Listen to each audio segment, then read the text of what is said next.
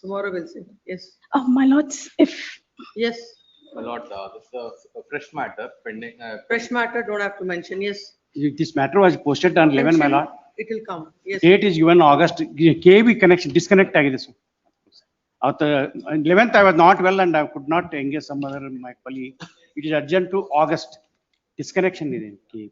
That's what is the problem. When the matters were listed, you don't represent. Now again, court has to do I another was exercise. by getting the sorry, my lord. matters. I was not well and I could not able to. Monday, at least Monday. Tuesday. Yes. The matter was listed today. On the previous hearing, it was for hand summons on the council, trial court council. But due to some error, it is not in the cause list. I've served the copy over the advocate, the trial court. It is not listed today. So can it be taken up on 2:30 matter? Because hand summons are filed, then only it will be listed before the court. But we have served the copies which we had. That is not it. When there is an order, you have to follow. Yes. my lords, I'm sorry for the voice. Petitioner is a single mother. She's been evicted from her house and the security deposit also is not refunded. In fact, she was placed ex parte by the landlord. Facts later. Which here is the writ petition? My lords, it's a civil revision petition. She's been, my lords, it was I have filed it in, Here it is filed. my lords, this year in February, I have filed it, Your Honor, but it has not come up even once. So, but she does not have anywhere to go. Her security deposit also has not been refunded. Register. That's, Please That's- wait. They will call. that's I'm seeking for end of the list, and it's a fresh matter, and the urgency is only one thing. An ex parte ad interim order has been obtained not to deposit the checks. That's which, my lord, says on the face of it is illegal. That can't be, no. Even if it is such an order, not necessary that we should take up at end of the list. Nothing will happen if it comes in the usual course. Then request, that's tomorrow at least. If the Office objections were if cleared. it is numbered, yesterday I called the registrar to the court. Yes, All ma'am. matters that are office objections are complied. There is no restriction in the list. All matters will come. So for that, no memo is required. If it is not, tell the court officer.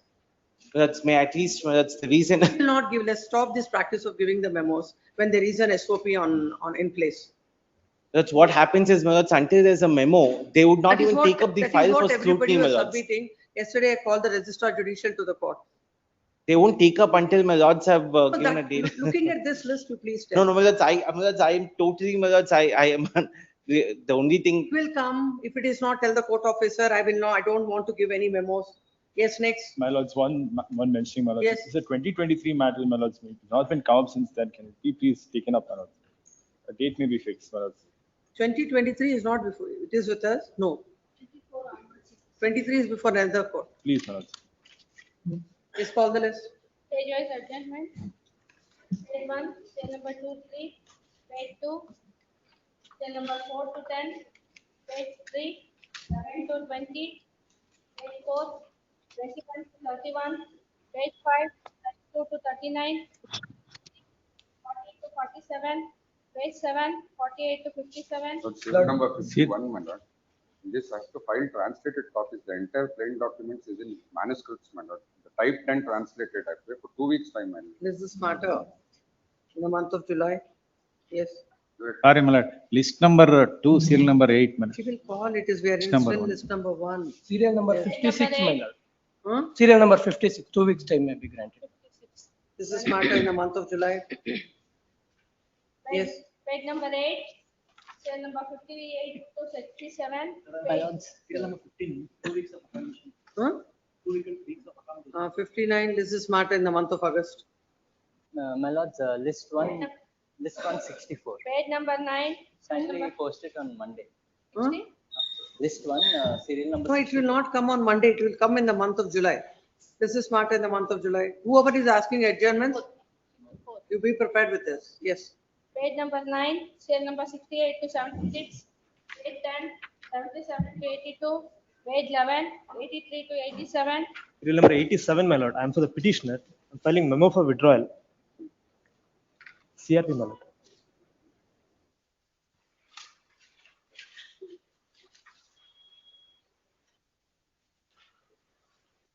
No, in a memo to permitting you to withdraw and giving a direction to the court to dismiss the matter. The memo is filed seeking to withdraw the writ petition. Memo is taken on record and the writ petition is dismissed as withdrawn. Yes. page number 12, serial number 88 to 92, page 13, 93 to 99, page 14. 95, your lordship, 95. Today it's inconvenient. Can it be had to next week or any day? Any interim order in this? There is, I don't know, but I have to check it up and I will next. We appear for whom? A petitioner, your lordship. Have you informed the other side? I will inform the Janardhan, your lordship. Huh? I will inform, my lord. He will be available in court. I will inform. It's not that, without informing him, please don't make mention. Will Yes. wait, please wait. Yes. Yes. Page number 14, serial number 100 to 104, page 15, serial number 105, list number 2, page 1, serial number 1 and 2, page 2, 3 to 6, page 3, 7 to 9. Serial number 8, my lord. I am for the petitioner. There is some office objection on the IF on the other side. I informed him, he is also there. There are other connected matters. I pray for time. Office objection, I have not served the part that I have served in the open court on the last occasion. That may be overruled. That is, I pray for time. That is another other connected matters on the same issue is there. That has to be decided after hearing interim order is passed. Lordship kindly 2 weeks time, my lord. Next week, if you want your lordship, by next week, one date may be fixed. 8 months, 2 Just weeks. along with so and so That was- on 7th of July.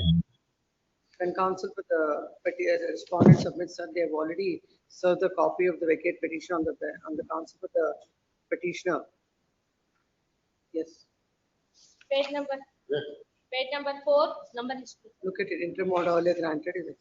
Yes. Page number 4, serial number 10 to 12, page number Lordship, serial number 12, Lordship, Yes, for the petitioner, Lordship, seeking for an short adjournment, Lordship. this is matter in the month of September. Interim order may be extended, Lordship. Please, Lordship. The office objections shall be complied with within 3 days or else the writ petition shall stand dismissed without Please, further. Lord. Page number 5, serial number 13 to 16, page 14, page 6, serial number 17 to 20, page 7, 21 to 24. My lord, serial number 23, my lords. May I request for the matter to be taken up in the afternoon? The urgency is this, taking shelter under this interim order, my lord. There are multiple holdings that are being put up on the state highway. And I've been trying to move this matter for the last 5-6 months to get the interim order vacated, my lord. There is some difficulty. Therefore, I'm requesting that it may be heard in the afternoon. If this kind of urgency, the court entertains, everybody in every matter have the same urgency. I get it. Because all basing on injunction orders, they say that so many things are happening. My lords, Then it's there is a difficult serious for the public court. safety issue that is coming up because. Any of that is of- in the list, you should be happy with it. We'll see. Yes. My lords, may just make this mention. My lords, taking shelter in this interim order, my lords, there are multiple is suits what that are being everybody is filed to doing. protect illegal holdings, my lords. What is happening is because because of monsoon winds, etc., my lord, the holdings are falling off, my lords, onto the road. I have photographs which I've produced before, my lords, along with my Who A are for the vacating. respondents? All I'm requesting, my lords, is to take up the matter and maybe send the matter back to the trial court for early disposal. It's a challenge to Karnataka Road non-grant. Development Corporation. Yes, my lords. I am for the Karnataka Road Development Corporation. This is matter tomorrow in the first list. Highly obliged. Yes. Serial number, page number 10, page number 8, serial number 25 to 30, page number 9, 31 to 37, page number 10. Your Lordship. Serial number 35, Your Lordship. Some clarification. Serial number. Why you have moved the memo then? Yesterday I moved minutes because morning my client when informed some clarification. You are not. Is this matter? One week. Is this matter in the month of August? Sorry? Is this matter in the month of August? Your Lordship. Yes, 35. Serial number 35, Your Lordship. Press for short accommodation. I'm for the petitioner. Matter also in the month of September. Yes. Page number 10, cell number 38 to 45. Page number 11, cell number 46 to 51. My lord, serial number 47. I appear for respondent number 1. There are two concurrent findings in my favor. I pray for a short accommodation to file my objections. Other side has been informed this morning. ma'am. Why objections needs to be filed in? Status quo is also filed. On the previous hearing date, there's an order of status quo. No, you're asking and Region listed in the month of August. At the request of front counsel, the respondent. My lords, 105 in list number 1, that payment is already made, my lords. It may be taken up at 234 days. Every day, every time the matter comes, Mr. How many times out of the, Lords, actually, it was listed, the date was given yesterday. Unfortunately, it was not listed, so I moved the Still, matter. every time your matter will be taken out of turn. What is so special about it? Yes, 2:30. Grateful. And if he doesn't turn up, I will not take it up I as the understand. matter at all. I understand. Ensure that he's here, I or else I'll adjourn the matter. Number 1, cell number 1 for pronouncement of order.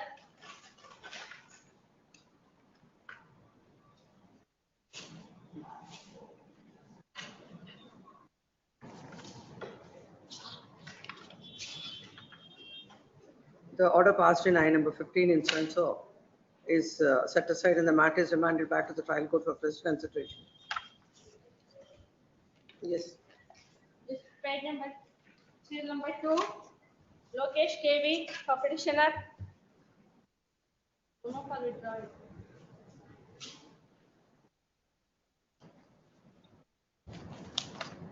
Now is held to withdraw the petition.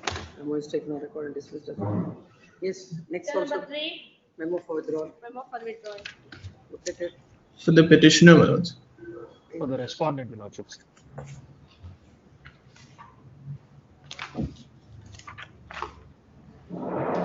A memo is held stating that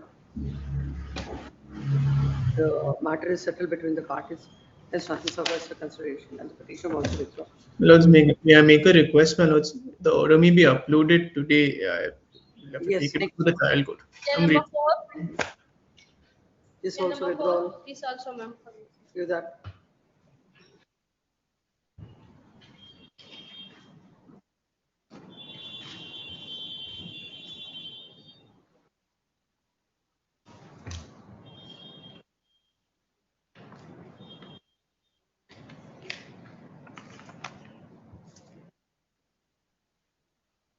So the matter is settled before the executing court. As a memo is filed, second to withdraw.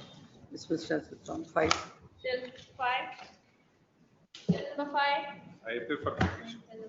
And I filed a memo for seeking conversion of the oversight it is filed. Where is that memo?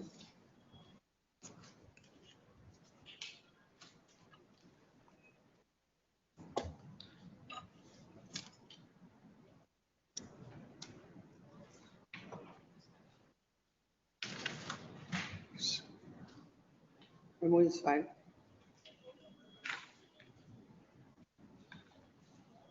You have to file an appeal against this. That I will, yes, sir. The memo is first. Everything is ready, only thing is to change this. To MFA. Yes. Into MFA accordingly. The memo is taken on record and the petition is permitted to convert this petition to MFA within 1 week from the date of receipt of the copy of the order. Registry is directed to return all the documents. To do the needful, your lordship may say 2 weeks. By the time file comes, it will be later. That's why. That is from the date of receipt. Yes, your lordship. For statistical purposes. I will convert it. Disposed of, yes. Grateful. Obliged. Patabi Raman C. But the petition in this case, my lord. My lord, I am the absolute owner of the land. What is the relief you are seeking? What is this? KEB. To implement the Common order and it is also. With regard to the compensation. no 4.5 acres land, I am the owner. The respondent approached me for appoint the high tension By wire. matter, notice to the respondents. Who are the respondents? The power grid corporation. And also the implementing application, the PSITL. Power Grid Corporation. Yes. Who appears? AGM. Who appears to this Power Grid Corporation? Devraj appears. P. Devraj. Uh, Mr. H.P. Devraju is asked to take notice on behalf of the respondents. List is directed to print the name of Mr. Devraju and consider the petitioner is petitioner shall have the copy of the writ petition on the council. List this matter after 4 weeks. Yes. Cell number 7. Cell number 7. Appearing on behalf of the petitioner, my lord. My lord, suit for eviction, my lord. Order 1 Rule 10 application has been filed by respondent number 2 and he has been impleaded, my lord. And hence this above writ petition.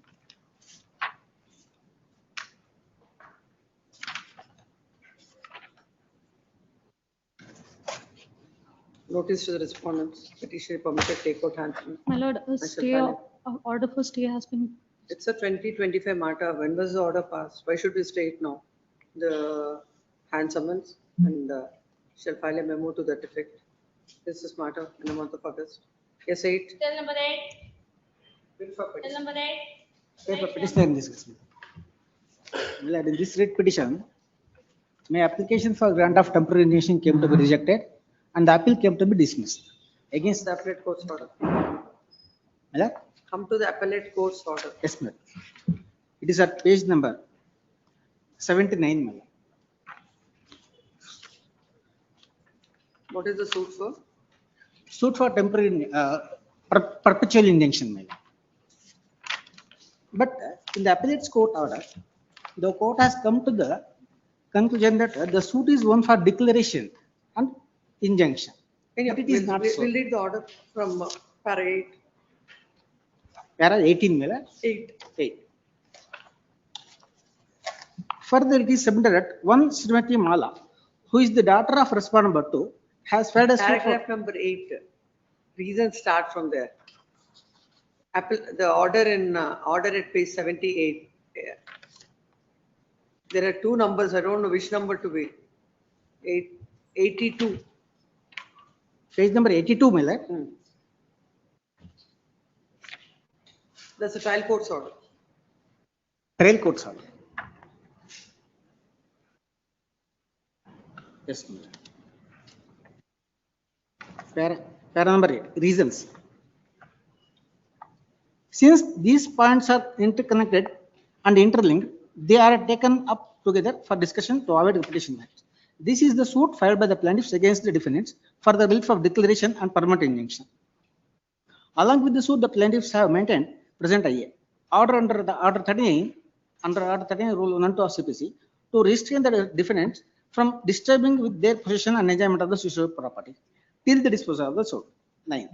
In support of their case, the plaintiffs have relied upon family tree, certified copies of the RTC, extracts in recent RTCs, notarized copy of release date dated 20th July 2020, objection given to the Tahsildar, photograph, CD, certified copy of the plaintiff in OS number 4 of 2014, certified copy of the deposition of PW1 in OS number 4 of 2014, separate copy of the order sheet and not press memo in OS number so and so, certified copy of the registered sale deed dated 4/6/2012 and certified copy of the plaintiff in OS number 521 of 2014. 10. To debunk the case of the plaintiffs, the defendant number 1 has relied upon Xerox copy of the sale deed dated 4/6/2012 and RTC extract. At this stage, without going into the merits of the case and holding a mini trial, this court has to consider the aspect of prima facie case. It is clear from the category of decisions by Honorable Supreme Court of India that while disposing an application under Order 13 Rule 1 and 2 of CPC, the court has to consider only the prima facie case and not prima facie title. Notice to the respondents. Take out hand summons. The petition shall file a memo to that effect. Listed in the month of July. Yes. Cell number 9. Babu Rao M. Mate, please, my lord. Suit filed for permanent injunction, my lord. I filed IA number 2 and IA number 3. IA number 2 is with respect to not to obstruct my passage from item number 2 property. IA number 3 is not to alienate the suit number 2 property, item number 2 property. That came to be allowed by the trial court appellate court has confirmed IA number 2, but reversed IA number 3, my lord. IA number 3 is with respect to not to alienate the suit number 2 property. Suit number 2 property. Yes, ma'am. May I show trial court's order reasoning first, ma'am? No, let's go to the appellate. Very well, ma'am. Page number 57, it starts. Reasoning is at page number 68, my lord. 69, para number 20. May I read, my lord? Yes. In the said sale deed, it is clearly mentioned by the vendor of the defendant that her husband has also sold property to the plaintiff, and he can use the road which was situated in item number 2 property. This document is very clear that there is road in the suit What is the property. suit for? Suit for permanent injunction. And why they should not sell the property? My lord, tomorrow if he sells the property, if he creates a charge over the suit item number 2 property, then my right to passage, That is not your property. I admit to the fact that it's not my property. But if he creates charge, Seeking passage, that you will not restrain the other person from alienating the property. What right you have? that right is coming from the sale deed, defendant vendor's sale deed. Now tomorrow if he sells the property or creates charge over the property, he might not continue with the right of passage in the recital of the sale deed. Why? That's the reason I filed for suit for temporary permanent injunction, my lord. Because his there is obstruction. title in the sale deed with regard to the passage. Yes, ma'am. And if that property is sold to somebody, Yes, and ma'am. that person may not give you the passage, that's Yes. why you shouldn't sell the property. What kind of a relief it is, and how come the trial court has granted it? My lord, It is suit for bare injunction. suit for bare injunction. I don't have any other alternative road as well. Appellate court was correct. Please come. The petitioner is a plaintiff. The petitioner is agreed with the order passed in MA number 13 of 2025, dated 9th March 2026 by so and so, as far as the relief with regard to, as the IA with regard to the stay of injunction, with regard to the stay of alienation is conjunction, restraining the respondent from alienation is concerned. The present appeal is filed. The present petition is filed. The petitioner herein has filed the suit for injunction. In that he has filed 2 IAs.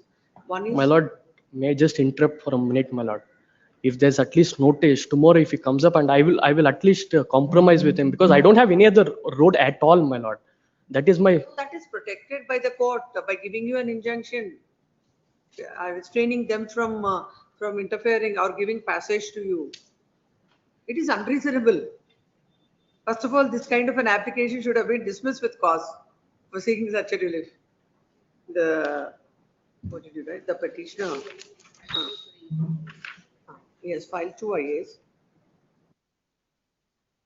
The IA number 2 is what is that IA number 2 is? IA number 2 is not to obstruct my passage through. Not to obstruct the petitioner's passage in respect of schedule. Item number 2. Item number 2 of the suit scheduled property. Then I number 3 is filed seeking injunction restraining the defendant from alienating suit. Item number 2 of the suit scheduled Number property. 2 of the suit scheduled property. The trial court has allowed both the IAs, agreed thereby. The defendant has filed MA number 13 of 2025. In that, as far as Lord, with respect to the, I agree to the fact that with respect to the entire property, it is very unreasonable, my lord. This But passage anything is it only with unreasonable. respect to 15 feet from the. You are not the owner of the property. He's the absolute owner, my lord. You are not seeking any declaration in respect of anything. You cannot. MA number in the defendant has carried the same in appeal, and in the appeal, the appellate court has confirmed the order of the trial court as far as the passage is concerned. When it comes to the stay of alienation is concerned, that was the injunction with regard to alienation is concerned. That was reversed by the appellate court. Agreed thereby, the plaintiff is before this court. Land counsel appearing for the petitioner submits that if the property is alienated and if the purchaser do not honor the condition in the sale deed, it would cause lot of hardship to the plaintiff, and this aspect was not considered by the court. Next part. Having heard the counsel for the petitioner plaintiff, there is order passed in MA number 13 of 2025. The court has observed that there is a road in item number 2 property, but the defendant is the owner of item number 2 of the property. Under such circumstances, the defendant may direct not to obstruct to use the road by the plaintiff, but the defendant cannot be restrained from alienating the suit property because he is the absolute owner of item number 2 property. Even if defendant sells the suit property, which consists of road, the purchaser will step into the shoes of the defendant. Under such circumstances, the trial court erred in allowing I number 3 because the plaintiff can seek the relief only not to disturb to use the road, but the plaintiff has no right over the item number 2 property to restrain the defendant from selling the property, and accordingly, the court had dismissed the IA number, has reversed the finding of the court as far as IA number 3 is concerned. This court finds this court do not find any illegality or infirmity with the order passed by the appellate court. When the petitioner is seeking passage and also in respect of that is sought for injunction, the court has already granted an order in favor of the plaintiff, wherein is permitted to use the defendant is restrained from interfering with his usage of the passage. As rightly observed by the court, even if the property is sold, that he will be stepping into the shoes of the defendant, and the same applies to him. When the defendant is the owner of the property, there cannot be a direction, there cannot be an injunction against the true owner saying that he cannot sell the property. In the considered opinion of the court, the appellate court had rightly passed the order, and there are no reasons to interfere. Accordingly dismissed. Cell number 10. I'm grateful, ma'am. For petitioner, Adesh Kumar. defendant's petition, my lord. Yes. My lord, in the first instance, the plaint came to be decreed ex parte. Thereafter, my lord, this honorable court on 25th February set aside the ex parte decree and permitted me as a defendant to appear before the trial court, file my written statement, whereafter the issues were framed. The plaintiff, my lord, along with the plaint, had produced only 8 documents. However, my lord, because it was ex parte proceedings before the regular court, it was not before the commercial court, he had got some 200-300 documents marked. But however, after it was transferred to the commercial court, he is bound to file an application under Order 11, Rule 1, if he has not produced it along with the plaint. Now, when he had filed IA number 4 to mark certain documents which the trial court allowed, commercial court allowed. But however, at the time of filing his evidence, he sought to mark around 400 plus documents. That application, I objected to marking the documents on the ground that there was no application under Order 11 to mark it. The trial court said, my lord, that because he had marked it originally when it was ex parte, therefore he is permitted to mark it. At this stage, my lord, I'm cross-examining him. All I'm saying, my lord, is that once the matter is transferred to the commercial court and the ex parte judgment and decree is set aside, any document which is produced not along with the plaint should be accompanied with an application under Order 11. No. Before that, Yes, those ma'am. documents were taken on record. It was, my lord, his statement of objections, please see. No, these particular documents were taken on record before it is transferred to the commercial court or not? In the ex parte proceedings. It was taken. In the ex parte proceedings, It was taken on record. Why should there be an application again? my lord, he has produced certain additional documents which I want to place. And in his statement of objections, what? Produce those documents. Please, my lord. When did he produce those documents? According to the plaintiff, my lord, he says that when the proceedings were going on ex parte in 2018, before transfer, he had produced. But my submission to my lords, because I made a comparative chart, I'm not seeking a stay because I'm cross-examining him at this stage. The question is, he has sought to mark documents in addition to what is produced in the 2018 proceedings. No, that is a different Yes. aspect. That's He in fact says it in his statement of objections Please see page 80, my lord. Will issue notice. Yes, yes. My lord is pleased to see marking of the document subject to the outcome of the writ petition, my lord. And I may be permitted to serve the lawyer appearing before. Why should we have any other order now? The petition is permitted to take out hand summons, shall file a memo. If the memo is filed, this is matter on 15th of July. Grateful, my lord. Cell number 11, Punjati, for petitioner. Trial court, my lord, refusing to grant injunction, ex parte injunction. Next date is on 1/9/26. Where is that? 1/9/2000. Where is that order? Where is that, where the notices are issued? My lord, that would be at page.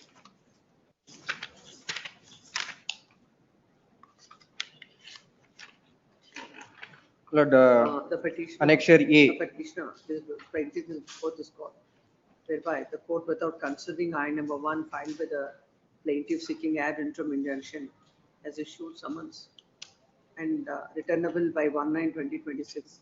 Next, parallel counsel for the petitioner submits, plaintiff submits that when an IA is filed seeking ad interim injunction, the court ought to have passed an order. Even if the court is not inclined to pass an order, now if the court is of the view that the petitioner is not entitled for injunction or not entitled for injunction, an order ought to have been passed, and the petitioner would have got an opportunity to question the same. But without doing so, the summons were issued. He had relied on a judgment of the coordinate bench of this court that you have. Prabhu has that. The coordinate bench of this court, which reads thus, extract that. In the light of the order passed and so and so, the order dated 2/5/2026 is set aside. The trial court shall consider the application of the petitioner as on the merits of it as expeditiously as possible. The petitioner is possible. Accordingly, this court is passed the following order. The order dated so and so is set aside. Number 2, the court shall consider the application on its merits within a period of 1 week from the date of receipt of the copy of the order. Number 3, the petitioner is at liberty to advance the matter. Number Please. 12, Neeraj Rajiv Shivam for petitioner. Appearing for the petition. Suit was filed for permanent injunction in respect of 3 scheduled properties. I was the defendant in the suit. I'm filing.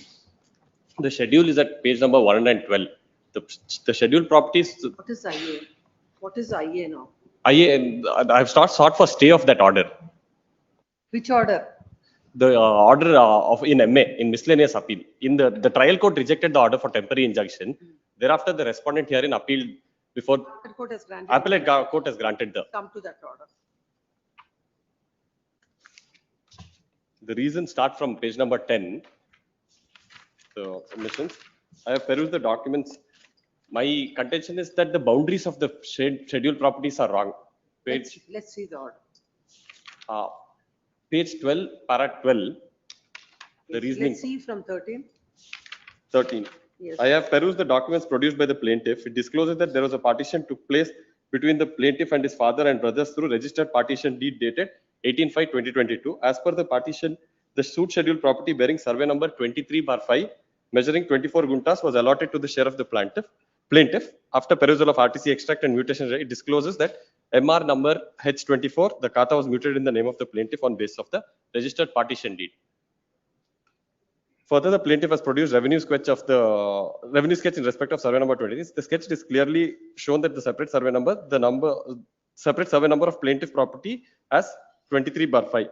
Therefore, it is clear that as per the revenue document, the kata of the scheduled property stands in the name of the plaintiff. I have denied the.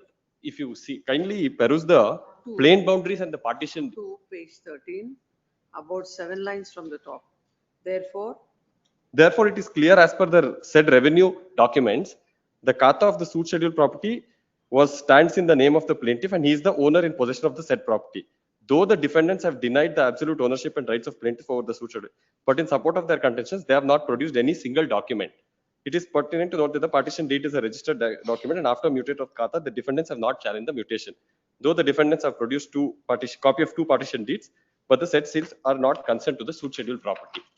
The property of the plaintiff and the property shown in the partition deeds which are produced by the defendants are entirely different. Mere the defendants have produced the copy of the register are not sufficient materials to deny the ownership and possession of the plaintiff over the suit schedule property.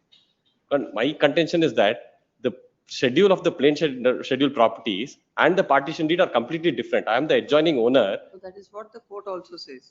The You're court- relying on a partition deed and the boundaries in that, the property that is in that, and this is not one and the same. Not one and the same. I am a, Court is not concerned with you. The plaintiff has come to the court seeking injunction.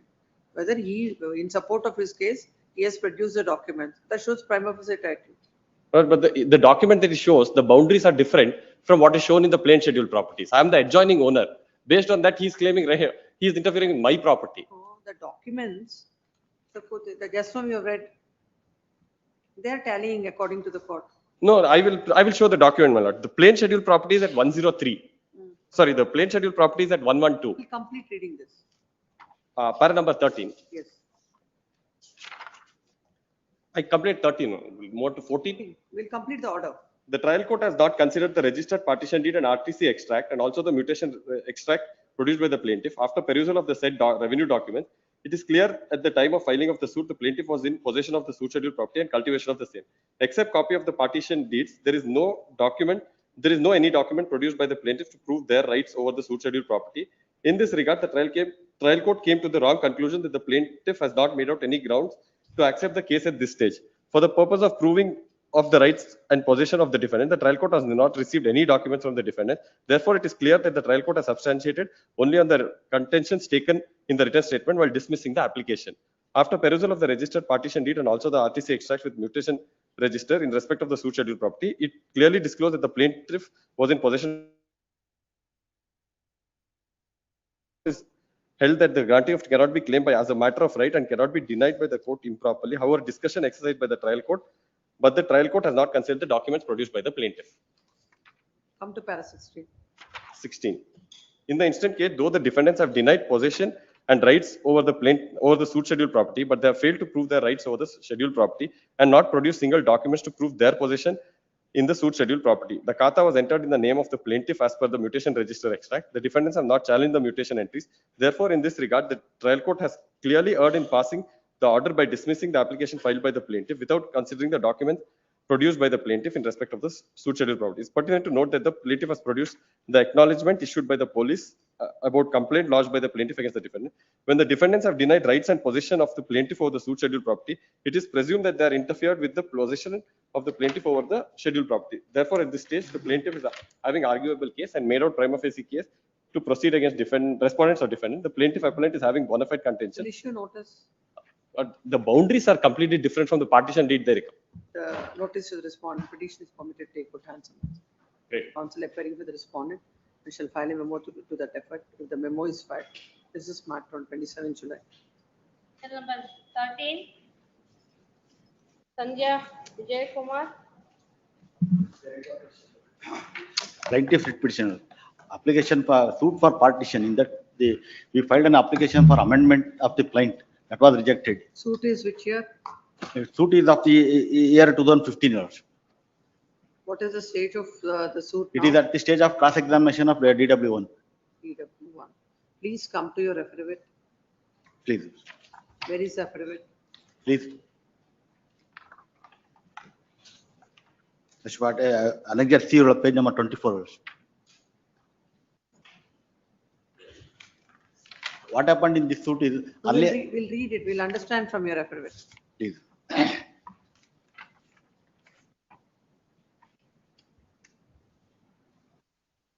May I read?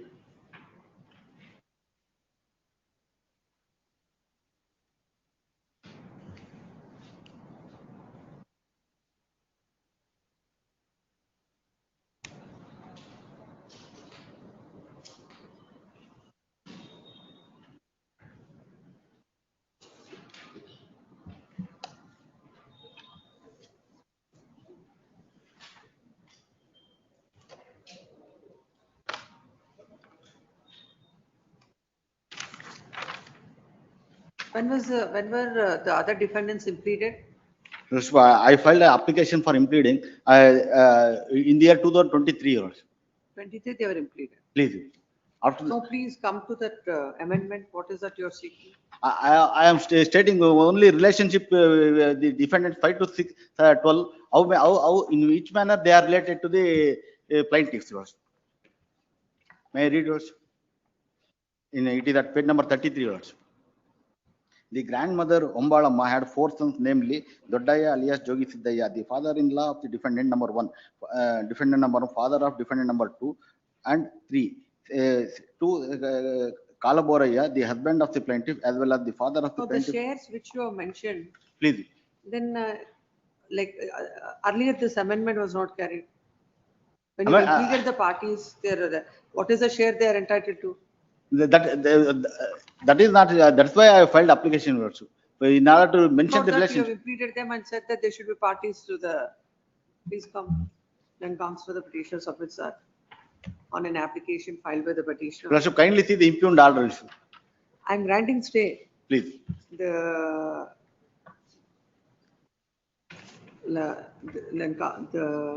petitioner plaintiff has filed an IA seeking amendment of the plaintiff. It is submitted by the land council that on his application earlier, the defendant number 5 to 12 are made as parties, and it is stated that they are the joint family members and entitled for a share. However, the plaintiff was not amended, stating what is the relationship between the parties and how they are entitled for partition. What is the share of the defendants?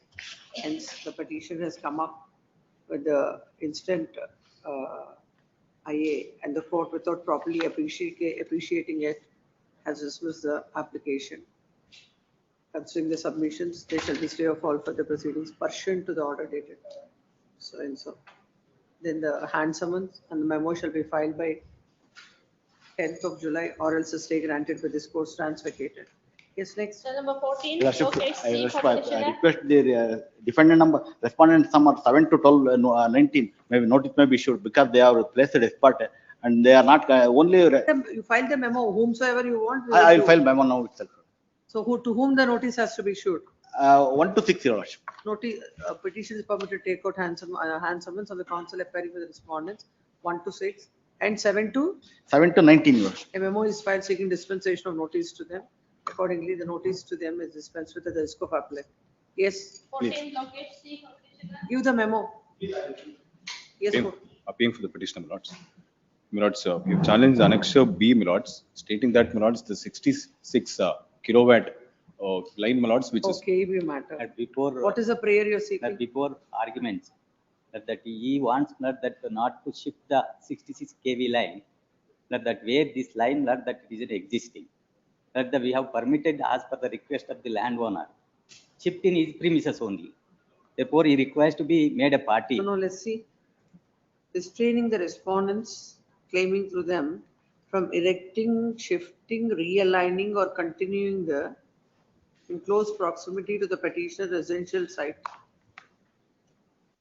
What is this relief? My lords, there is a existing line, my lords, which goes in, my lords, the particular property. My lords, now the property owner is saying, I will relocate that particular line to the edge of the property which belongs to him. My lords, which is very adjacent to our property. Within 4 feet of, my lords, from our property, he is trying to, my lords, erect the poles. My lords, which will damage our property now. Is it so? That it is not correct. According to me, that as per my instruction, from the conductor to 6 meters is there. That as per the rules, we require to maintain 3 meters. It's 4 feet from our property. Horizontal clearance. That is the why that it like implicate that it is who is executing the work. Under self-execution, we are permitted. My lords, their presence is required. No, where is it? No, the present line, where is that? That I pass on that sketch, may kindly be looked at. No, nobody wants those lines near to their place, and how will you get? My lords, it's a residential properties, my lords. If in case No. this lane is put up, Somebody, because your neighbor was, it was in your neighbor's Lords, land, you are getting the. the neighboring landowner cannot reassess himself to put where, my lords. The authorities has to look into it, where exactly kindly feasibility, my lords, and try to allow them to do it. The They existing line allowed, where my lords, the straight private line is person to reassess himself and conduct the. Yes. existing line where that their straight line. As per the request of the Messrs. Akash Realty Private Limited, you have permitted under self-execution. The line located within their premises, the line has been shown. No, you are showing some green and red. What are Yes, they? yes, that red line that after green boundary is in the belongs to Messrs. Akash Realty Private Limited. Yes. That within that their premises, they have marked it is a line which is shown. That they are executing under the self-execution, that line is concerned. They have said it is 4 feet is concerned. According to that we request we maintain that the 3 meters as per the rules. However, that from the conductor to their premises, there was a 6 meters is an So instruction. why he wants to shift it now? That they have under self-execution, they come forward to execute. No, why they want to do it? But they want to save their land. That owner of the land. So you will allow it. Under self-execution, it is permissible. Without making any. Under self-execution, he will get it into the other's land. The other's land we are not permitted. We have permitted it in their premises. That is my submission. Their premises, not on that any other. Within their premises. That is permission was given. Earlier where it is? That is a line straight blood that it is in a. No, somewhere, some green cross mark, red, that's how we have pointed out. That may kindly be straight line, it is there from straight line existing. This one straight lane is there. Yes, sir, that was in existence. That this is the green line land owner of the Messrs. Akash Realty Private Limited. So where is he shifting it? Now shifting blood from this location, this way blood that is the marking of the location. Red line which has been now marked, my lords. Red line. Which is, my lords, very next adjacent to our property, which is 4 They are feet. claiming that we are adjusted land. That they are saying that 4 feet. That is why my submission that let include them as an so far as that we have given in their premises with maintaining the horizontal clearance. You are not monitoring that. The supervision is ours.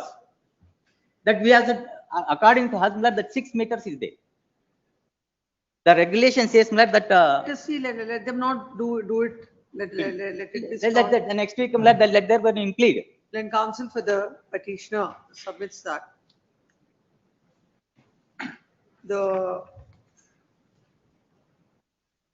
Why have you not implemented him? My lords, I'll add it. You should have done it. My lords, our grievance is It not is a to grievance shift, of the not to petitioner shift that. next to No, the our but property. whatever it is, at his request it's happening, he is a necessary party. The third respondent is shifting the existing 66 kV EP IP DC line passing over the premises of Messrs.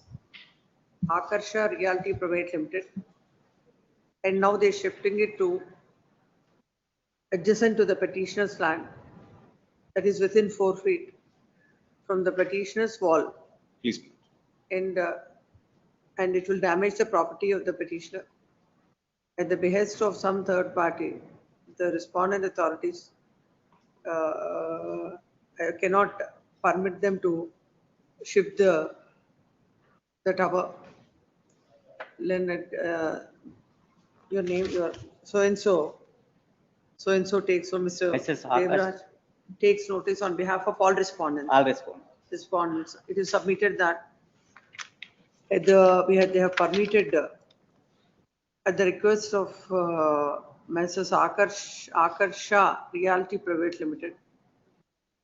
They have permitted them to shift this lane in their land. Then it is submitted that they are the necessary parties to this writ petition. It is submitted that the respondents are supervising the said work, and that is within the permissive limits. Permissible horizontal clearance 6 meters is there from the conductor. Limits. And according to you, what is the distance? According to that it requires 3 meters. 3 meters is sufficient. Not sufficient. That however that there is a 6 meters. 6 meters distance. Next part. The petitioner ought to have made when having stated so about him in the writ petition at paragraph number 5, he should have made them a party respondent to this writ petition. The petitioner shall implead him by the next date of hearing. Considering the submission of the land council, the respondents or what is the interim order you're seeking? That we are not executing, that his work is under You self-execution. should stop. There shall be stay of all further construction, erection, installation, shifting, or continuing work relating to the 66 kV transmission tower line in the proximity to the petitioner's residential site. The implead application shall be filed by within a week from today. Date may be fixed, that let notice has to go. Within a week from today, list this matter on 30th. Cell number 15. Obliged. That 30th June. That the one that if the application is filed within week, kindly order to issue notice to the highest to the impleading. Instead of that, your lordships has already directed me to implead my lords. I'll impleed my lords. Then Instead instead of of AM 30th, no. That I'll do we'll it have- today itself. We'll have it on 25th. List on 25th. File the implead application. Please. And we'll take it up on 25th. That day we'll order notice. Please. Yes. Cell number 15. 15 Prasad, 14%. My lords, I undertake to file wakalat for respondent number 2 to 4, my lords. May I request this matter to be had on Monday? I'm seeking instructions. Monday. But in the name of, so in Sumana Naganan, my Sumana lords. Naganan, there's instructions to file on behalf of respondents. Print her name. List this matter on Monday. List 1. Huh? Could it be in list 1? Lords, may I request my lords, may I request notice to be issued to respondent number 5, my lords. There's some dispute between the petitioner and respondent number 5. No, first of all, we'll hear you and then we'll issue notice. Please, my lords. Dispute is they are not letting me do it. We'll see. Cell number 16. 16. Arun Govindan. For the petitioner. Lord, I have filed a petition, my lord, seeking letters of administration on the basis of a will executed in my mother's favor by my grandmother. Some of the respondents have filed a suit for partition on the ground that there is no will. That suit, my lord, gets rejected and they file a regular appeal. In the regular appeal, my lord, in the suit I did not contest. In the regular appeal, I appear and file an application for stay. There's a will in your favor. The will in my mother's favor. I filed an application in the regular appeal filed by the plaintiffs seeking stay of the proceedings because in the probate proceedings, they have appeared, the probate has been converted to a suit now. The appellate court not holds. Let's see the order. Yes, the impugned order, my lord, is at page number 91.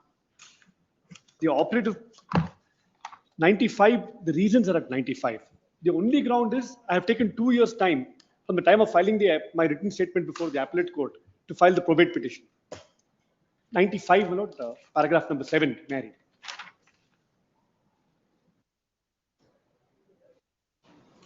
May I, with your lordship's permission? The plaintiffs have instituted a suit for partition and separate possession. The case of the plaintiff before the trial court was that Maria D'Souza had purchased scheduled property. Maria D'Souza and her husband, Diego D'Souza, died, leaving behind their 7 children. It was further case of the plaintiff before the trial court. First son of Maria D'Souza was Bishop, died unmarried and issueless. Hence, 1/7 the undivided right in the scheduled property was devolved upon the 6 other children of Maria D'Souza. Alfonso D'Souza, who was also a spinster, executed a will bequeathing 1/6 share to plaintiff number 1. Therefore, plaintiffs are entitled 2/6 share in the scheduled property. Some of the defendants have contested the suit and some of the defendants have not contested the suit. The trial court, after considering the evidence available on record, dismissed the suit on the ground that the plaintiffs have not placed any documentary evidence to show that the property belongs to Maria D'Souza. The plaintiffs have filed present appeal challenging the judgment of the trial court. During the pendency of the appeal, respondent number 5, defendant number 5 appeared and filed application along with written statement seeking to take the written statement on record. The said application is still pending for consideration. Now, at this stage, the defendant number 5 has filed an application under section 151 of the CPC to stay further proceedings of the appeal till disposal of P&SC 18 of 2025. According to defendant number 5, she has filed P&SC 18 of 2025 based on the will executed by Maria D'Souza in favor of her mother. According to her, Maria D'Souza executed a will on 29/6/1988, bequeathing scheduled property to her mother. Therefore, other children of Maria D'Souza are not entitled to any share in the property. As could be seen from the material on record, according to defendant number 5, Maria D'Souza executed an unregistered will on 29/6/1988 and died on 9/4/1989. Angeline Regina Rego is the mother of defendant number 5, Maria D'Souza, executed will in favor of Angelina Rego. Mother of defendant number 5 died on 9/6/2013. Mother of defendant has not filed any probate proceedings during her lifetime. The material placed on record further indicates that the plaintiffs, before instituting the suit for partition, have sent notices to all the children and grandchildren of Maria D'Souza. Said notices were served on all the What was children and right? grandchildren. What was right? How come 2025 proceedings that are initiated? Why Yes. the RA of 23 shall be stayed? Lord, otherwise what happens, Lord? I am claiming under a will. What were you doing from 23 to 25? Lord, Maria D'Souza had 7 properties. My grandmother, 6 properties were partitioned amongst all her children. This one property was, will was there where my mother was a beneficiary. I have placed a will also on record. Therefore, for 20 years, Lord, for 25 years, nobody questions. That's a different aspect. Yes.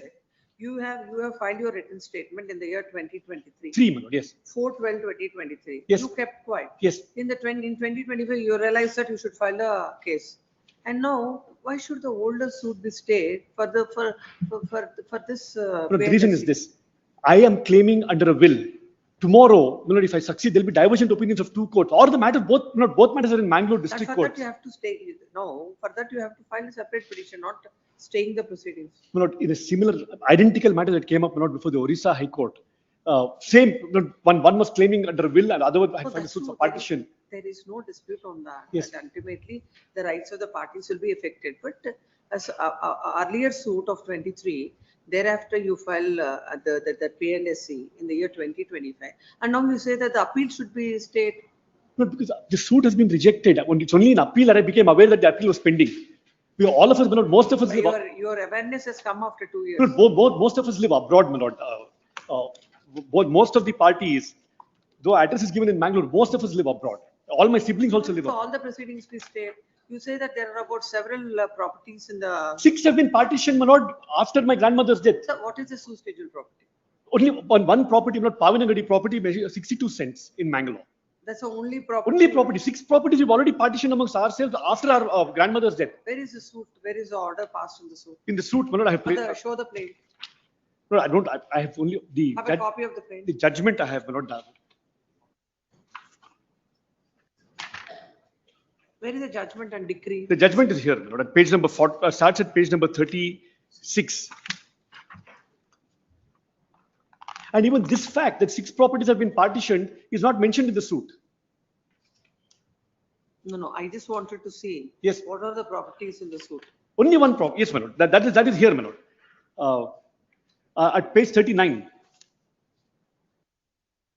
Schedule description of the property. Immovable property situated at Pachanadi village of Mangalore Taluk within the sub-registration district of Mangalore Taluk, comprised in survey number 76/3B 54 cents, 76/8 7 cents. 61 cents is one composite property. Please come. Then comes for the petitioner submits that the petitioner, who is the defendant number 5, file an application under section 151 CPC to stay the further proceedings of the appeal till final disposal of PNSC number 18 of 2025. It is submitted that PNSC number 18 of 2025 is filed in respect of the same property, which is a only suit scheduled property. It is submitted that all the parties in the suit are parties to the said PNSC, and unless and until if the proceedings in the RA are continued, there is every likelihood of divergent opinions in both the cases. Hence, petitioner has filed the IA. But however, the court has dismissed it only on the ground that the petitioner has instituted the after 2 years from the date of filing the written statement in the present suit. Considering the submission of the so-and-so, there should be stay of all further proceedings in RA number 23 of 2023. Petition is permitted to take out hand summons on the counsel appearing to the respondent before the appellate court and shall file before the appellate court or before P&SC and file a memo before this court by 13th of July or else a stay granted with this court stands again. Cell number 17, A. Madhusudan Rao.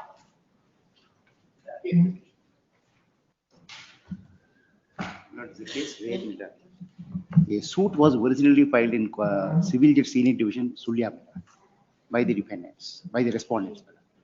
And what has happened is the judge, the then judge, on the ground that the plaintiffs in the suit had made certain allegations against him, and also on the ground that the son of the presiding officer has been studying in one of the institutions, that is dependent institutions. The learned presiding officer said, let the papers be placed before the principal district judge. And then the matter was transferred to Court of Senior Civil Judge, Puttur. Now, admittedly, what has happened is all the defendants are within the jurisdiction of Sulya Court. And the cause of action also has arisen within the jurisdiction of Sulya Court. And admittedly, they themselves had filed the suit in Sulya Court itself in the initial stages. The order passed with the learned district judge under section 24. We could, in fact, your lordships asked on the other day, my colleague, that why you did not challenge the order passed by the learned district judge. What had happened was immediately after the case was transferred to court of the learned senior civil judge Puttur, we received notices. They were insisting upon the interim order. So what we did is we filed a and how will the court decide? Yes, now what is wrong with that? My submission is this. Section 21 of the Civil Procedure Code, your lordships are aware. What it says is, in respect of any place of suing, if at all, if you have any objections relating to the jurisdiction, we have to raise the objections at the earliest stage before framing of the issues.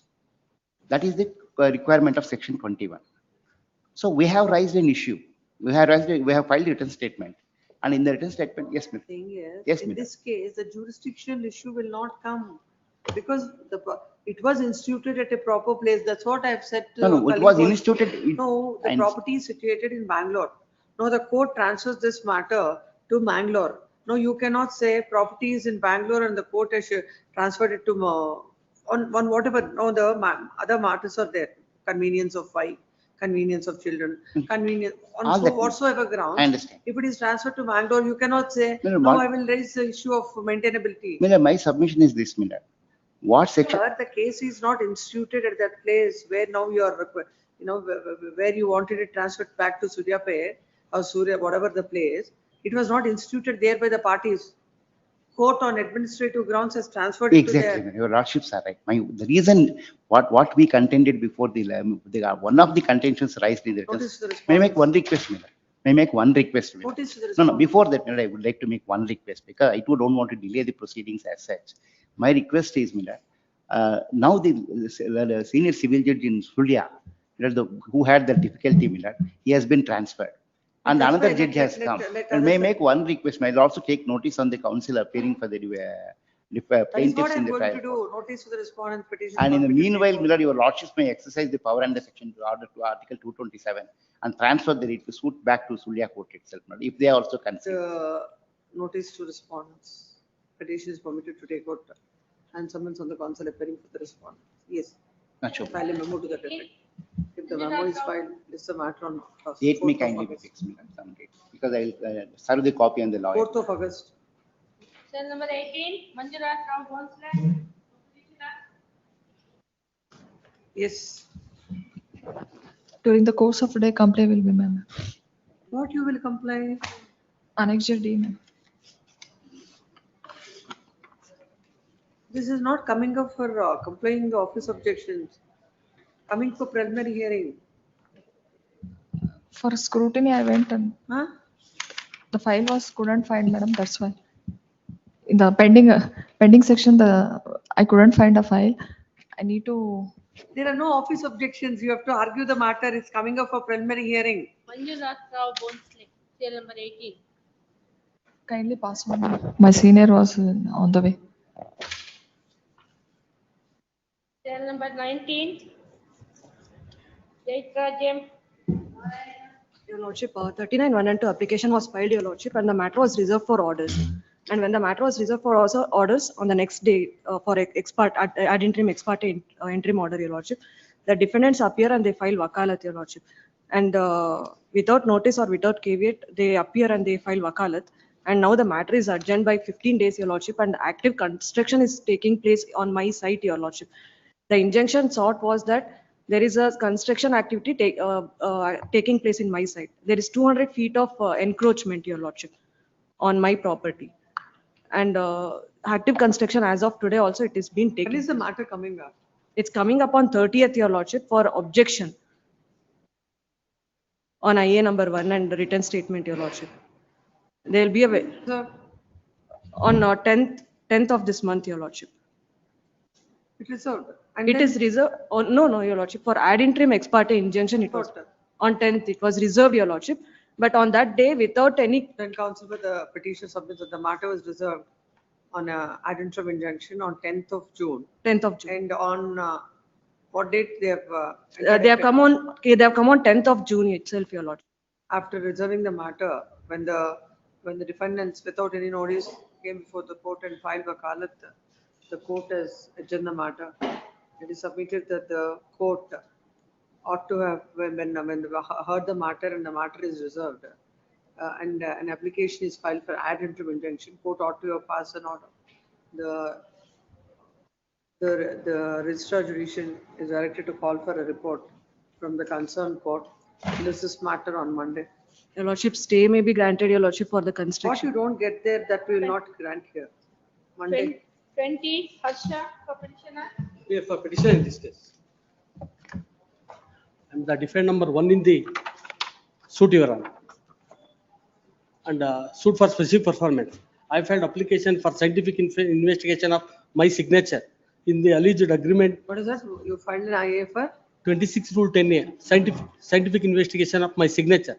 That application was rejected by the trial court on the ground. In some cases, I have denied my signature in my return statement, and hence they are rejected. Let's see that order. Kindly permit me to read the page number 19 of the order. Yes. Para number 10. No doubt, defendant number 1 has denied a signature found on the agreement of sale and alleged that plaintiff has created the document. Be that as it may, as observed above, burden is on the plaintiff to prove the due execution of the alleged agreement of sale dated so and so, including the fact that signature found thereon are that the defendant number 1, though issue number 2 is framed with casting burden on the defendant number 1 to prove or contention. Same depends on the plaintiff proving the issue number 1. Hence, the court has the opinion that there is no need to appoint the court commissioner as per What is the present stage of the suit? Stage is my evidence. Proceed for my evidence. I was specifically denied in my return statement also, because this is the suit in the year 2009. Giving the wrong address and get the ex parte decree. Subsequently, I filed miscellaneous petition, then restored, then original number is given, then I filed the detailed return statement. I specifically denied my signature. In their agreement also, they are stated they are paid the sale consideration through cash of 15 lakhs. Please come. Then counsel the petition submitted the petition, file an application to compare the signatures of as he is denying the signature on the agreement of sale. He has sought for a site whatever. He has sought for a relief to appoint the handwriting expert as court commissioner to submit report as to the alleged signatures of defendant number 1. But the court, without considering the said fact, only on the ground that the burden lies on the plaintiff, has dismissed the IA, considering the same. They shall be stay of all further proceedings. Pursuant to the order dated so and so. Notice and summons by 9 or else. Further proceedings. Or else the stay granted by this court stands vacated. Yes, next. Cell number 21. Because the matter was listed yesterday, Malats. I am the petition number 2 before the FTP court. The orders under challenge are 2 Malats passed by the FTP court. Preliminary decree was passed in a suit for partition Malats granting 1/4 share to the father as well as 3 children. I Malats am the youngest son. The respondent number 1 is the eldest son. Respondent number 2 is the daughter. And respondent number 3 to 4 Malats are the children of respondent number 2 daughter. Now, during the pendency of the final decree proceedings, my father dies. He executes a will Malats way back in 2019. 2 years later, 2021, he dies. I bring this to the notice of the FTP court, Malats. I also lead evidence. I also bring the attesting witness, Malats, and he also leads his evidence. He also deposes that he saw the testator executing the will, and the will was signed in his presence, and the testator also affixed the signature in presence of the testator. Malats, subsequently, in spite of adducing all the evidence, I even produced judgments wherein the father itself, due to his harassment caused by the respondent number 1, he files a suit for injunction. That came to be decreed. All these aspects, Malats, which are glaring, but still the trial court holds that I have not proved the will, mainly because of one reason, Malats. What has happened, Malats? What is the impugned order?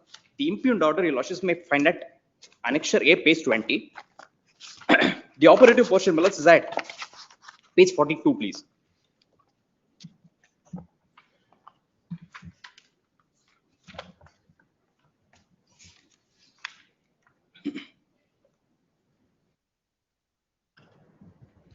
Petitioner failed to prove the due execution Please. of the will. Please. Commissioner's warrant afresh. Please. The Commissioner, there is a direction, so and so. and Malats, subsequently, page 48 may kindly be seen. Since I do not pay the court commissioner fee of my share, since Malats, I was assailing the order before this honorable court, the trial court recalls its own previous order to the extent of my share is concerned and directs the court commissioner to file a report only with respect to their share. Because Malats, I did not pay the court commissioner fee since I was challenging the order of the final decree court. No, as long as the orders are not stayed, you are supposed to comply with that order. Please, Malats. But Malats, they would again take up a contention saying that since I have paid the court commissioner fee, that amount to deemed admission of the order. And those questions Having might drop. questioned it, Please, it Malats. seems that you have paid it as the order is not stayed. Please. There was no stay order. Malats, a few aspects that are glaring is that the final decree court comes to a conclusion that I have taken care of my father for the past 27 years till he breathed his last. On the contrary, Malats, the other children have harassed him. So we will read the finding. There is a specific finding. Please, Malats. The lordships may find the same at page, ink page 33. Ink page 32, Malats, internal page number 13. Para 23 of the order.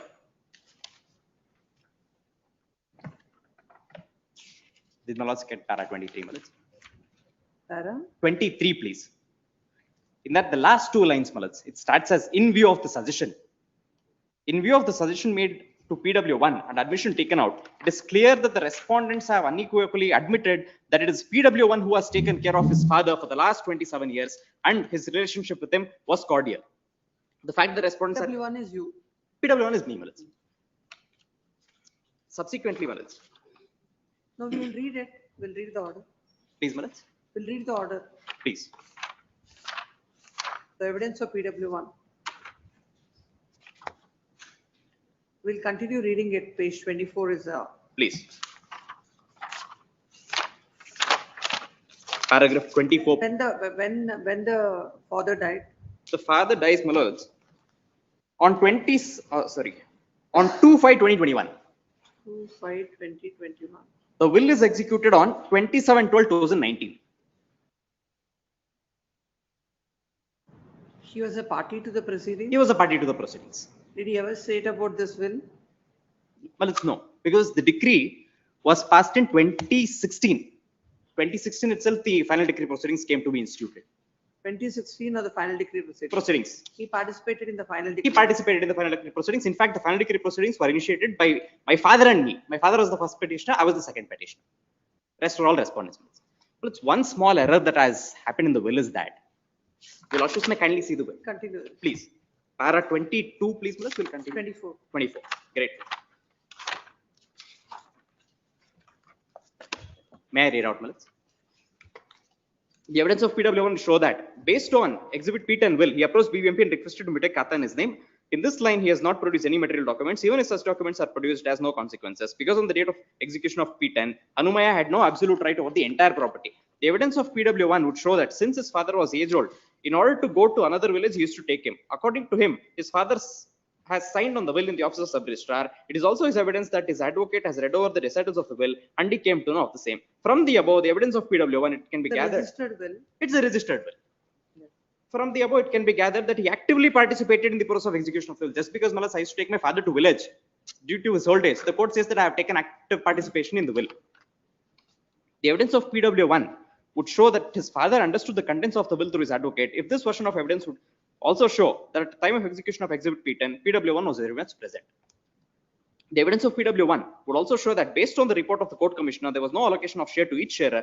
It was argued that no material is produced to show that PW1 had provided medical assistance to his father, but it was suggested to PW1 that he had provided medical treatment to his father. Meaningful reading of the evidence of PW1 showed that Hanumaya was independently not capable of going to the office of sub-registrar and presenting Exhibit P10 will for its registration. However, it can be gathered that it is PW1 who had taken care of him for the past 27 years. So the inference is that PW1 has taken care of his father all along till his death. It is the evidence of PW2 Narayanappa, who is the attesting witness for us, that Hanumaya executed a will on 27/12/2019 at the office of sub-registrar at Vijayanagara. According to him, Hanumaya made a request for his presence, and accordingly he signed on the same as one of the attesting witness along with Lakshmipati. His evidence is that while executing the will, Hanumaya was mentally and physically healthy, and he has put his signature. This PW1 has identified the will as Exhibit P10 and his signature as P10A. It is the evidence of PW2 that he is not closely acquainted with the petitioner number 2 Krishnappa. However, Krishnappa came near his house and asked him to come before the court and give evidence. Evidence of PW2 would also show that Hanumaya never used to discuss family matter and matter relating to land and never asked him to participate in family affairs. According to him, about 7 to 8 years back, he met Hanumaya and thereafter till his death he never met him. His evidence would show that he does not know the contents of Exhibit P10. His evidence would also show that he has not inquired with Hanumaya as to in whose favor he has executed the will. If this portion of evidence of PW2 is taken into consideration, it is clear that he is not aware of the contents of Exhibit P10. His evidence would also show that he does not know as to who has prepared the will. If really Exhibit P10 was executed in the instance of Hanumaya, PW2 ought to have stated that the advocate of Hanumaya drafted Exhibit P10 and subsequently present the same for registration. His evidence would also show that he is an illiterate person, and as Hanumaya asked him, he signed on the will. When a specific suggestion was directed to the effect that Krishnappa took Hanumaya to the office of sub-registrar and made him to sit there and come out, PW2 expressed his inability to say the same. If really Krishnappa has not participated, PW2 ought to have denied such suggestions. The evidence of PW2 would show that the process of registration was completed at 5 to 5:15 p.m., whereas perusal of the Exhibit P10 would show that the same was presented before the office of sub-registrar at 4 to p.m. This is the hypertechnical approach that's adopted by the trial court, and accordingly it was registered. However, the above aspect of the matter will not nullify the theory of petition number 2. A careful perusal of the evidence of PW2 would however show that he is also a rustic villager not acquainted with English language. Further, the evidence of PW1 would also show that Hanumaya is not acquainted with English language. In addition to Exhibit P10, has not seen the light of the day. This is because I stand corrected. This is because through PW1 as reported, he has approached BBMP and sought for change of kata. Such materials are not produced with scrutiny of this court. Here in this case, evidence of PW1 would show that he has played a major role in execution of Exhibit P10. Furthermore, as on the date of execution of P10, Hanumaya had no absolute right over the petition schedule property. A meaningful reading of Exhibit P10 would show that Hanumaya had bequeathed the entire property of petition number 2, but the same is not permissible under law. In order to substantiate the contention of petition number 2, London Council placed reliance on so and so, so and so. You can come to paragraph 37. 37, please, Milits. Therefore, the evidence placed on record would establish the fact that Hanumaya had no independent capacity to exhibit P10. Similarly, he had no absolute right to bequeath the entire property in favor of the petition number 2. No doubt there was evidence to show that the first respondent has caused trouble to Hanumaya, and therefore several litigations were filed and Hanumaya lodged complaint against him. Thus, it can be said that Hanumaya had no love and affection towards the respondent number 1 as he has troubled him. However, it does not mean to say that by virtue of such evidence, automatically Exhibit P10 is proved. Therefore, this court is of the opinion that execution of Exhibit P10 is not proved by the petition number 2. This is how the court decides it. No, he has executed the will bequeathing the entire property in favor of the plaintiff. The court gives a finding that he cannot do so because he is not, the entire property doesn't belong to him. Yes. However, in the partition, if he is entitled for a share and the will that is executed and whatever is the share that fell to his share, to the share of the deceased, he is not entitled for that. My contention is,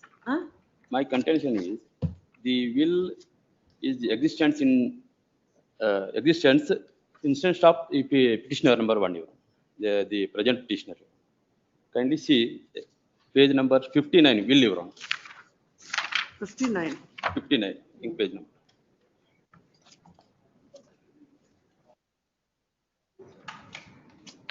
Why the court has not believed the will, that I am not able to understand with that findings.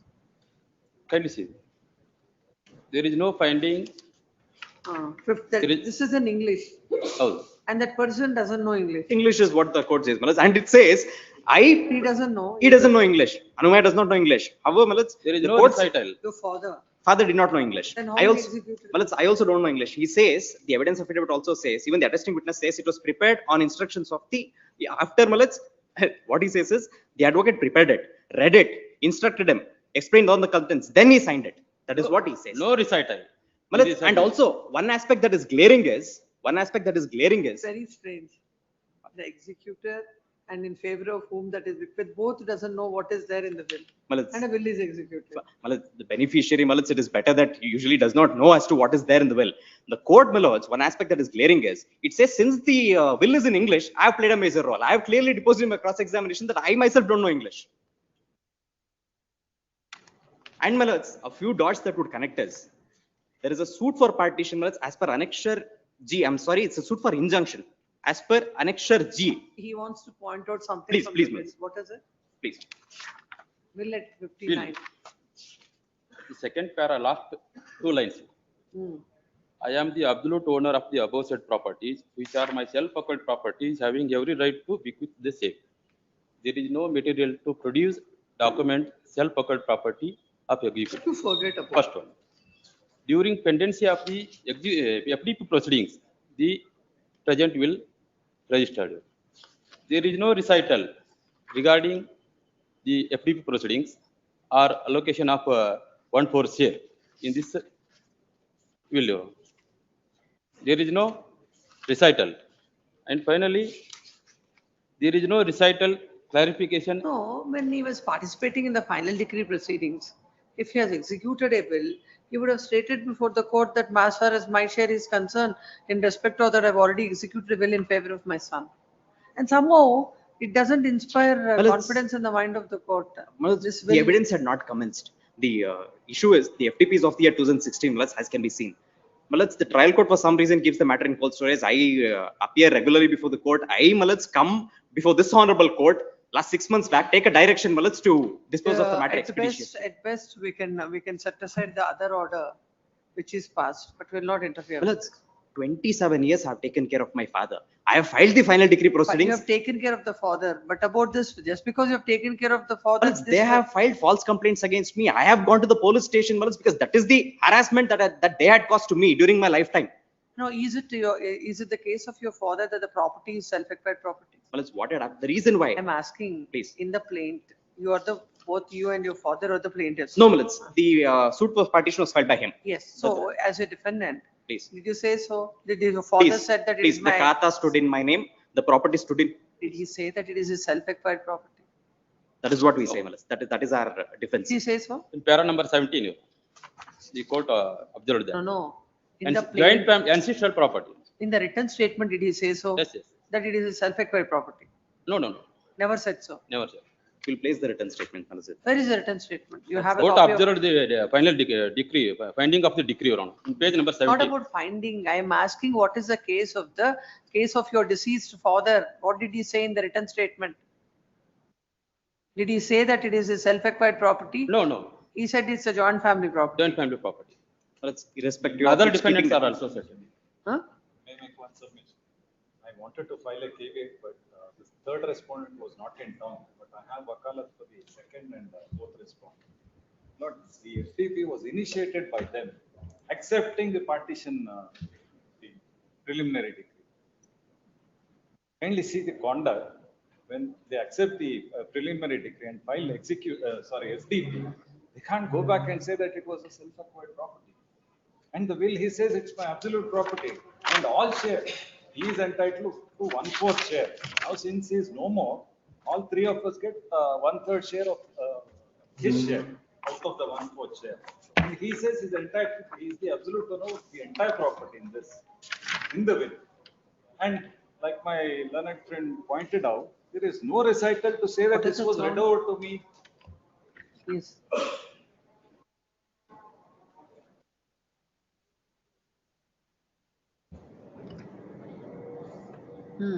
And there is no recital to state that this will was read over to me and I understood it. Nothing of that sort. And the attesting witness has failed horribly. He was the one who was supposed to, the will was to be proved through him.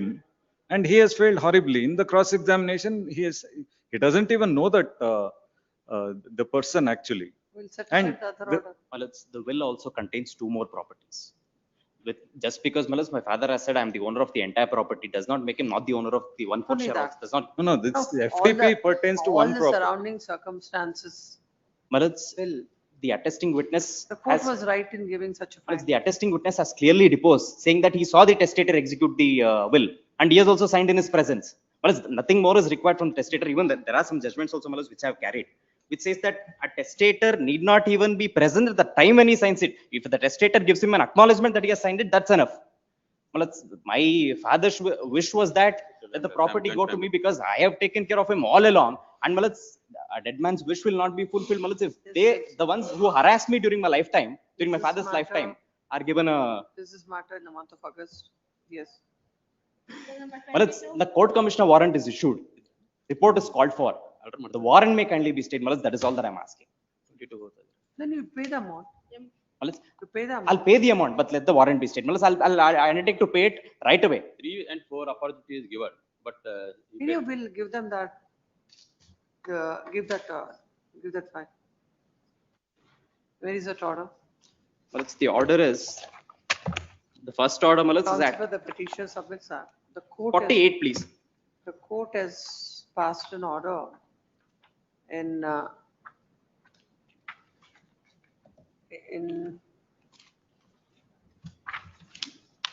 FDP number 137 of 2016, dated 2nd April 2026, whereby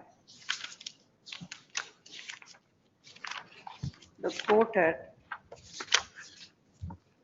observed that the petitioner has failed to prove the execution of the will dated 27/12/2019 and appointed the court commissioner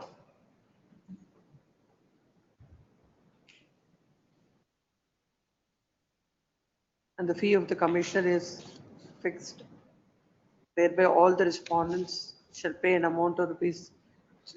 For 3,000, you didn't pay that. Yes. Malas, I didn't, it's not of the money, Malas. I didn't pay it because it might 3,000 be a deemed each. acceptance of the order. Questioning that order, the petitioner has filed this writ petition. In the meantime, as the petitioner has failed to pay the amount, the court has passed an order dated 8/6/2026. Hence, the court has observed that the conduct of the petitioner appears unfair and not bona fide. And the order passed in IA dated 2/4/2026 has to be recalled to the extent of the share of the plaintiff. Let counsel submits that there is no intention on the part of the petitioner to violate the orders of the court. As he has questioned the same before this court, he has not paid the amount.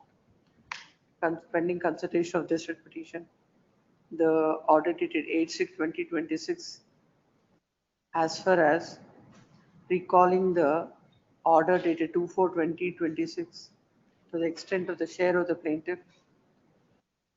plaintiff estate. And as per the earlier order, the petitioner shall pay the amount within a period of, within 2 days from today. Let the commissioner not execute the warrant, Malas. That is all because my And, writ petition. and the petitioner shall execute the warrant as per the, Malas, let him not execute because my petition itself would become infructuous. no.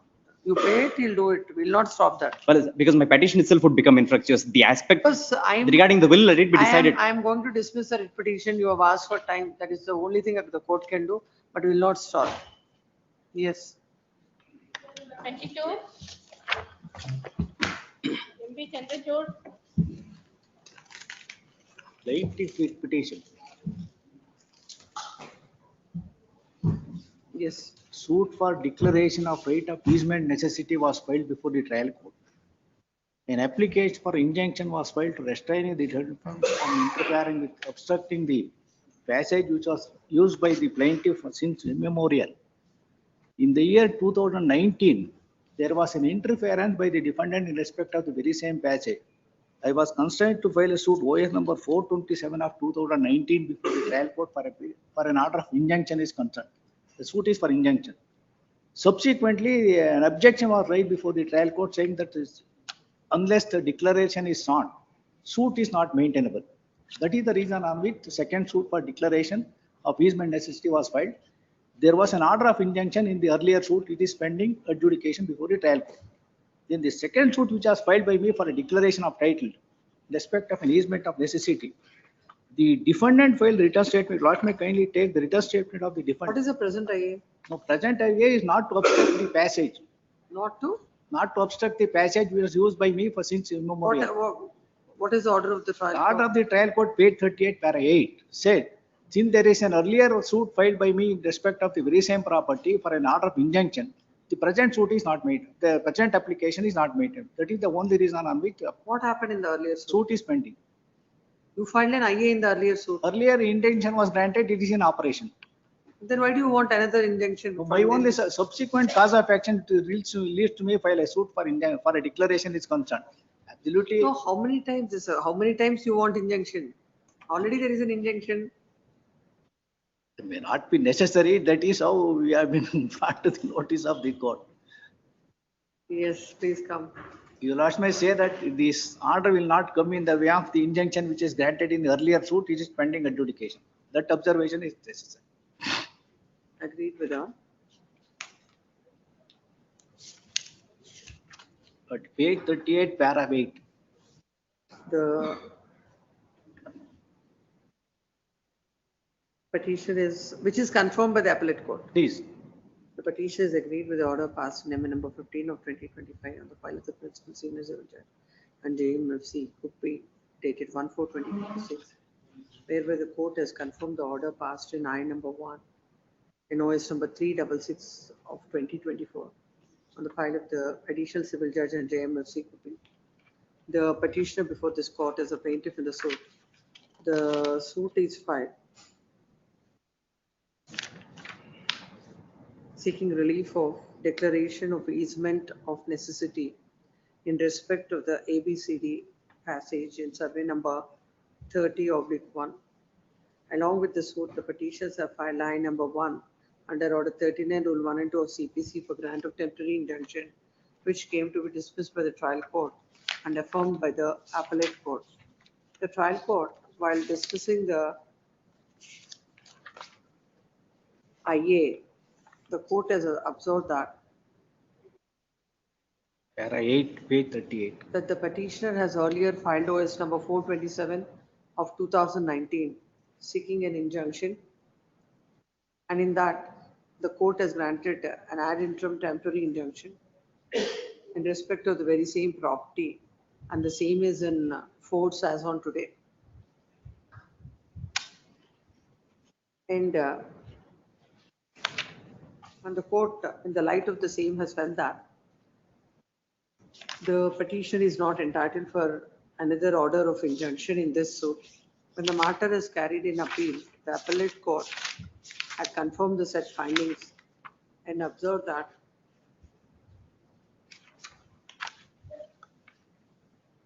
Page 58, paragraph of 9F. paragraph number 9F, page 58. the court observed that though both the suits are filed seeking different relief, but in the present suit, the plaintiff is asking for the relief of permanent injunction, and the IA is also filed for the very same relief of temporary injunction. Since they have already obtained the relief of temporary injunction, consideration of the very same application for the very same relief once again does not arise.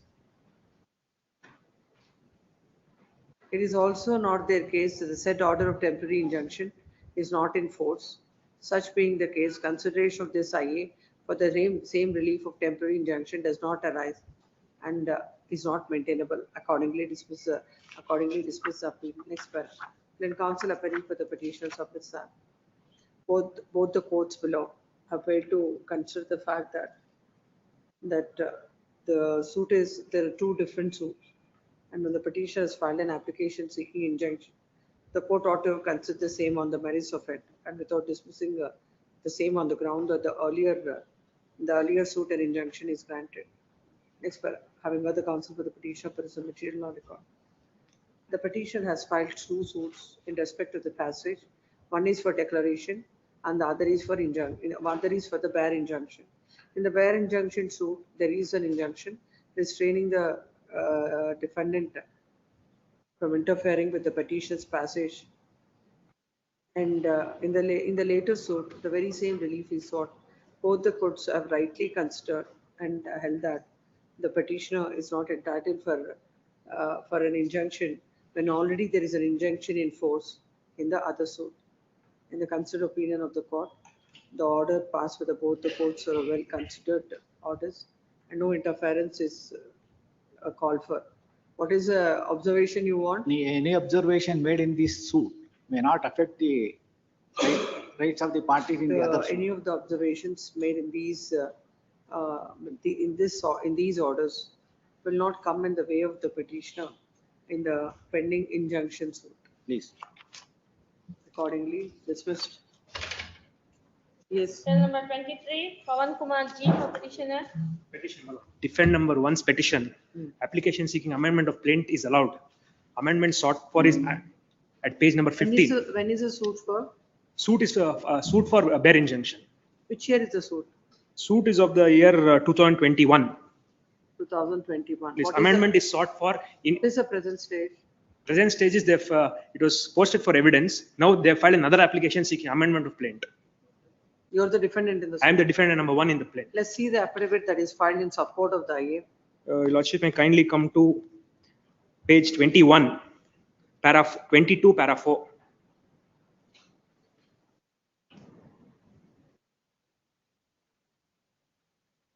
Lordship may kindly take a look at the amendment sought for the first instance. Page 19, they've added about 8 prayers.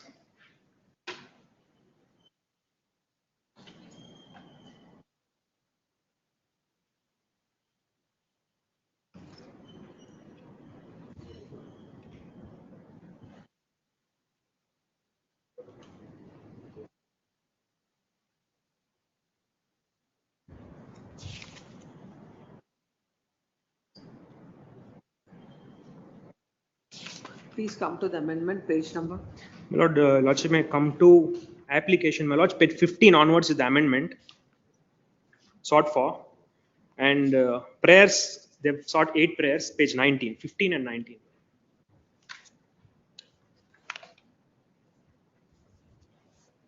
They simply say we filed a complaint, charge sheet, now they filed, there is forgery.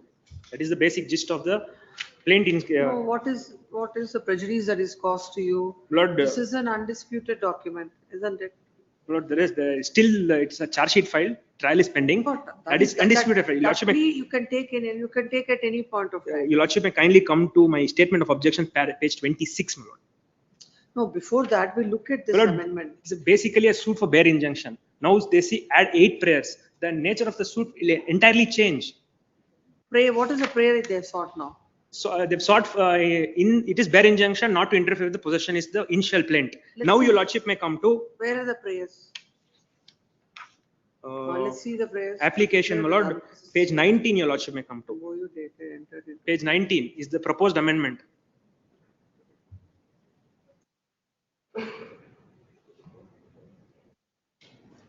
The issue notice in the year 2020, right to sue accrued in 2020. They seek amendment in 2024. Please come. Then counsel with the petitioner submits that when an application is filed by the defendant seeking amendment of the plaint and by inserting several prayers by way of this amendment. The court, without considering the objections filed by the defendant, has allowed the IA. It is submitted the suit is for bare injunction. Now, by virtue of this amendment, they are seeking prayers 1 to 8, for which the cause of action arose in the year from the year 2020, first prayer itself, my Lord. 2013 to 2019. First prayer, Lordship. 2013 to 2020. Please, 16.6 is the initial notice. 2013. 13 is the agreement. Notice. With regard to that also, they have sought. Please, prayers. please, please, please. 2020, which is not permissible. Considering the same, they shall be stay of all further proceedings pursuant to the so and so. Hand summons and a memo shall be filed by 8th of July. Be permitted to counsel. trial Or else counsel. the stay granted by this court's transvacated. Yes, 24. Number 24. Grateful. Paniraj Kashyap for petitioner. My lord, sir, the trial court has rejected the amendment application filed by the plaintiff, my lord, for Order 6, Rule 17. My lord, the suit is of the year 2015. My lord, the suit was for partition. In the year 2020, defendant number 1 executes a relinquishment deed in favor of defendant number 2, my lords. Now the plaintiff wanted to add a prayer saying that the relinquishment deed is not binding on him and it is illegal. When was the relinquishment? It's in the year 2020, my lords. 4/3/2020. The document was executed on 4/3/2020 during the pendency of the suit, my lords. When did you file this IA? This IA was filed on 4/3/2026, my lords. My lord, the reasoning of the trial court is that What were you doing from 20 to 26? my lord, it was not within his knowledge, my lord, as he is not a party to this document. He was not aware of it. When did you come to know? Come to your affidavit. Annexure F, my lords, page number 6. Affidavit is at page number 63, my lords. What is the stage of the suit now? My lords, the further chief of PW1, my lords, the plaintiff. My lord, that during pendency of the above suit, the defendant number 1 and 2 on 4/3/2020 fraudulently and to cause unlawful loss to me, God created relinquishment deed titled as Hakku Kulase ya Hakku Bidugade Patra in the name of defendant number 2 in respect of item number 2 of the plain sheet. Did you come to know about it? My lord, that is not been stated in. That is what you're supposed to state in the affidavit. My lord, as he is not a party, my lord, to the document. True. How you come to know about this? Please come to the impugned order now. My lord, my lord, page number 23, para 8, my lord. The reasoning starts from para 8. Page number 23. Yes, On please. perusal of the materials available on record, it appears that the present suit is filed on 11/8/2015 by the plaintiff seeking the relief of partition and other consequential reliefs against the defendants. Admittedly, the alleged release deed was executed by defendant number 1 in favor of defendant number 2 on 4/3/2020. It is an admitted fact that the defendants have not obtained permission of the court to executing the said document. In the annexed affidavit to IA, no reasons are assigned as to when the plaintiff came to know about the alleged relinquishment deed, and the alleged deed is executed on 4/3/2020. And the application is filed on 4/3/2026. That is after a lapse of 6 years to insert the proposed amendment. In an annexed affidavit, no reasons are assigned as to why there is a delay with regard to filing the present application is concerned. As per the law of limitation, registered documents have to be challenged within 3 years from the date of registration. In the present case, the plaintiff has not assigned reasons as to why there is a delay of 6 years in challenging the release deed, and he has not assigned reasons as to when he came to know about the release deed What is this document. release date? My lord? What is this release date? My lord, sir, where the mother has given up her share in favor of his daughter, my lord. That is the release with respect to item number 2. Yes. Yes. My lord, For the respondent. This matter, my lord, What happens if this amendment is allowed? this allowed, my lord, belated amendment time barred Article 58 of the Limitation Acts, my lord, to challenge any. You did something pendenti. The pendenti light you have done this. Even during pendency, my lord, time barred claim. Court will decide that. Now we will not decide whether it is time barred or not. But the court will decide. My lord, for that, between in the the very same- affidavit, nothing has been explained with regard to I the, when understand, he I've came to seen know. that. That's what I've asked him. But what is the difficulty? Right, During if- the pendency of the proceedings, without even seeking the leave of the court, one defendant executes a relinquishment deed in favor of the other. Leave No, of that the becomes, court- leave of the court part of the proceedings. Leave of the court because is that, my lord, 1988, a suit filed by him against the mother and other Court sisters. also gives a finding that you have not sought, you have not brought it to the notice of the court. Para 30, page Sir, I've seen 33, it para at- 7, may kindly look at, my lord. It is an admitted fact that the defendants have not obtained permission from the court for executing the said document. For that only, my lord, my answer to that, page 33, para 7. Whatever it is, that will settle all the disputes and. If such an event, my lord, my submission before the court is that amendments relate back to the date of when the suit, because the application filed in 2026, the deed of relinquishment is on 4/3/2020. Any, my lord, within time bound manner, he has not challenged. That limitation point has to No, be. that will be considered by the court, and that has to be, that is the law, my lord. Whenever they Consider. concerned time bound manner, they have to, because they have dragged the matter 80 to 18 applications filed in this suit. 18 applications. not single application. In a partition simple suit, my lord, between the father and mother. All the issues are open, left to the court to decide. For that, my submission before the court, I may be permitted to file the additional written statement and the limitation point may be kept open and within a time bound manner of 1 year to dispose the suit is my Which here request. is the suit, yes. Well, it's already there is a direction from this honorable court Also, to dispose of within 1 year. Spite of that, they are not cooperating. That is the whole problem.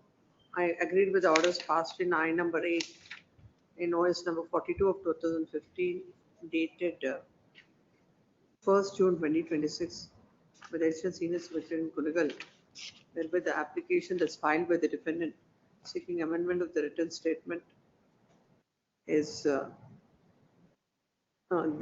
application filed by the plaintiff seeking amendment of the written statement is amendment of the plaintiff is dismissed. The plaintiff is before this court. The suit is filed on in the year 2015. What a suit for? Partition, my lords. Suit for part. It says declaration.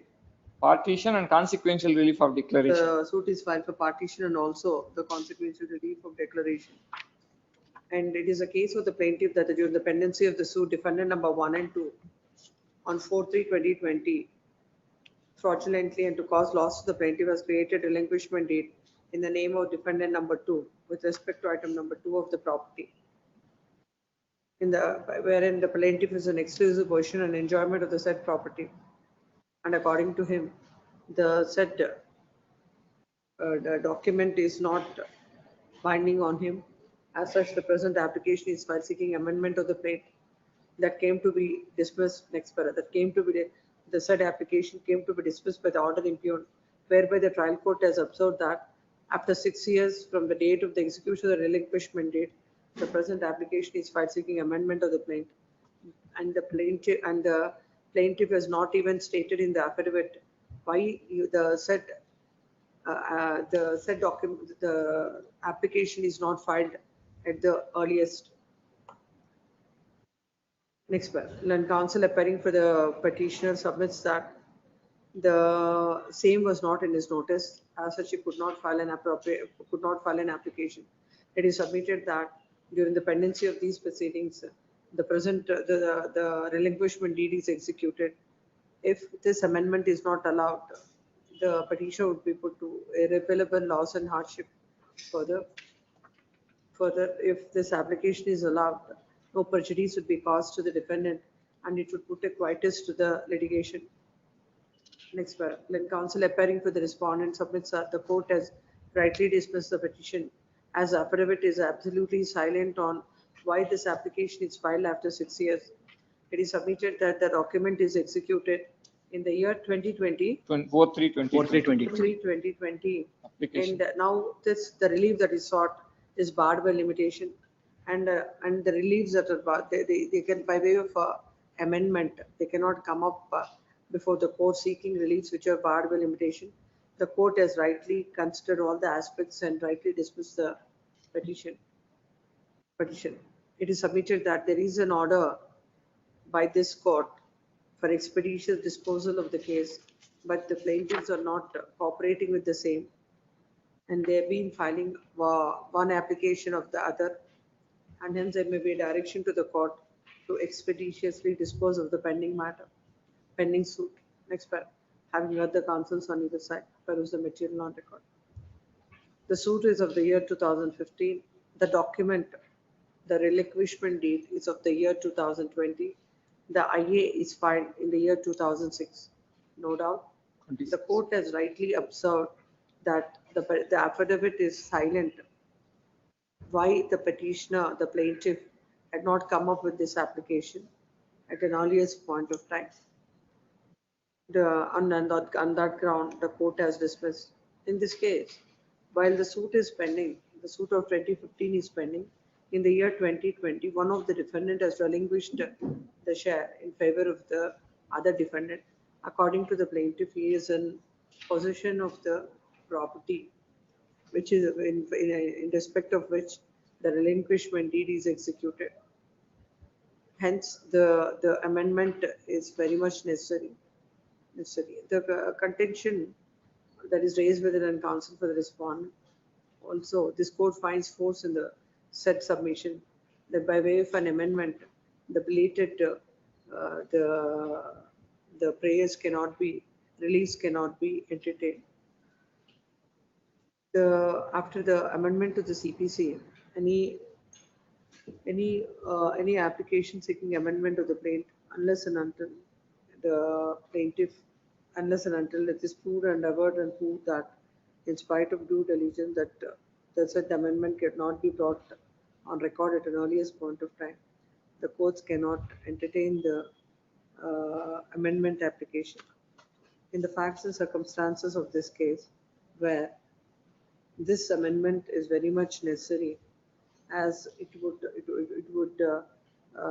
put a quietus to the litigation, and also at the same time it would not cause any prejudice to the defendant further.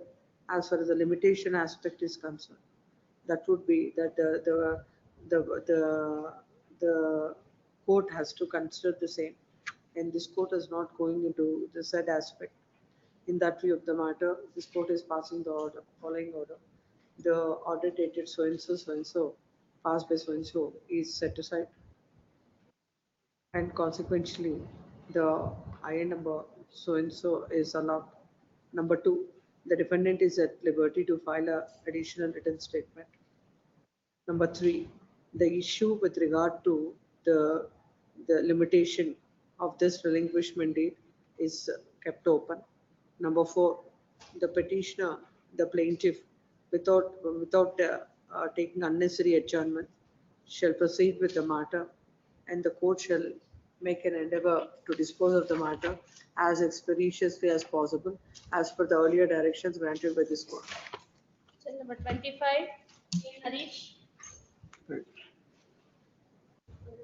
For that picture, kindly be passed over, my lord.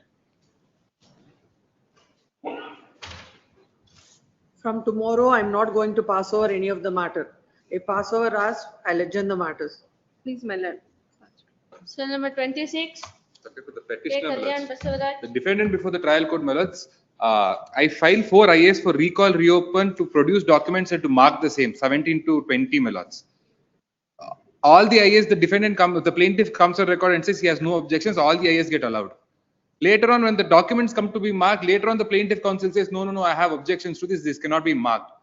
IA number 19 was to produce the documents, photocopies, and IA number 20 was IA under section 65C to mark the photocopies of this, which was allowed by the trial court. After that, the plaintiff says, no, I have objections, it's a photocopies. There is the order. Order is at Annexure A, my lords. So, lords, may kindly see page 15. At the bottom, my lords, both the learned counsel present, learned counsel of plaintiff submits no objections to IA number 17 to 20. 17 and 18 are recall and reopen. 19 is for production of documents, and 20 is to mark these documents. Thus, with an intent to give an opportunity to defendants, I allowed IA number 17 to 20. By doing so, reopened the case, recalled DW1, and permitted the defendant to lead for the chief examination. It's the present order. The present order is at page 17, my lords. My lords gets it on the bottom. On perusal of the order sheet, it reflects that IA number 19, the judge only records that IA number 19. IA number 20 is also allowed, as I already read out. IA number 19 filed by the defendant under Order 8 Rule 1A of the CPC allowed by this court for the reason that counsel of the plaintiff submits no objection for allowing the application. When the case is posted for the chief of DW1, at the time of marking of the documents number 1 and 2 as shown in IA number 19, learned counsel for the plaintiff raised objection that learned counsel of the plaintiff submits no objection for allowing the application and receiving the documents on record. This is not true because IA number 20 is also allowed, as I already stated, my lords. But document number 1 and 2 layout plan and altered layout plan are the Xerox copies of the documents. It is not authenticated document for marking it as exhibit. In view of the reason that plaintiff counsel objected for marking of the document number 1 and 2 as exhibit. Both counsel of the plaintiff as well as learned counsel of the defendants filed memo along with citations and argued that IA 19 is all. Last paragraph at page number 18. Yes, ma'am. The argument canvassed by the plaintiff is sustainable for the reason that if the application filed under relevant provision with permission to produce document under such circumstance, the document received on records only subject to proof and relevancy. My lords, this cannot be accepted because IA number 20, I have produced IA number 20 also at annexure J, my lords. No, it is for the court also to consider whether such a document can be taken on record or not. My lords, So if both you and the plaintiff and the defendant are, they are okay with it, every document the court can look into. my lords, even otherwise, it can be marked subject to proof and relevancy. That is also not done. Where is that? The proof and relevance of the document to be considered at the time of marking the documents as exhibit. Before marking the layout plan as produced along with the application, learned counsel of the plaintiff has raised objection that those plans are Xerox copies. This is the objection. He could have taken and filed objections to that. He says he has no objections. And it is permitted to be marked. IN number 20 is under section 65C, where I have categorically stated that, listen, I have made efforts to procure the originals as certified copies. The society is not giving me, so permit me to mark. He says no objection, and come now he says it is Xerox copies. By virtue of this reason, on careful perusal of document number 1 and 2, layout plan of phase 5 of so-and-so housing complex, so-and-so, so-and-so, so-and-so, I'll come down, my lords, these two documents. It's more than the objection, it's a finding of the court. The Xerox copies of the plan or any other document is not permissible for marking as exhibit through witnesses as such. For marking of the above said is as objection. Yeah, my lords. Sustainable. It's no, forget about the plaintiff, it is objection of the court. I agree, but once the IN number 20 is allowed, the court cannot, unless and until that order is recalled or it is reviewed, it cannot be allowed, my lords. We'll order notice to the respondent. My lords, it's there for defendant's evidence. Let that. Is permitted to take out hand summons on the counsel appearing to the respondent and shall file a memo to that effect by 6th of July. If the memo is filed, listed on 7th. In preliminary hearing, William, lords. Yes, next. 27. N. Sridhar. Saying for petitioner, my lord. Suit for partition, my lord. My amendment application to the written statement is rejected. I am the defendant number 33 in the suit, my lord. I came on record in the year 2021 and I filed a your affidavit, come to that. My affidavit, my lord. Affidavit before the court in support of the IE.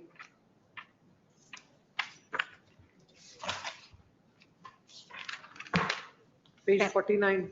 Yes, my lord. Para 3. This is a suit of the year 2014. You have entered appearance in 2020. 21, my lord. And written statement for the year 21, my lord. Now this application is filed on 3/3/2026. No, one submission, my lord. In between, one submission, my lord. 2023, I filed application, my lord. Same application. Written statement was filed by the petitioner, my lord. SPA holder has filed application for the amendment in the year 2023, my lord. 2020, it was rejected in the 2023 itself. Dismissed, rejected by the trial court, my lord. That came to be challenged before this honorable court. A proceeding was stayed, my lord. And in the year 2026 February, this honorable court has disposed the application by directing the petitioner itself, not the SPA holder, to approach the trial court by filing the fresh application for amendment, my lord. That was the reason it was late. Then it was, we have filed a year in the 2026, my lord. Let's read that.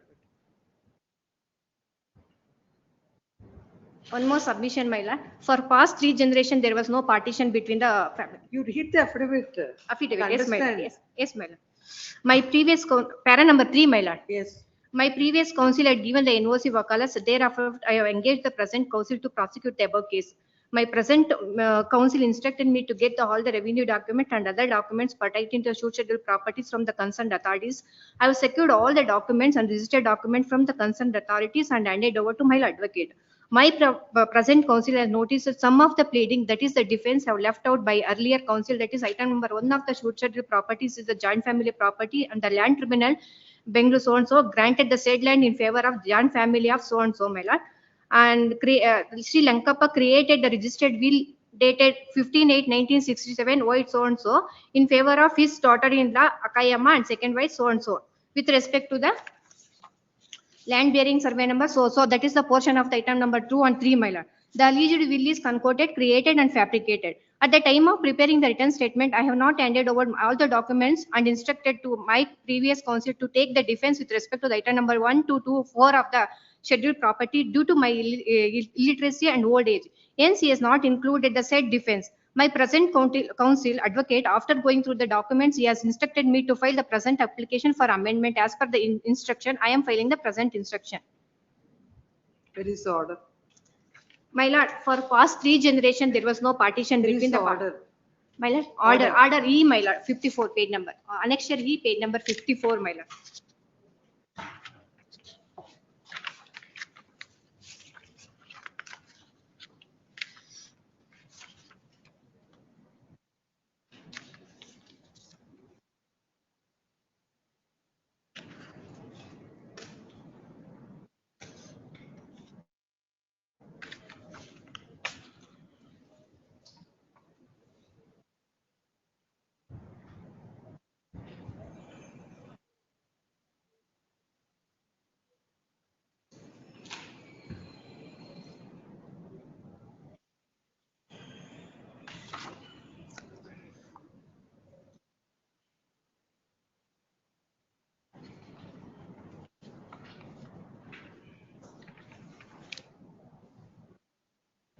Notice to the respondents. My lord, dispensation, only respond number 1 and 2 have contest up, they are the plaintiff. I'll give the memo, my lord.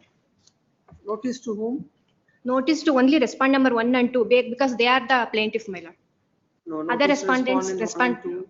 dispensation. Memo, the petitioner should take out handsome of the counsel appearing for the respondent shall file a memo by 20th of July if this file is on 21st. Memo is filed seeking dispensation of notice to Respond number 3 to other respondent except. Who are they? Look at it and tell the Yes, court.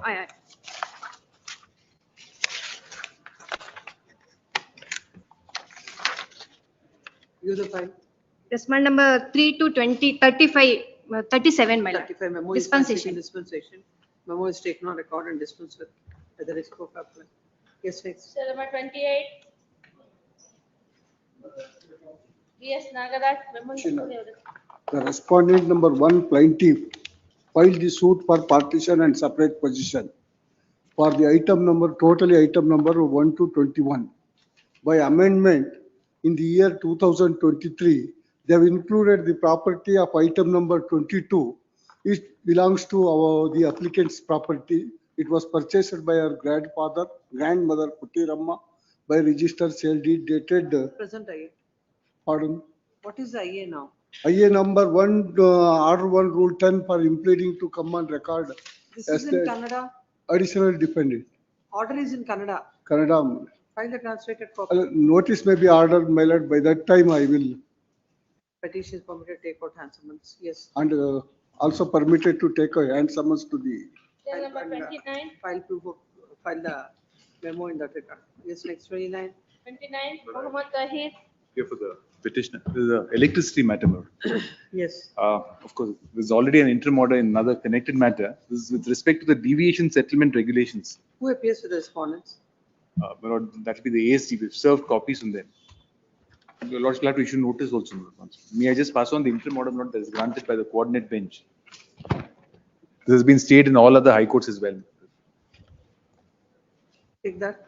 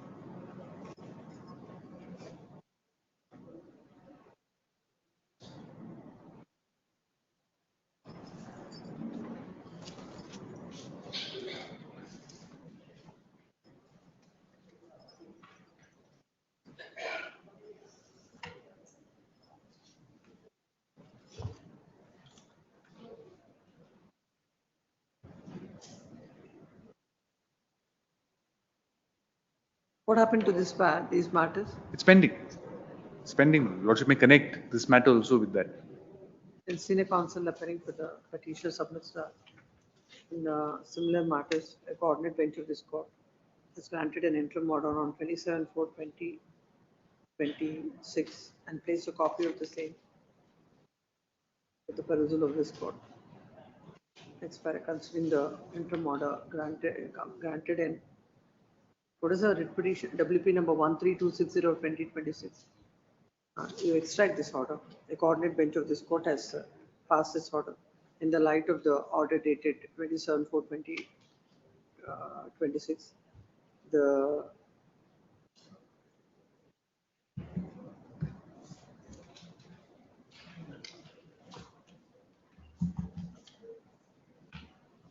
The petitioners, as the petitioners are willing to, the petitioners are willing to Yes, continue under the earlier DSM regime and comply with the existing deviation norms. Yes. Operation of Regulation 6 within brackets 2B and 8(4) of the DSM Regulation 2024 shall not be enforced against the petitioner to the extent of revised formula and enhanced penalties till the next date of hearing. Notice to respondents 357, same respondents. Same, it's the same 356, regulation. 7, yes. Great. List along with, tag along with this writ petition. Cell number 30, Prakash M for petitioner.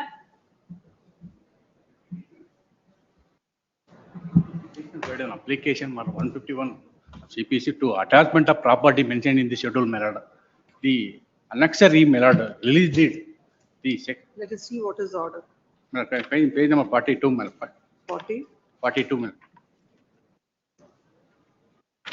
Suit is on period of record, it is reported to DSR has been filed the OS number so against the present year, who is the defendant here in recovery of the money of 6 lakhs. The said suit is to come to decree with the cost defendant has directed to pay the sum of 6 lakhs with the interest rate of 6% per annum.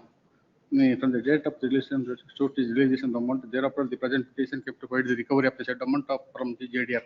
The present application filed by the DSR to touch the property mentioned in the schedule of the application and also filed the memo along with the release deed dated 12/9/2024.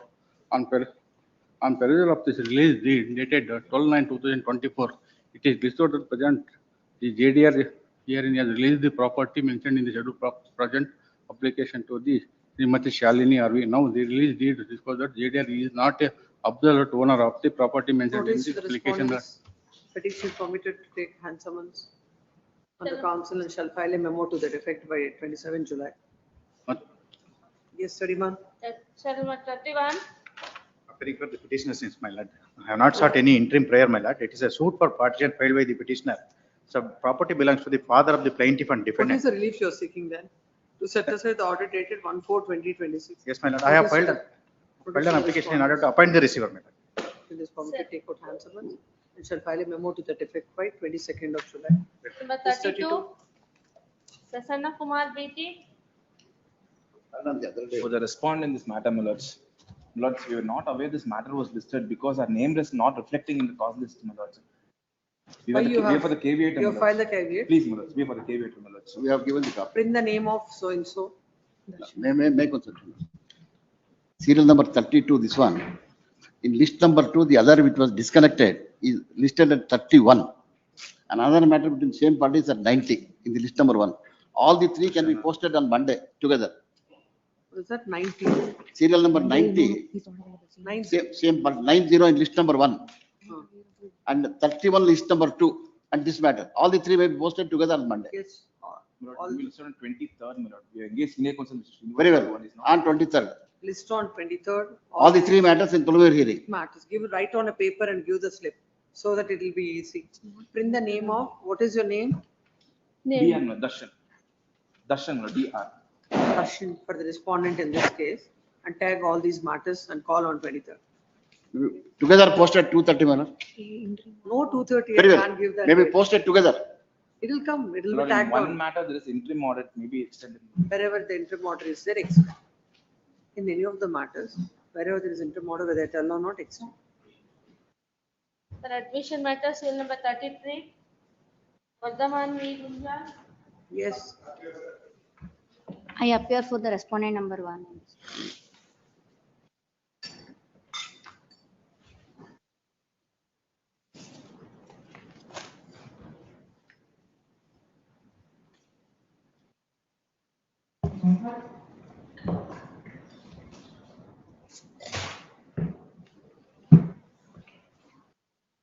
Please, my lord. The this is the third round of litigation, my lords. the first defendant initially filed, opposed the filing with the Khata. That met within the favor of the petitioners, my lord. I'll take it in the afternoon, CRP. Fresh matters which are coming up for admission, I'll take now. 35, 33, pass over. Yes, 34. 34, Please, my lord. cell number 34, Nataraj. Please. Babake. Please. Afternoon. Up 2:30, my lords. Pass over, sir. When the pass overs are called, they are called at 4 o'clock. Please, my lord, I am ready otherwise. Yes. That's in the FTP proceedings, my lords. We have filed an application for maintainability of the FTP proceedings, my lord. It is partly allowed, my lords. Aggrieved party already filed the RFA, my lords, challenging the same order, my lords. It is pending. If it is tagged with along with RFA. Then counsel for the petitioner submits that.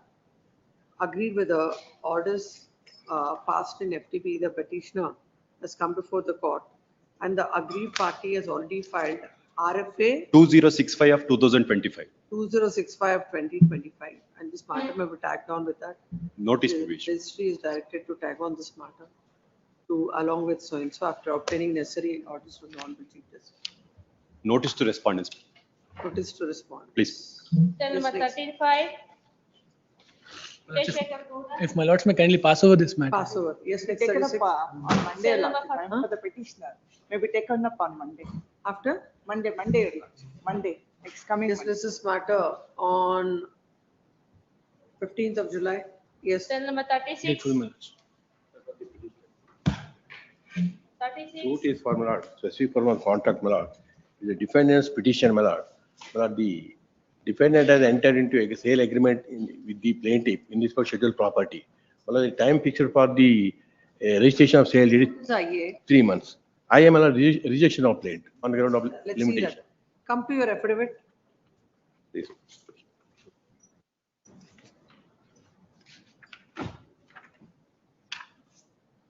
My lord, annexure D, my lord, annexure 29 is affidavit.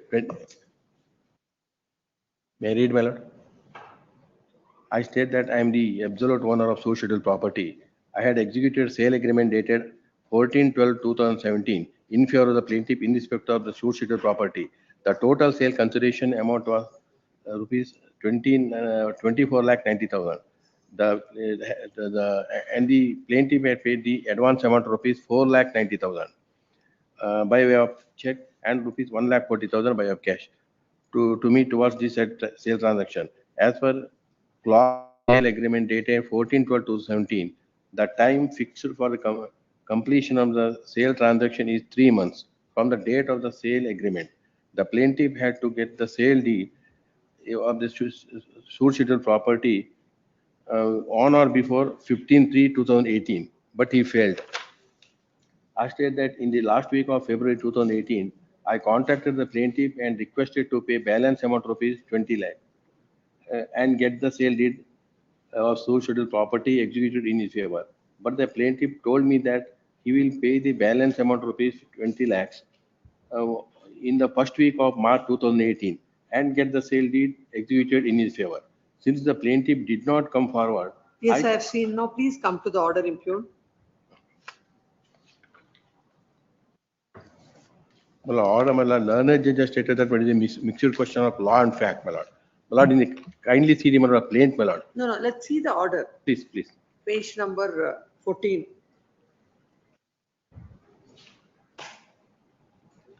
The very contention raised by the defendant. Para number 7. Para number 7, please. Point number 1. The material on record reveals that the plaintiff has maintained the instant suit against the defendant for the relief of specific performance of a contract based on an unregistered sale agreement dated 14/12/2017, alleging the failure of the defendant to perform her part of the contract. Whereas, though the defendant has appeared and admitted the fact of alleged sale transaction between the plaintiff and herself, and the fact of passing of consideration, resisted the claim of the plaintiff, alleging that it is a time-barred suit and sought for its dismissal and also maintained the instant application seeking a rejection of claim on the ground of the limitation. But the plaintiff has resisted the application, alleging that in lieu of the shara executed by defendant, the suit of the plaintiff is in time and sought for dismissal of the application. Well, there is no Shara, my lord. It is a false, my lord. Come to the plane. Plain, Where my is the lord. plane? My lord, in the entire plain, my lord, he had not stated that the Shara. Let's see that. But kindly see, my lord, what he has stated, my lord, the cause of para 5, my lord. So, Page number? page number 19, 20, para number 5. Para number 5, cause of action. But the cause of action for the suit arose on dated 14/12/2017. Well, he files a suit in the year 24. Well, no notice, actually no notice was issued. When the plaintiff and defendant have entered into sale agreement deed and subsequently on 1/2/2024, that notice was also not served. But even according to him, 14/12/2017, well, he should have filed within 3 years. Please come. Then counsel for the petitioner, defendant submits that when the IA is filed in order 7 to 11, seeking rejection of the plaint, as the suit, even as per the plain averments of the plaint, that the suit, the cause of action arose on 14/12/2017, and as per the agreement, the same had the sale deed has to be executed within 3 months. 3 months. Within 3 months. The suit is filed in the year 2024. And the cause of action for that is shown as a notice that is issued by the plaintiff. And these aspects were not considered by the court on the ground that it's a question of fact and law. As looking at the plain averments itself, that could have been decided by the court. Considering the submission of the land council, there shall be stay of all further proceedings pursuant to the order dated so and so. Notice to the respondents. And the petition is permitted to take out hand summons. Whenever it is, what you should say, notice in addition, petition is permitted to take out hand summons. On the council appearing with the respondent and file a memo to that effect by 21st of July, or else the stay granted by this court stands vacated. Yes. Then number 37, Parameshwarappa NV. Petitioner, my lord. Petitioner is the absolute owner of the suit scheduled property, my lord. Petitioner filed a suit for ejectment, my lord. Petitioner filed a suit for ejectment, issued legal notice on 2/3/23, my lord. Petitioner, respondent is not received any legal notice, thereafter filed a suit for ejectment. Thereafter he received the suit summons, filed objections is filed. Matter posted for, thereafter the petitioner filed an application for deposit the arrears of rent, my lord. Honorable trial court pass an order in this regard, my lord, on 6/2/24, my lord. Matter posted for cross-examination of PW1. Thereafter, this application is filed, order 11, for rejection of the plaint. The trial court. First, let's see your affidavit. Where is your affidavit? Application filed by the respondent. Come to page 31.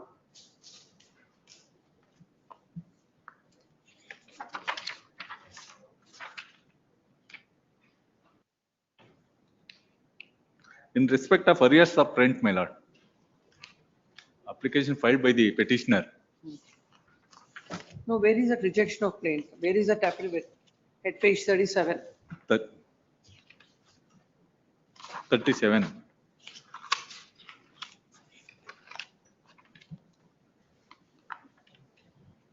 That the plaintiff has filed a present suit for possession and recovery of arrears alleging tenancy between the parties. That the monthly rent of So the. according to you, civil court has no jurisdiction. Civil court has no jurisdiction, according to you. No, the respondent raised an objection. Civil court has no order. Then please come to that. Come to the order impugn.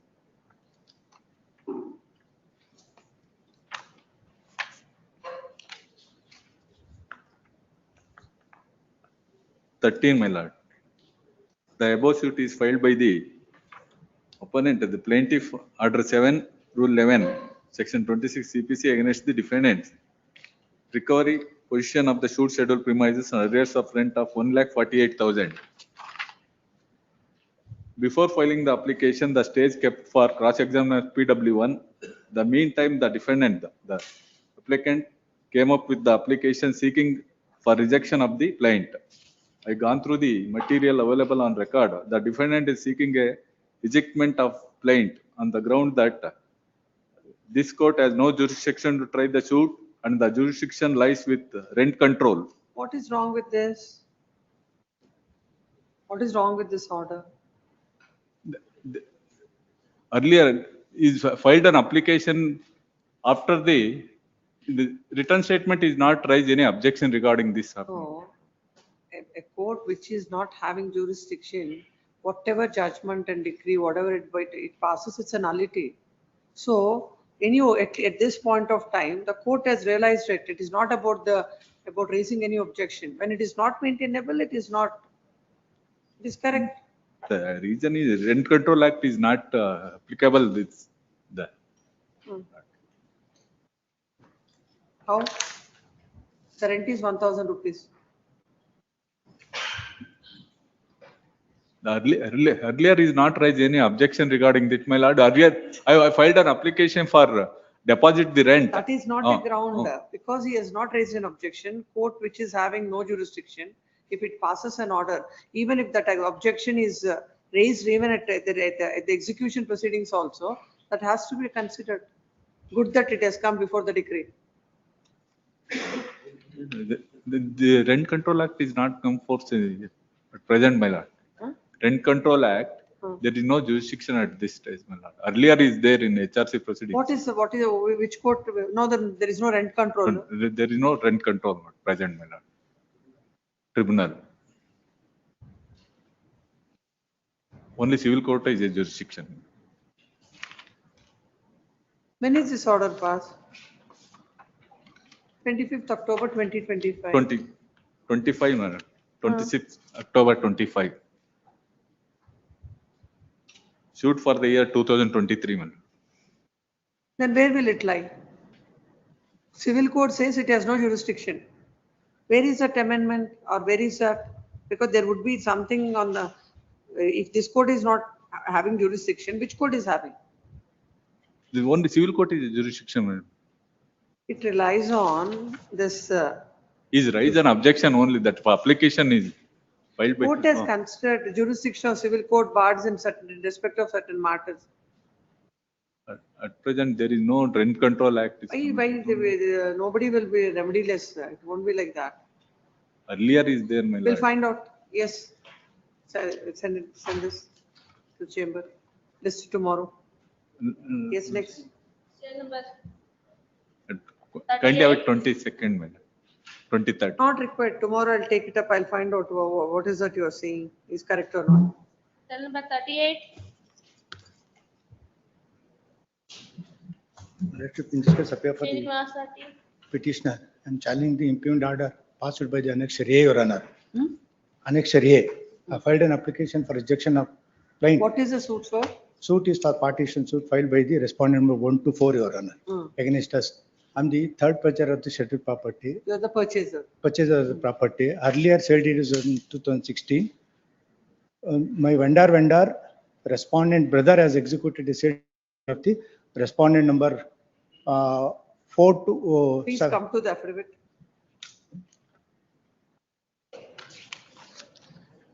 Page number 50, I filed an application for rejection of plaint, Your Honor. In that affidavit, para number 3 and 4, detailed narrated the same. It is submitted as per the dictum of the Honorable Apex Court in the Unisharma judgment, Your Honor. Any transaction has been taken place between 21/2024 ಮುಂಚೆ, earlier to earlier party, there is any document has been placed, has been narrated. There is no partition suit has been entertained. I filed that application stating that in the plaint averment, in the page number 30, Your Honor.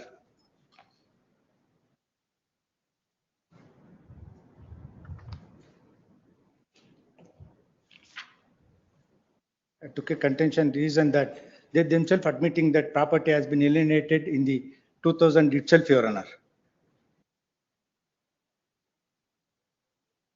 Please come to the order.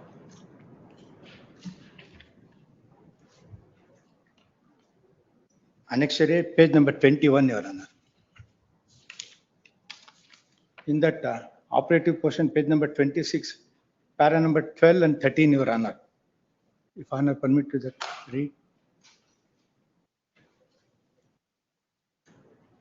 The contention raised by the defendant with regard to the suit being hit by the section 6 in this Session Act is questioning the fact that need to be determined in trial. That is the reason for narration and they dismiss that application for filed by us, Your Honor. Please to the respondent. Petitions permit good handsomens and file a memo to that effect by 15th of July. Yes, next. Cell number 39. Seeking this honorable to stay that. It's so long back this order is passed. No, we No, will not no, stay. no, Your Honor. It is passed in the month of September. I filed an application. In the meanwhile, I contested for the bar council. I could not have appeared before the court to all those things. Let it be. Let notice come. I'll hear the matter then. Yes. They themselves admitting in the plaint averment itself, Your Honor. We will hear them. Yes. Any short accommodation, Your Honor. That's what I said by 15th of July. Much obliged. If the memo is filed by 15th of July, list the matter on 16th. Much obliged. Yes. Cell number 39. For the petitioner, kindly pass over. Your Honor. Yes, password. Much obliged. Cell number 40. Waiting for petitioner, Swami. Raise time for 1 week, Swami. This is matter in the month of August. Cell Yes, number 41. 41. Any interim order is there in this? No, ma'am. Then you don't worry about the date. Yes, 41. 41. I am Deep sea. for the petitioner. I am for the respondents. Now Swami. there was an earlier round of litigation wherein the respondents were parties. They filed a suit for partition suit was dismissed. And on appeal before this honorable court, the division bench of this honorable court, the matter was pending. And my lord, I purchased the property with the permission of this honorable court. And my lord, subsequently, my lord, the High Court confirms my sale deed and passes a final judgment wherein the We'll see in the afternoon. Yes, next. Cell number 42. 42. Appearing for petitioner, my lord. Suit for declaration, my lord. My 7 Rule 11 application came to be dismissed, my lord. Party, plaintiff and his family member have acquired the land. Come to the affidavit. Ma'am, this has been challenged after 21 years of the partition deed and after 14 years of my sale deed, my lord. The same family members have executed the sale deed in the year 2005 that they have not challenged, my lord. So you accept the order is correct. My lord? Shall I dismiss the writ petition? My lord? You accept the order is correct. No, ma'am. That's why we have approached this one. That's why come to the affidavit. What did you say in the affidavit? My affidavit, my lord. Yes. Para number 2, my lord. Page number? 44, my affidavit, my lord. Yes. 7 Rule 11 application. Plaintiff has filed the suit for the relief of declaration and sale deed dated 15/3/2007 executed by deceased Chikkanna, defendant number 2 to 7 in favor of me is not binding on the plaintiff and permanent injunction in respect of the suit scheduled property. Suit of the plaintiff is false, frivolous, vexatious, meritless, grounded. Plaintiff have no subsisting right to bring the so and so, my lord. This is the contention of the plaintiff, my lord. Para number.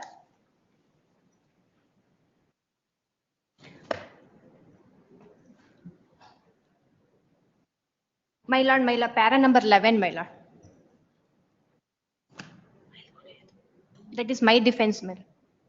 Your defense will be considered in application under order 7 to 11. My lord, same family members have executed a sale deed in it. Please understand, all these facts can the court consider in a... My submission is court has not considered the 2000. Why will the court consider this? 2005 executed by the same family member in favor of the same family. Please understand, when the court is asking a legal question, you have to answer to that. I said, can the court consider what you have stated in this affidavit and in your written statement? True facts they have not revealed, my lord. Plaintiff. Dismissed. Dismissed. Yes, next. Cell number Order will follow. Is 43. 43. Cell number 43. My lord, I appear for the petitioner, my lord. Lord, I have undergone cataract operation, my lord. It may be taken up next week, my lord. Yes, list is not in the month of August. Cell number 44. Cell number 44. my lord, for the petitioner, my lord, the executants of a document, they challenged the suit after 4.5 years. Clearly barred by time, my lord. I'll take your lordships to the cause of action. what they have said. For that, let's go to your affidavit. My affidavit.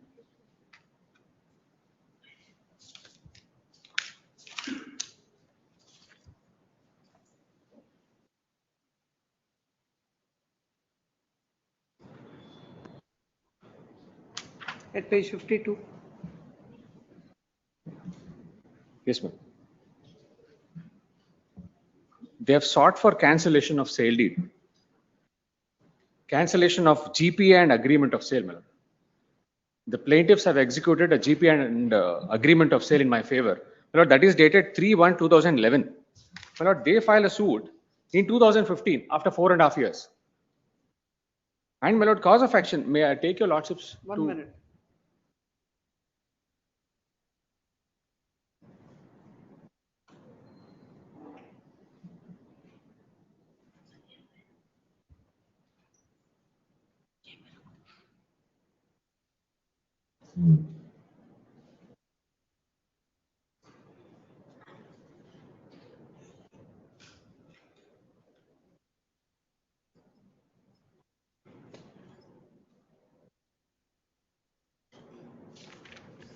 Please come to the impugned order. The cause of action, my lord, page 40. That you have already said so in your affidavit, the Yes. cause of action. Yes. So come to the impugned order. Impugned order, yes. Not page 29, para 14. Page 20. Come to paragraph 20. 20 of the order at Yes, page. on meaningful reading of the plaint, it appears that the plaintiffs allege that the legal heirs of Lakshman, who is presumed dead, they admit the executing a GPA on 3/1/2011, but categorically assert that the said GPA was executed for limited purpose of mutating revenue entries into the name of plaintiffs. It is to be noted that by the very nature of the GPA, it delegates power of the principal in favor of agent, and it does not create any right in respect property in favor of the agent in the property involved therein. Therefore, termination of GPA is governed by provision of section 201 or 202 of Contract Act. Therefore, the same is matter of fact. That apart, the plaintiffs have categorically pleaded that the agreement of sale dated 3/1/2011 was obtained by fraud and that no sale consideration was ever received. In reference to the agreement of sale dated 3/1/2011, the plaintiffs have pleaded that they have discovered the existence of the fraudulent agreement of sale and the defendant's claim of ownership concerning the suit property only to June 2015. When this being the case of the plaintiffs, section 17 of the Limitation Act prescribes in cases of fraud, the period of limitation commences only when the fraud is discovered. Since the plaintiffs allege they discovered the fraudulent nature of the documents in 2015, filed the suit in July 2015, the question of whether the suit is barred by Article 59 becomes a mixed question of fact and law. Such an issue cannot be decided summarily at the threshold. Now, my lord, now it's not the question of fraud. They are the executants of a document. My lord, this is a clever drafting. My lord, they create an illusory cause of action. My lord, the Supreme Court is very clear on this point. Being an executant of a document, It is your case that they have executed. According to them, it's a fraudulent transaction. How do we decide it at this stage? they in the cause of action, my lord, they themselves say the cause of action arose in 2011. In the plaint, my lord, your lordships may And when they came to know in the year 2015. Yes, my lord, 2015. Even according to them, it is barred. Even going by the plaint governments, my lord, what para 21 of their plaint says, the cause of action for the above suit arose on 3/1/2011. Lord, that is their cause of action. My lord, they filed in 2015. My lord, they are seeking cancellation of an instrument. Notice the respondents. My lord, now is the stage of cross-examination of plaintiff. Petition permitted take out hand summons on the counsel. My lord, I request for stay of proceedings. My lord, it becomes infructuous. First of all, I am not convinced. My lord, I'm issuing notice. Otherwise, I wanted to dismiss it. My lord, fraud is a different aspect, my lord. Now, That is illusory cause of action, my I'm lord. convinced with what the court has said, but still I'm issuing notice. If you insist, I'll dismiss it. Let a date be fixed, my lord. Yes. Notice July. to respondents. Petition is permitted to take out hand summons on the counsel appearing with respondent and file a memo to that effect by 20th of July. If the memo is filed, list on 21st. Till number 45. Balakrishna Shastri.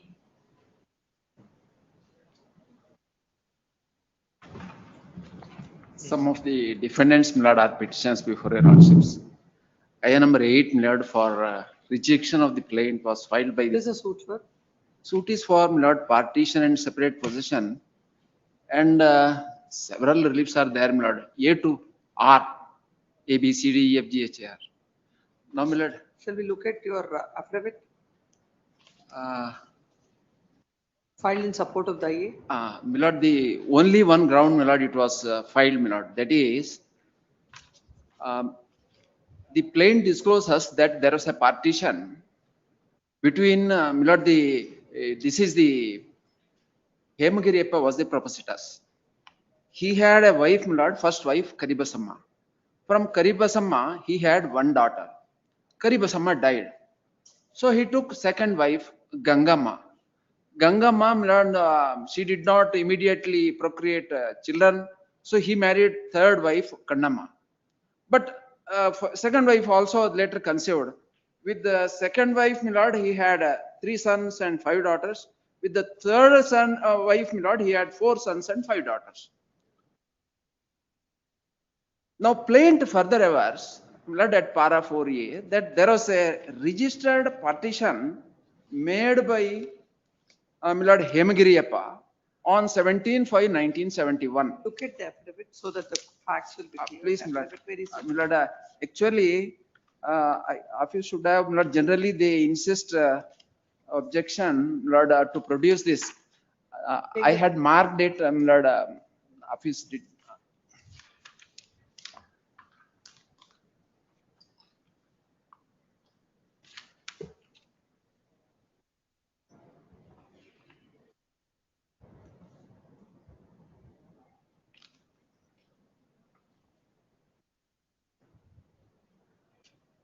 Prior partition 29/11/1971, plaint avers, father divided the properties between, Milord, the 3 branches.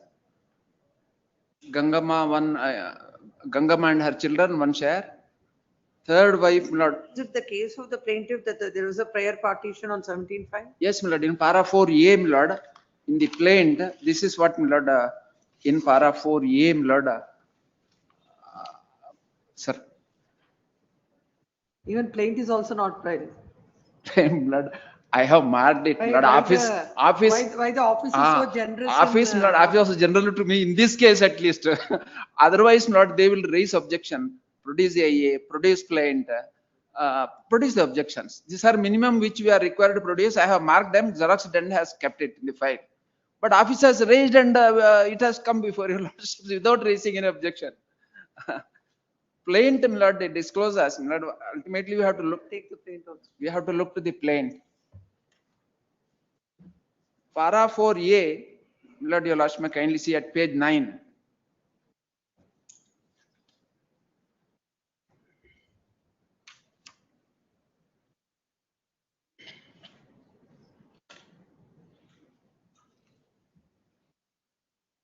And plaintiffs are Daughters of third wife, Milord.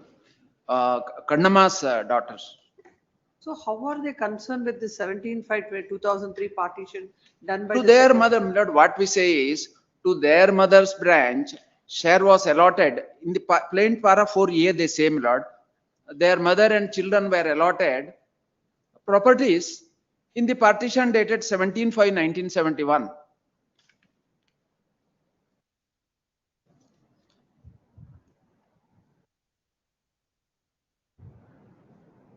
That is in para 4A, Milord, they say. Yes, please come to the order. Order, Milord. Page 28, Milord, is the points framed by the learned judge.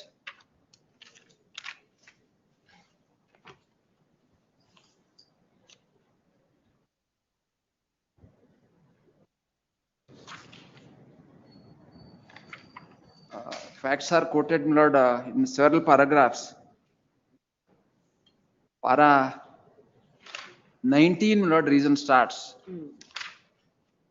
Yes. Page 35. The application for the rejection of plaint as discussed above is filed on the ground that already a partition has taken place during the year 2003, and therefore when the partition deed dated 17/5/2003 is a registered document, The suit of the plaintiff is not maintainable. That is true. 17/5/2003 is a further registered partition deed, my lord, in between another branch, Gangama and her children. That way it proceeds. As could be seen from the plaintiff governments, the plaintiffs are the daughters of Hemgiriyappa, born through third wife Kannamma. At para 4A of the plaint, it is averred that Hemgiriyappa on 29/11/71 effected a partition and a registered partition deed amongst himself and the first wife Gangava, alias Gangamma, and the minor sons born through the said Gangamma as first party, and Kannamma with her minor sons was shown as a third party. Hemgiriyappa is ever to be allotted survey number 124/2, measuring 8 acres 28 kuntas, which is item number 3 property, and Khana and houses in survey number 5/4, which is item number 7 property, as per this partition of the year 1971. Therefore, Hemgiriyappa under the said partition appears to be allotted certain properties. Therefore, what were the nature of these properties in the hands of Hemgiriyappa requires evidence. Whether plaintiffs have any right or not in these properties has to be decided on merits. Though there is a partition deed which is registered prior to amended Hindu Succession Act of the year 2005, and though the provision of section 6 of the act. So what is your case? No, my lord. My case is Partition in the year 1971. correct. The father of the plaintiffs and the defendants had a share in that. Correct. No, my lord. This suit for general Title for the property which fell to the share of your father. Now all this partition is filed in respect of that property. Now this suit is filed, my lord, for general partition, including all the properties covered in 71 partition. So what I say is you can't file such a partition. My lord, plaintiffs belong to third branch, Kannamma's branch. You are? My lord, I am defendant. I oppose, my lord, the suit for partition. No. You are the defendant, but you also belong to this family. You said you are the children of second wife of that person. Right, my lord.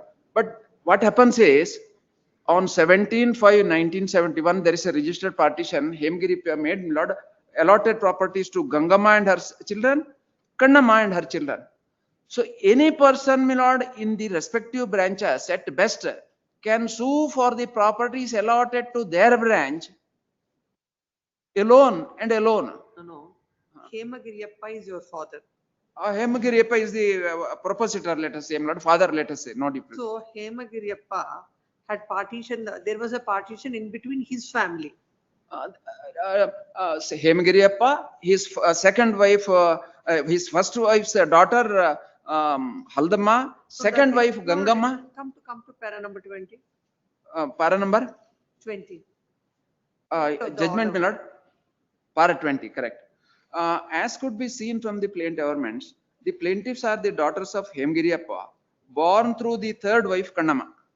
At para 4A of the plaint, it is averred that Hemgiriyappa on 29/11/71 effected a partition under a registered partition deed amongst himself and the first wife Gangava and Gangamma, and the minor sons born through the said Gangamma as first party, and Kannamma with her minor sons as shown as a third party. So each branches are allotted properties. Hemgiriyappa is ever to be allotted survey number 124/2, 8 acres 28 guntas, which is item number 3 property, and the Khana and houses in survey number 5/4, which is item number 7 property as per partition of the year 1971. Therefore, Hemgiriyappa under the said partition appears to be allotted certain properties. Therefore, what are the nature of these properties in the hands of Hemgiriyappa requires evidence. Whether plaintiffs have any right or not in these properties has to be decided on merits.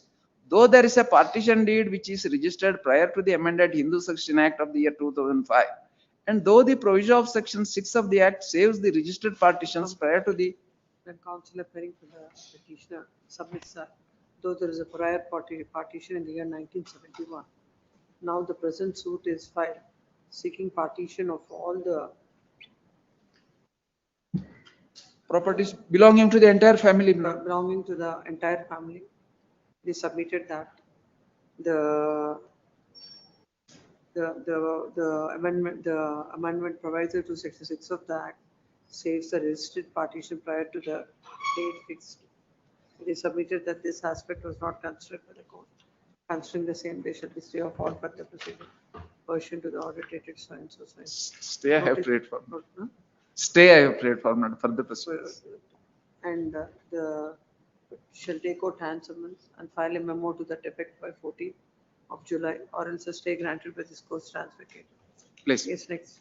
Till number 46, J. Narayan. Suit is for the partition filed by respondent 1 and 2, Your Lordship. Affidavit is at page 39. I'll read from paragraph number 3, Your Lordship.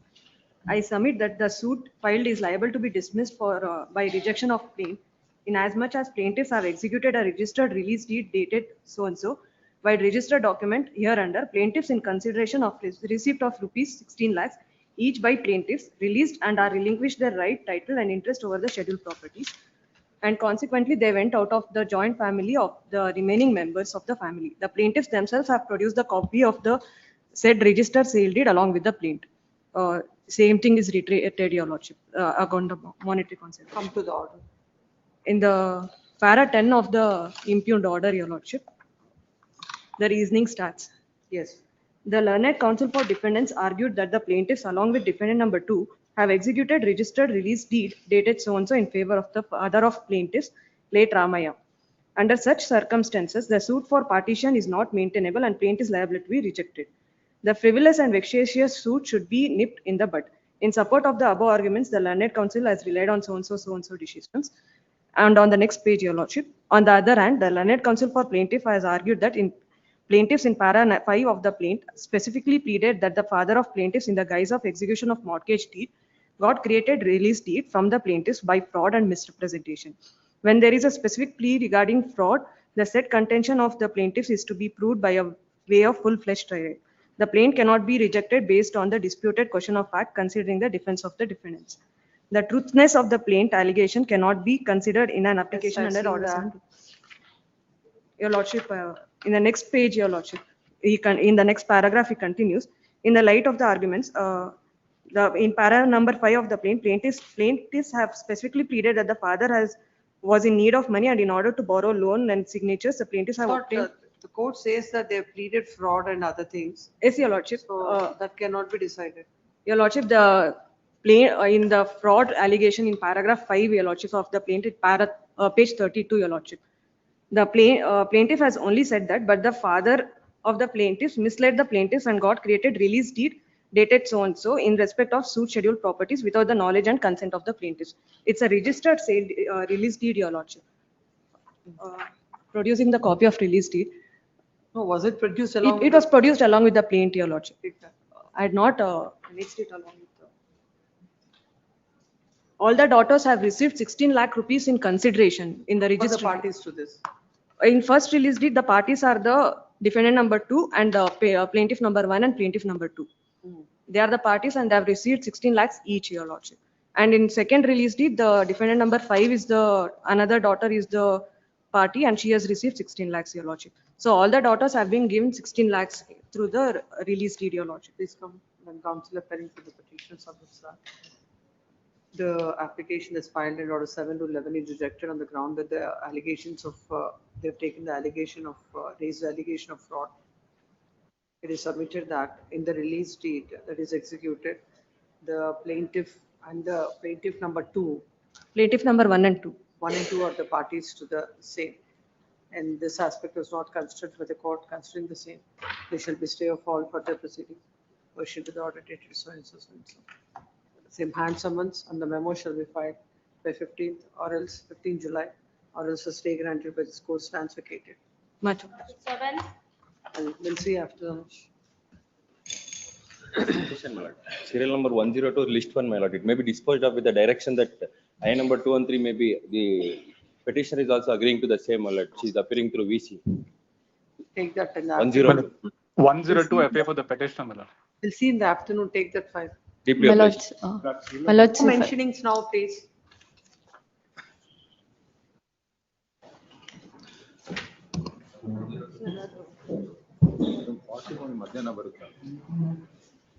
Monday.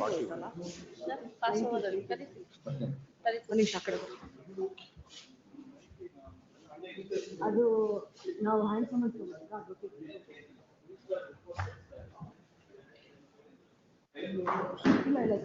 ನಮ್ದದು add interim ಇದು handsome ಅಂತ ಏನೋ ಹೇಳ್ದಂಗೆ. ಇದು paper ನೀವೇನೋ ಕೊಟ್ಟಿದ್ದೀರಾ? ಹಾ ಇದರಲ್ಲಿ ಏನೋ ಬರೀಬಾರ್ದು ಡೀಟೇಲ್ಸ್ ಅವನಿಗೆ ಎಲ್ಲ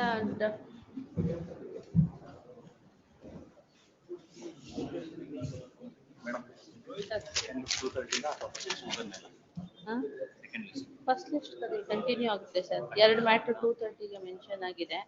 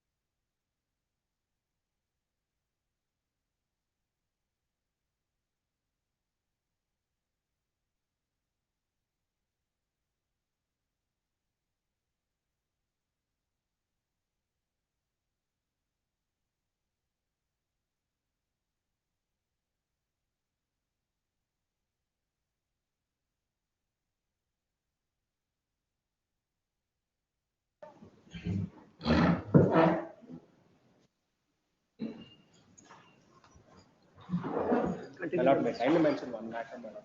This to serial number 2, my lord. Before the trial court, the matter is discussed tomorrow. My lord, may I kindly take it up at the end of the list, my lord. Causes to serial number 2, my lord. No mentionings now. Yes. We'll see at 4 o'clock. Continue the list. Serial number 47, list 1, serial number 47, Gopal Singh. This is a defendant's petition, sir. Where is the other side? You have a stay in this? Chandrasekhar You have a Reddy. stay in this? Yes. No, I am seeking the stay, Lord, because an adjustment order has been passed, Lord. The plaintiff and the defendants are cousins, Lord. The This property is has not matter been- tomorrow. No representation on behalf of the respondent. If there is no representation tomorrow, the orders will be passed. Serial number Hearing 48, Counsel for the petitioner. First list. 48, Prabhu Gaur Tumgi. I appear for the petitioner. But the respondent number 1, 2, 3 are the plaintiffs before the. What is the suit for? Suit is for not the partition. Not the respondent number 1, 2, 3 being a plaintiff, not claimed that not the first respondent is the second wife of the not of the father of the petitioner, and not the other two not respondent number 2 and 3 are their children. Or they claim. Anyway, you come to the IA, I'll understand. Not IA. Where is that affidavit? Not IA page number 39. Affidavit is page number 40 minutes. May I read? I moved an application for rejection of claim.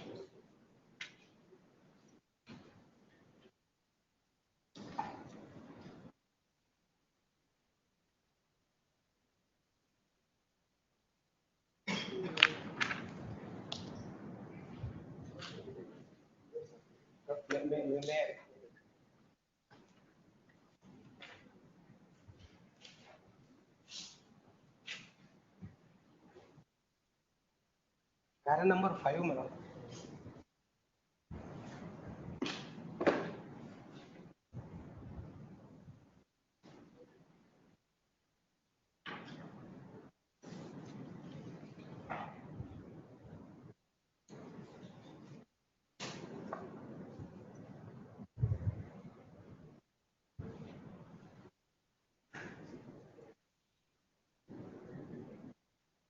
So, para number 7. Yes, The defendants in the written statement brought into the notice of the court with regard to the release deed dated 1/9/1999 executed by the plaintiffs.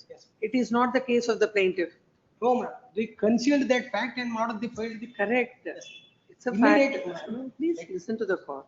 They have not stated so with regard to the release date in the plaint. No, the court, 1 minute, the court cannot look at your written statement or look at your affidavit and can reject the plaint. Madam, fact is that, madam, immediately after filing my written statement, they amended their plaint for the seeking that not the release deed is not binding on me. Not that is not right. Not, may I take note of the plaint? That amendment is allowed. That amendment is That allowed. amendment is allowed. Later on, not moved an application for not the rejection of plaint, stating that not they clearly. I understood what is the contention. Please come to the impugned order. Order is not the page number 18 is the reasoning portion.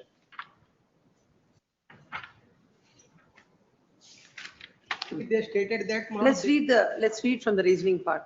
Yes, ma'am. The plaintiffs have filed the above suit for the relief of partition and separate position with respect to item number 1 to 9 of the scheduled properties and to declare the release deed executed by the plaintiff in favor of defendant is null and void and not binding on the plaintiff. Since the defendants have invoked the provision under order 7 rule 11 of the court to consider only the plaint averments and documents annexed to the plaint. A perusal of the plaint averments reveals that the plaintiff have categorically stated that plaintiff and defendant are joint family members and the social properties are their ancestral and joint family property. The plaintiff, by virtue of amendment of the plaint, have inserted the fact of release deed dated 1/9 so over which the plaintiff submit para number 5A of the plaintiff have never executed any release deed in respect of the scheduled property at any point of time. But I will rely on 2 judgments. One judgment is not similar circumstances, not I will give later. First one, not the No, before going to the judgment, you have to state first your case on facts. It is Case your on facts case is that there is a release date. In the year 19. No, there is a release date. According to the plaintiff, they have not executed the release date. But they themselves executed the release date, which is registered document, not the registered document to be not the genuine document as per the law. But I'll give that judgment also. That is At the stage of order 7, rule 11. Whatever you are submitting on the merits of the matter. you are not in similar circumstance barred by limitation on the face of it. Not will show that not it is barred by limitation. Similar Want to rely on? Yes, please pass. Similar circumstances, not the. With these kind of things, if every suit has to be dismissed, then no trial to be Everybody conducted. will execute the registered deeds and not they come up before stating They that. have taken a pleading that they have not. Now it is for the court to consider whether it is executed by the plaintiff or not. That is what is to be decided.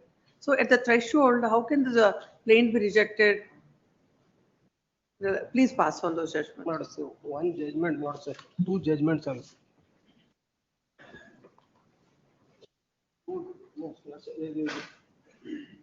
First one, not I will take not the judgment of Supreme Court. Civil appeal number 3681 of not the 2020. Para number 32, not I will directly I will take my lot to the para number 32. Para number? Para number 32 marks. Civil appeal number 3681 of 2020.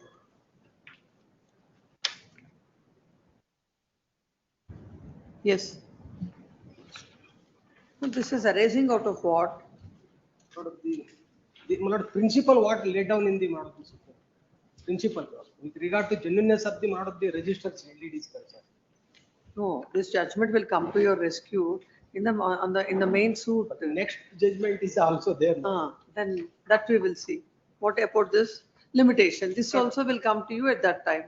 Now, when the limitation starts running, when it came to their knowledge, when they are denying the execution itself, so all are the matters to be decided in the trial. Revenue document since from 1988. Correct. That is on the revenue document is not there before the court. This even Supreme Court also want that. That can't be considered at the stage of order 7. Only two paragraphs. You can tell the court which paragraph in, I will record that in Ratan Singh's case. Number 11 and 18. No, Ratan Singh's which case? Not the, which one? Not the. Not Ratan Singh para number 32. Para number? 32. Yes. And then this 2008 2006 SCC, Supreme Court. Prem Singh. Prem Singh.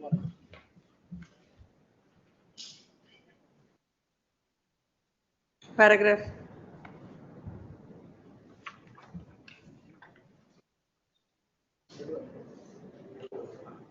Not seeing paragraph not this. Only I will take my notes to paragraph number 27 marks, 27, sorry, 28, 29. Yes. Now in this Uma Devi's case. Not seeing Uma Devi's case, paragraph number 11 and 18 marks. Yes. I'll consider. I will record your submissions on in that way. Yes, dismissed. Cell number 49, For the petitioner, your lordship. Shashikiran V.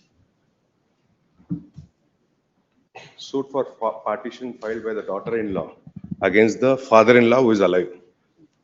My submission is succession is not open.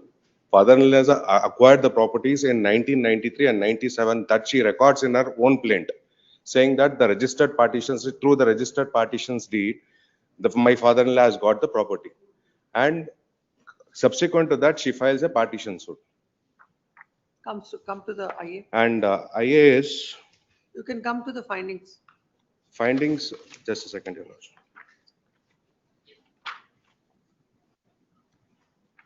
Para Annexure number 10. A. Para number 10.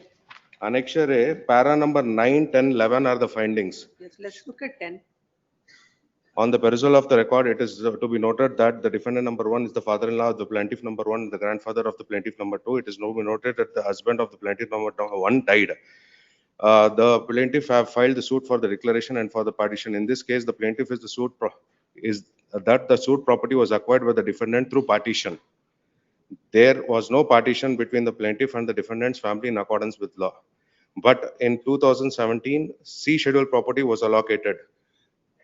This she dismisses suit for 39 rule 1 and 2 application. Possession has been dismissed by the same court, and she records the same version in this particular order.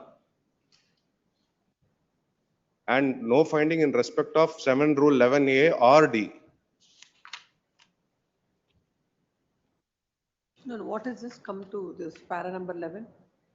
It is to be noted that the time of the rejection of the plaintiff, the court has took into the plaint averments only. The defense of the defendants cannot be taken for the consideration while rejecting the plaint. It is to be noted that the defendant has taken the contention that that he acquires the suit property through partition and it becomes his self-acquired property. It is to be noted that the plaintiff has contended that the such suit properties are joint properties and C schedule properties allotted to the plaintiff husband and they are in possession. This is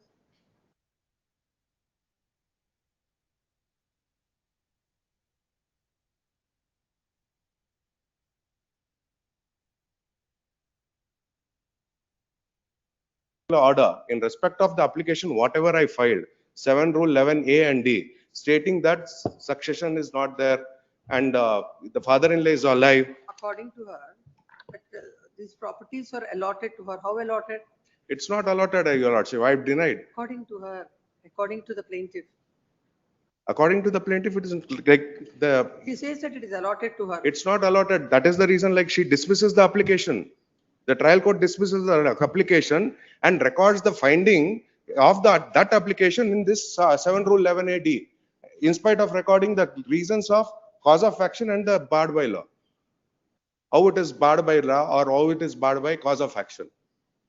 If your lordship can look into the order sheet of the trial court.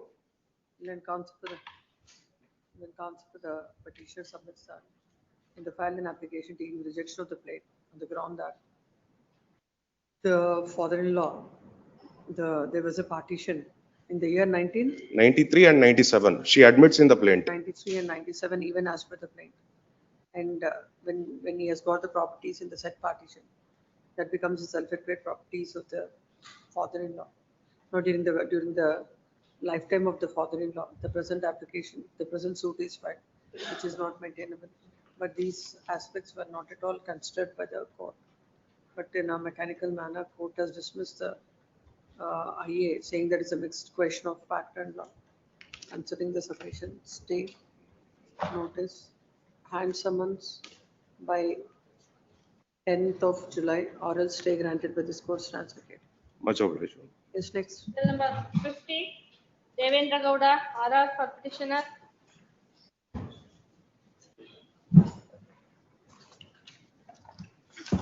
Yes.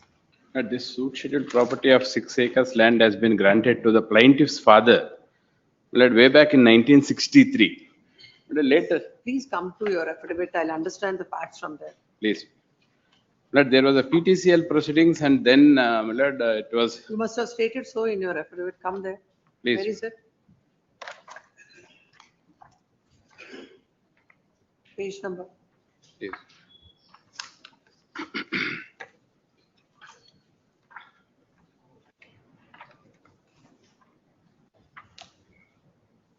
Starts from page number 101, application.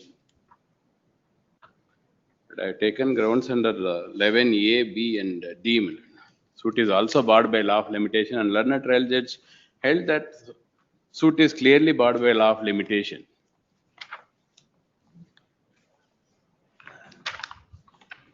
And when they failed in PTCL proceedings before all the authorities, suit came to be filed. In fact, the scheduled property has been purchased by the respondents in the public auction held by the Pequod Bank, to which the scheduled property was mortgaged.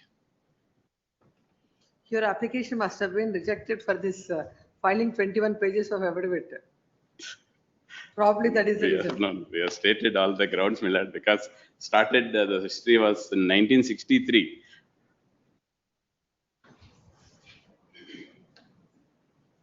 There is a immunity provided in the act itself, if the property is sold by, through the bank auction, my lord, no proceedings, it cannot be challenged. And the remedy available to the plaintiff's father was to challenge that action before the district deputy assistant registrar. That was not done, my lord. And after 40, 45 years, suit came to be instituted, that too only for the relief of declaration, without seeking cancellation of the sale deed, without seeking possession of the property. Thus, the suit is also barred by Section 35 Specific Relief Act, my lord, where the relief is ought to have been sought for but not sought for.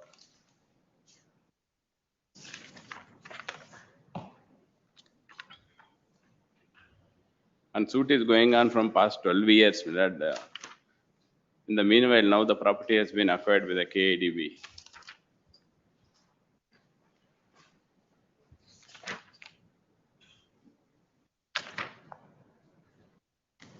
Where is the order? Order. Please, madam.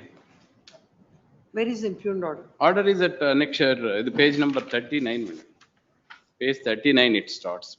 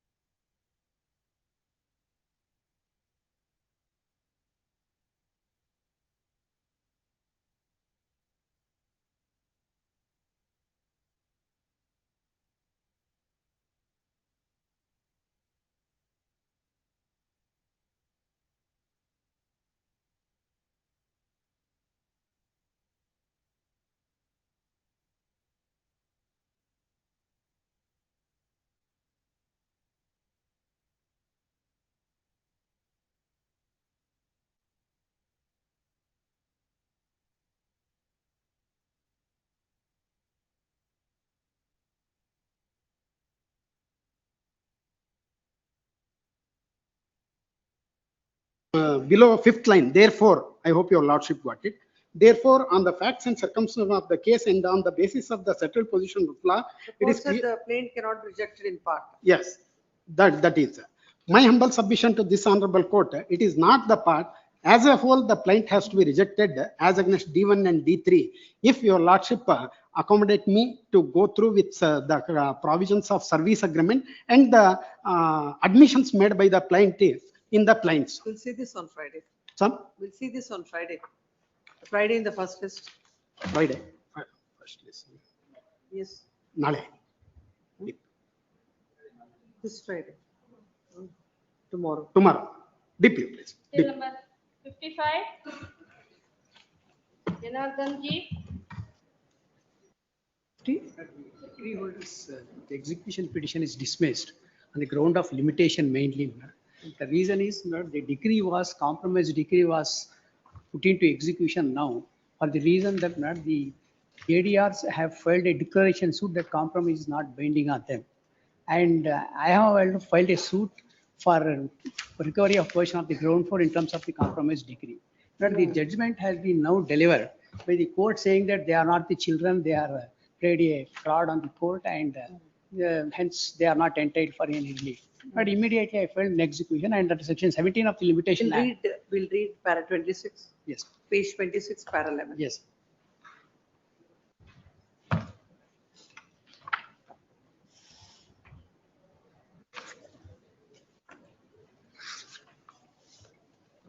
Parameter? Para 11. 11, yes.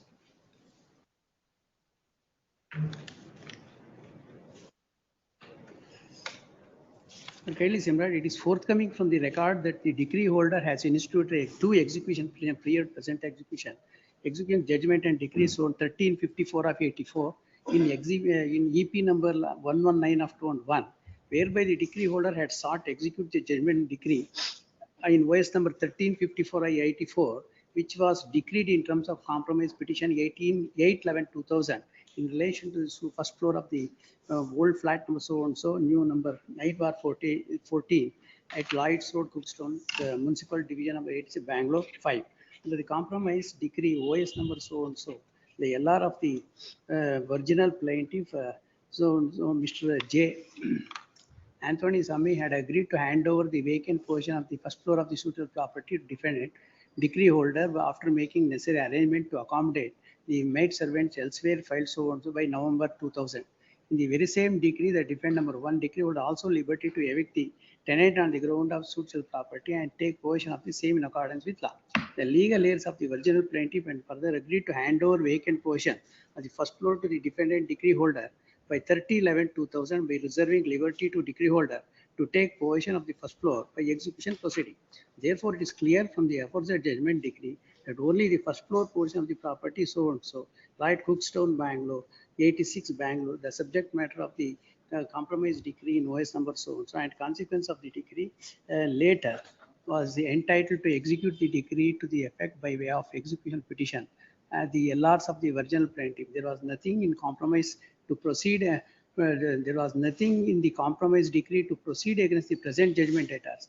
In fact, the judgment debtors have independently filed Order 21 Rule 97 application, and they claim asserting their right as the legal heirs of the original plaintiff in so and so and so. The decree holder, after having filed the objection, filed by the objector, proceeded to file a memo stating that he has already filed so and so, wherein the objectors are parties to the same, and therefore to get the dispute resolved in the pending suit, had sought for by the disposal of the execution with liberty to so and so. Now, passing for a while, now what happened is these JDRs were not parties to the decree, and they filed an application. By that time, in terms of the compromise decree, I have already filed a suit wherein they have come and impleaded, not where the title of the property they said they asserted, and that apart, they've also filed another suit questioning the compromise decree, that is also referred, kindly similar in your lordship would be able to see that in para 14, yes, they have filed 17,502, and no, they are concealed. No, read, that is a relevant paragraph. Which, yes, para 11 I read it. 14. Yes. Yes. The material on record clearly show that much after lapse of 12 years from the date of the decree, dismissal of so and so, the decree holder has filed the present petition, disposal of the suit so and so, and 17 so and so, the present execution filed on 2012-2004. It is the forthcoming from the record that though the present judgment data 3 and 4 had filed their objection under Order 21 Rule 77, the EP number so and so, they are arrayed as judgment debtors in the present execution petition, even though they were not parties to the suit, invoice number so and so, or in execution petition number 119 of 2001. And neither dismissal of the suit invoice number 17,502 was filed by objector, nor the decretal of the suit number 77878 of 99 would convert the suit into objectors so and so judgment debtors. Therefore, the execution against them is not maintainable. But it insofar as the plea of limitation is concerned, the Land Council for decree holder so and so. So I relied upon the provision of 17(2) of Limitation Act, where the court even after the expiry of net can extend the period of execution of decree. However, note that material to note that provisions of 17(2) of Limitation Act are applicable to the case when the decree holder prevented from executing the decree within the period of limitation on account of fraud or forced by the judgment debtors. Here it is not the case of the decree holder. According to the fraud played by the judgment debtor so and so, the legal heirs of so and so, therefore, in spite of the compromise, he could not have obtained the decree, he could not have obtained the fruits of the decree and so and so, unless the claim of objector resolved through the proceedings so and so and so. The decree holder and filed the execution with so and so cannot take the defense being prevented from executing the decree so and so and so. But here, that is what I said clearly. Not by they have prevented these JDRs have come and filed application or Art 21 Rule 97 saying that they are the children of Mr. Anthony Swamy. But then the court, they also challenged the compromise decree by filing the suit. Then both the suits have been clubbed together. And before filing the execution, the title suit was what I have filed was pending. They have come on record asserting the right. So I bona fide Notice to respondents and summons memo by 3rd of August. The memo is filed on 3rd, list on 4th. Yes. Cell number 56 adjourned. 57, C. Shankar Reddy for petitioner. Appearing for petitioner Bhaskar M. Praise time for 1 week for me. The connected matter tagged with this matter. Any stay in this? Stay is granted. This is matter in the month of September. Yes, 58. Cell number 58. 58, Ravanna Bellari. Yes, my lord, I challenge the rejection of the application for rejection of the plaint, my lord. And the suit is one for partition, my lord. And the respondent has filed the suit in the court below, the trial court, against the petitioners for division of the properties. The father have not acquired any single gunta of the property, my lord. He is a coolie, my lord. The petitioners have been earned the properties by doing the work and the profession, and they have earned the properties, my lord. Such being so, the respondent has filed the suit stating that father has acquired the properties. No mutation extract has been produced and no title deeds have been produced in the trial court, my lord. Such being the case, my lord, the respondent has no iota to rights to file the suit for partition, which are exclusively belongs to the petitioners, my lord. That's why. That will be decided by the court whether it exclusively belongs to you. How can on that ground the plaint be rejected? The rights have not been accruing to the respondent, my lord. That's why I filed this. When and how the court will know? And the order, the the plaint matter, on being looked into the plaint matter, entire plaint matter, he has not been stated about how the properties have been acquired by the father or the forefather of the properties.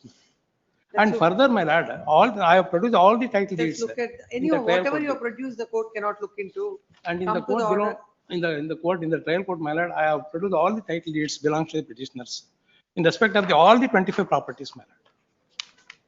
And I filed the application for rejection of the plaint matter as being without being rights to the to respondent over the properties. Please come to paragraph 10, page number 49. My lord, in page number 49, my lord, there in the trial court has been asserted that the top of the noted application filed by the applicant, different number 3, and order 7 to 11 ADE of CPC, were in place to reject the plaint and contended that the plaintiff has filed the present suit without any rights over the suit's properties, and also stated that there is no any ancestral and joint family properties, and the suit's properties are the self-acquired and the ancestral properties of the defendants, and which were purchased by them also, and also stated that the plaintiff has no right to as per law.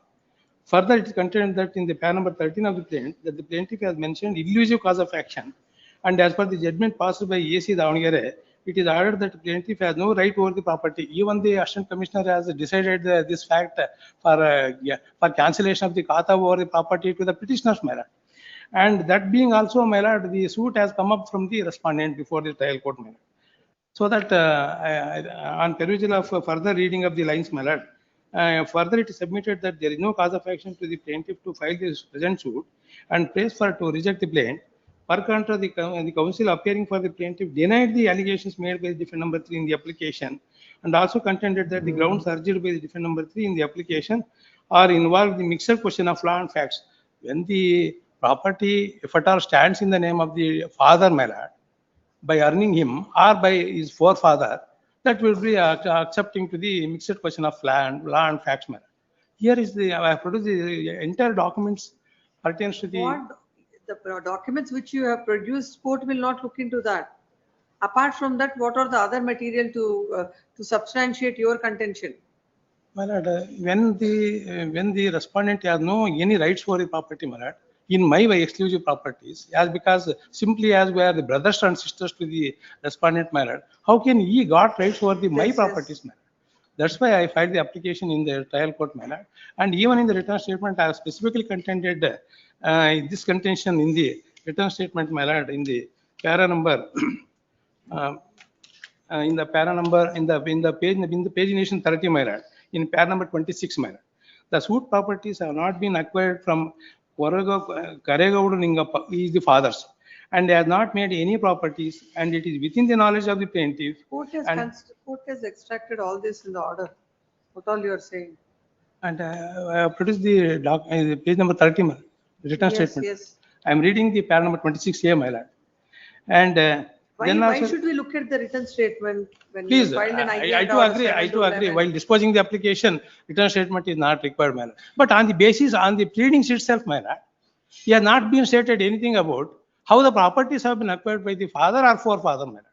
And no mutation extracts have been produced by which were the properties have been received from inheritance or not. Yes, dismissed. 59 adjourned. 60. Lakshma Kumar.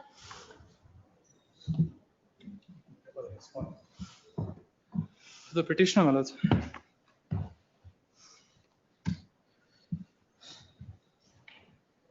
Yes. Lords, the petition, this is the defendant's revision petition challenging the order of the trial court rejecting the application under Order 7, Rule 11 of the CPC, my lords. This is IA number. My lords, IA number 4, my lords, filed by the petitioners herein.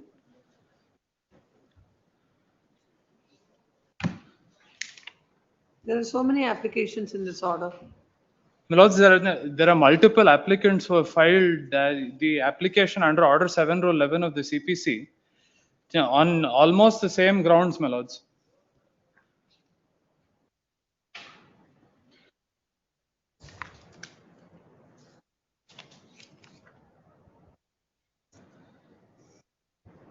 Let's look at your affidavit. Where is the affidavit?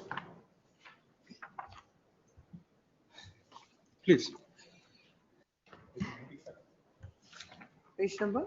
95, my lords.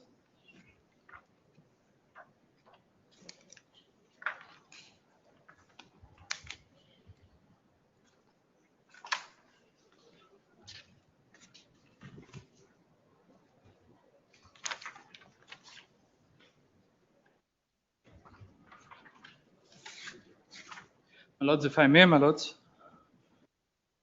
a brief background to the case.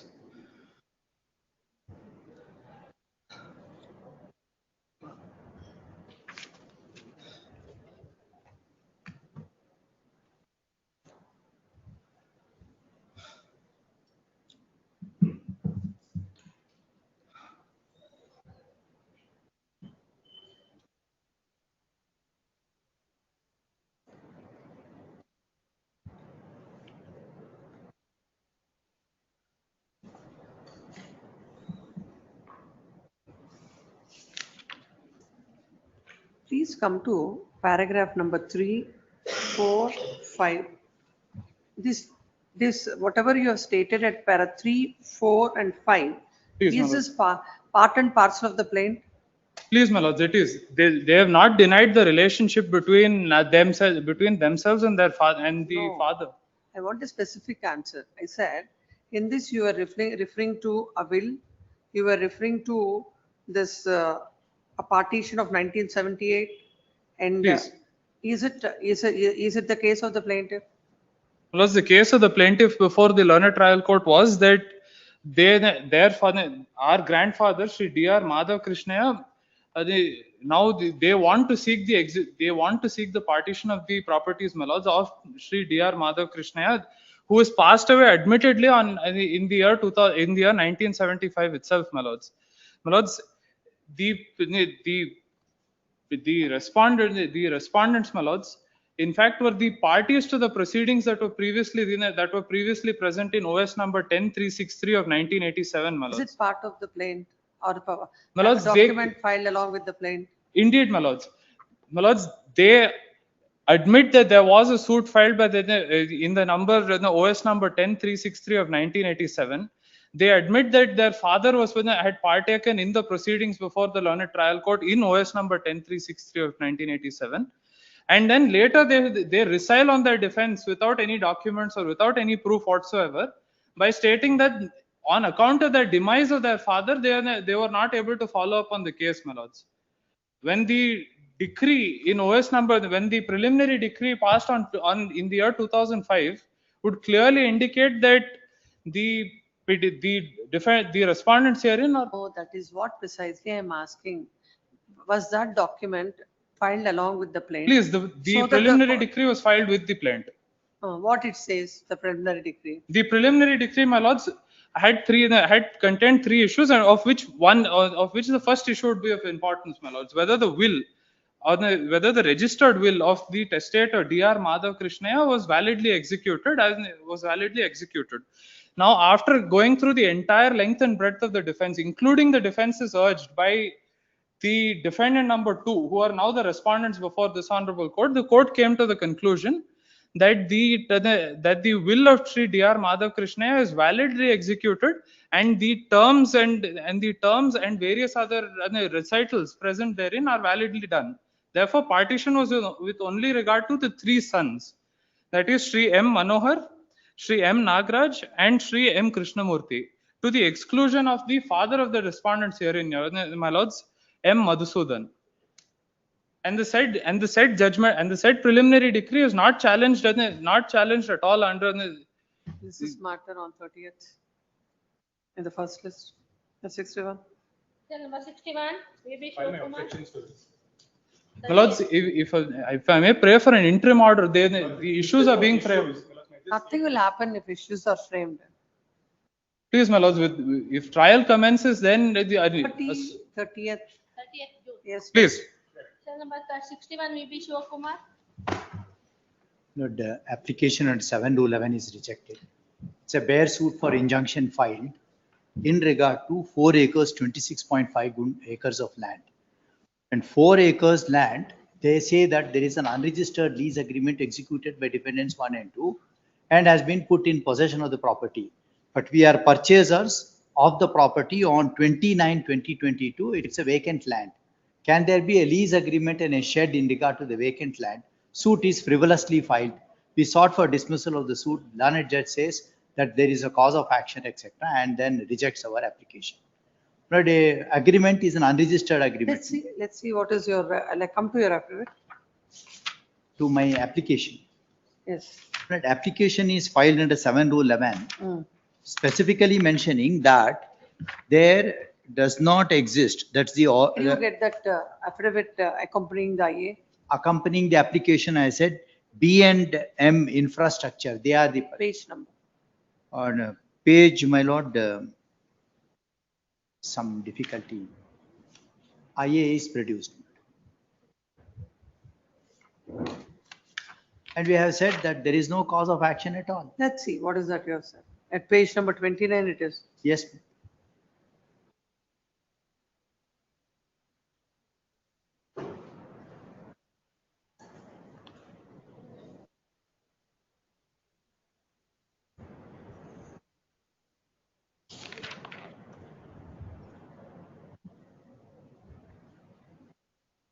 Your defendant number? I am defendant number 5, my lord. I am a purchaser under a registered sale deed on 10/12. Defendant number 1 and 2 have leased They, out the they say property they have got according a to power them. of attorney and then they have executed. It looks very frivolous. It's just to interfere with the property insofar as it's concerned.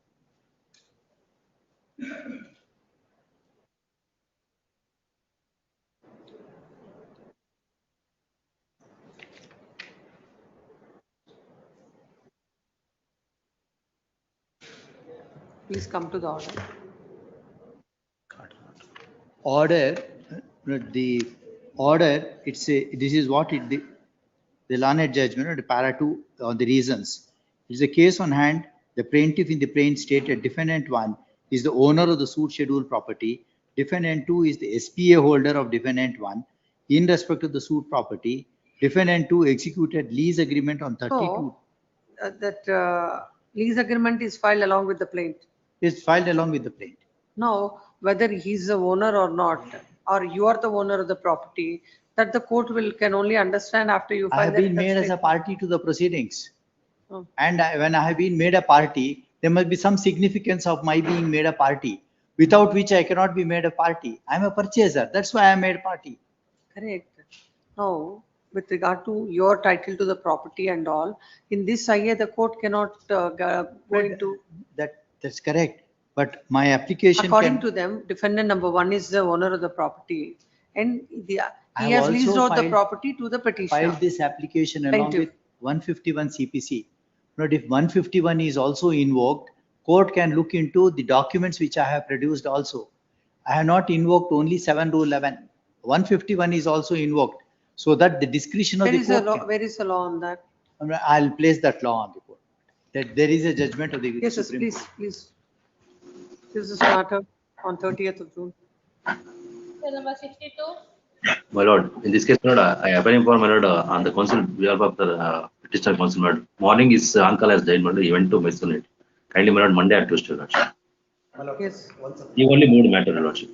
For the caveat, but earlier my caveat has been expired. They have not yet served the copy to me. In case Then I- counsel the petitioner serve the copy of the writ petition. Please, And your counsel respondent, Mrs. Marta in the month of July. Yes.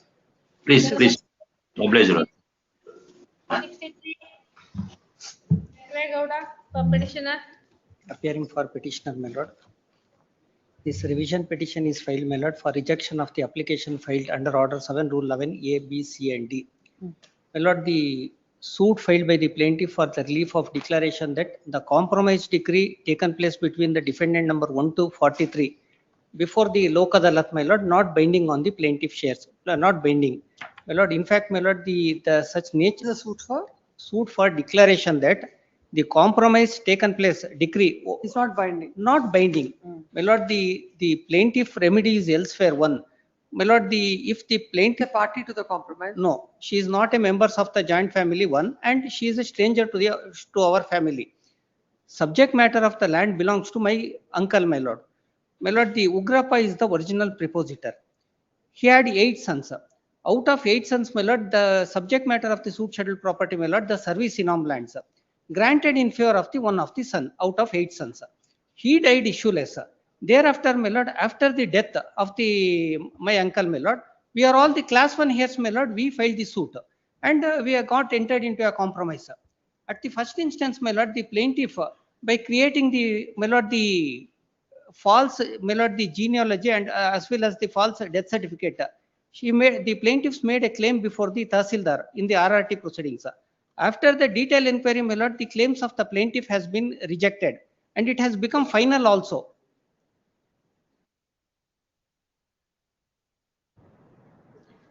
The same has become final.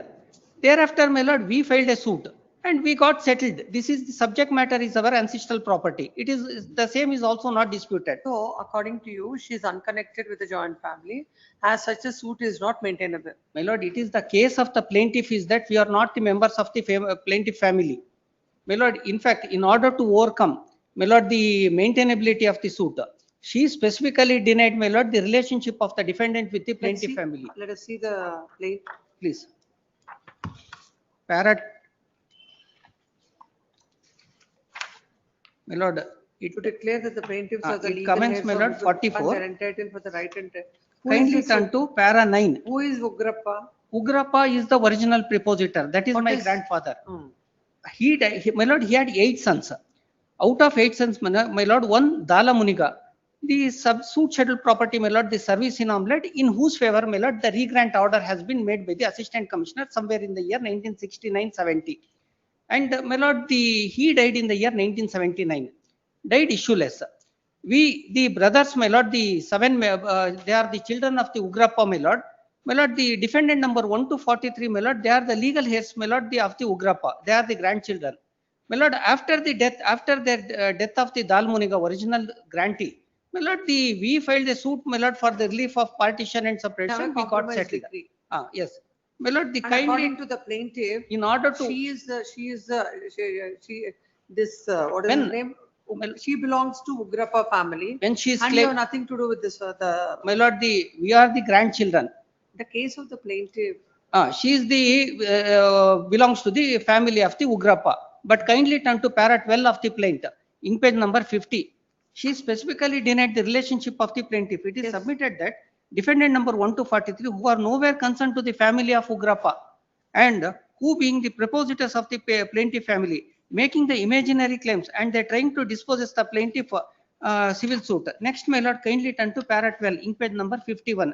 It is submitted that upon careful perusal of the aforesaid papers, defendant number 1 to 43 have illegally entered into a compromise. In the said compromise, the propositors have been divided into 2 shares. The defendants, even though totally stranger to the plaintiff family, obtained the collusive compromise decree in their favor, having suppressed the fact that, my lord, at the first instance, the very same plaintiff, my lord, by creating the false genealogy, claiming that they are the legal heirs of the Ugrappa family, and they have made a claim before the Tahsildar. Tahsildar, after holding an inquiry, rejected the claim. Thereafter, my lord. Where are all this? Yes, my lord, we have stated in the written statement as well as the application also. Kindly turn to ink page number 79, application filed under order 7 rule 11 A and D. Kindly turn to, my lord, ink page number 86, para 11. I submit that. Counsel, how can you make such a submission that My lord, I have said all this, listen to the court. I have said all this in the written statement. All that has to be looked into. Why will the court look into? Awareness of the plaint has to be looked into. Only Yes. confine yourself to this and make submissions. How it is not maintainable, nothing else. My lord, the decree passed by the Lok Adat has been called in question in the suit. If such is so, my lord, their remedy is elsewhere. Where is the remedy? My lord, by filing a writ petition, my lord. Is it the ground which you have laid? Yes. Let's see that. Kindly turn to ink page number 86. Para 11. I submit that after passing the order by the Tahsildar, then only we defendants 1 to 43 filed the suit before the Honorable Court in OS 1573 of 25. In the suit, the parties are settled the matter by filing the compromise petition before this Honorable Court. In terms of the compromise petition, Honorable Court accepted the same before the Lok Adalat on 13/12/25. Where did you say that the ground that is taken, Yes. that against that the writ petition is maintainable but not a suit? Where is that ground?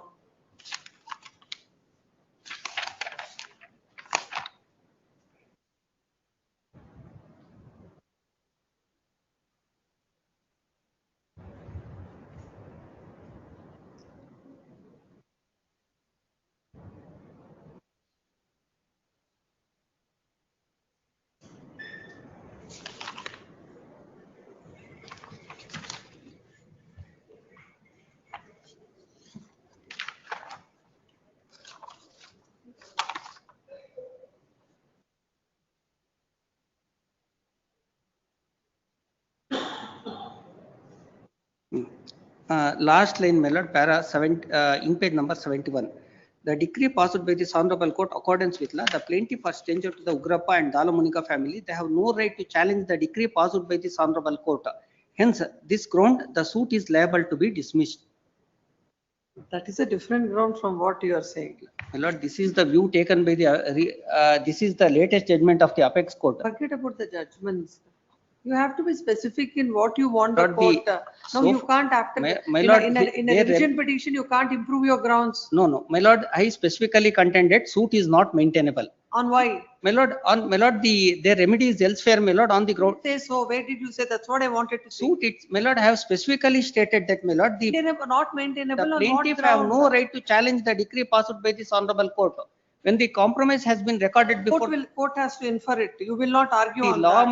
my lord, I need not plead the law, my lord, in my pleadings. Then you don't have to file the petition also. Court will understand. You can't improve the case in a revision. Without raising the ground, without giving there was no occasion for the court to deal with it. Notice to the respondents, please. Cell number 64 adjourned. 65 Nataraj Sharma is for petitioner.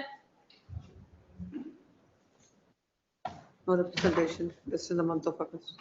Yes, 66. Cell number 66. Cell number 66. I'm Shrikant K. for the petitioner, my lord, challenging the rejection of application under order 7 rule 11. What by the is the trial suit court. for? My lord, What is the suit for? suit for possession, my lord. Where is your My lord, affidavit? there is a earlier suit in the year Where is 2000. the affidavit filed in support of the IA? My lord, in the page number 38, in page number 38.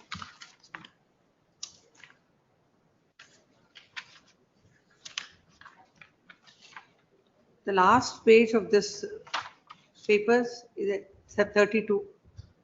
32.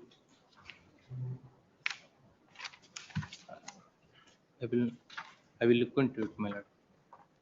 Yes, this is matter of 2 weeks. Yes, next. My lord, Cell number 67. 67 is also same. Yes, Shrikant after 2 K. weeks. Right, my lord. Cell number 68.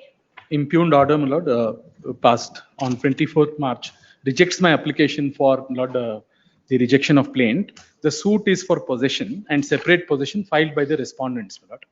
Your lordships may see their case is that, my lord, they are the joint family, and one of them, my lord, your lordships will see page number 45, my lord, is the plaint filed by them, annexure B, my lord, suit for partition and separate possession. Your lordships will see, my lord, how it is framed, and on that count alone, it should have been rejected. Page 49, fifth paragraph. Before that, we'll see your affidavit. You must have stated there. Yes, your lordships will see, my lord, my affidavit is, my lord, yeah, my lord, pass on. I'm sorry, I greatly. Why they are numbering this CRPs without an affidavit? My apologies. Yes. My affidavit, my lord, page 20. Page 20, my lord. Yes. Your lordships will see first ground, page 23. I further state plaintiffs have not pleaded what manner they are having right over the property in view of the sale deed executed by one Rangappa along with his father in 1949 itself, and purchaser by name so and so. He is enjoying the said property along with his wife till the death without aid and assistance of family members. This is what they stated in the plaint. Is first aspect, my lord. Now your lordships will see, kindly see, my lord, page 49. I am showing para 5. Plaintiff submits. This is also my case. It is also their case, my lord. Page 49 of my lord petition. Venkatachari, the plaintiff submit that Venkatachari had no issues. 9 is the plaint. Yes, my lord. 49 is the plaint. Para 5, my lord, in that. Plaintiff submit Venkatachari had no issues and died leaving his wife Kalamma. That's my case also. Now kindly see, my lord, the array of parties at page 47. This Venkatachari is said to have no issues, but respondent number 10 is shown to be the wife of Venkatachari. Then Nagalakshmi is shown to be the daughter of Venkatachari. Then Prema is said to be the late daughter of Venkatachari. Even according to them, Lord, they have produced a genealogical tree also, where Venkatachari is shown as issueless. It is my case also, it is issueless. But here, they make these people a party just to create a facade. Whoever is available, my lord, they have made parties. That is one aspect. Secondly, my lord, your lordships will see 1948 is when Venkatachari, my lord, is said to have purchased this property. And from 1948 to this date, the hundreds of, my lord, the hands have changed. And these Venkatachari, my lord, if he has executed the sale deed in 1948, he is shown as late Venkatachari and his daughter is shown to be age 34. If one has executed a sale deed in 1948, that is, my lord, one. Secondly, my lord, Where do you get that? yes, The your lordships will sale see. deed is executed. Yes, their own pleading, my lord. Get paid. Say their own pleading, para 3, my lord. Para 3, your lordships, from the bottom, Venkatachari, your lordship, as he was the eldest male member of the family, under a sale deed dated 1949, your lordships get. So if, my lord, 1949, if Venkatachari, their case is that it was a joint family property, but since Venkatachari was the eldest son, it was registered in his name. Now your lordships will see Venkatachari, next page, my lord, para 5, Venkatachari had no issues. Venkatachari's name, the property stood in the name of Venkatachari, he had no issues. And if that is so, my lord, who I question myself as to who are these respondents, my lord, from respondent number 10, whom they show as children of wife and children of Venkatachari. That is one. And if the sale deed is of the year 1949, and they look at the age, my lord, age of that Sitamma, who is claimed to be the late Venkatachari's wife, is 47 years old. 49 is the sale deed. No, these are not the grounds for rejection. No, that is not, my lord. I am only saying my grounds were these, my lord. I am saying one is that if 1948 is your basis, I did not even go into these aspects. I am saying, my lord, if that is your basis, then, my lord, how the property devolved onto the next party, how the property came, in which year, who died, and whether they were a joint family or not. What is the relief they are seeking? They are seeking, my lord, partition and separate relief. Your lordships will see the prayer, page 54, pass judgment and preliminary decree, declaring that plaintiff is entitled to 1/2 share in the scheduled property and to divide the scheduled property into 2 equal shares. And then, my lord, the Favor of defendant number 13.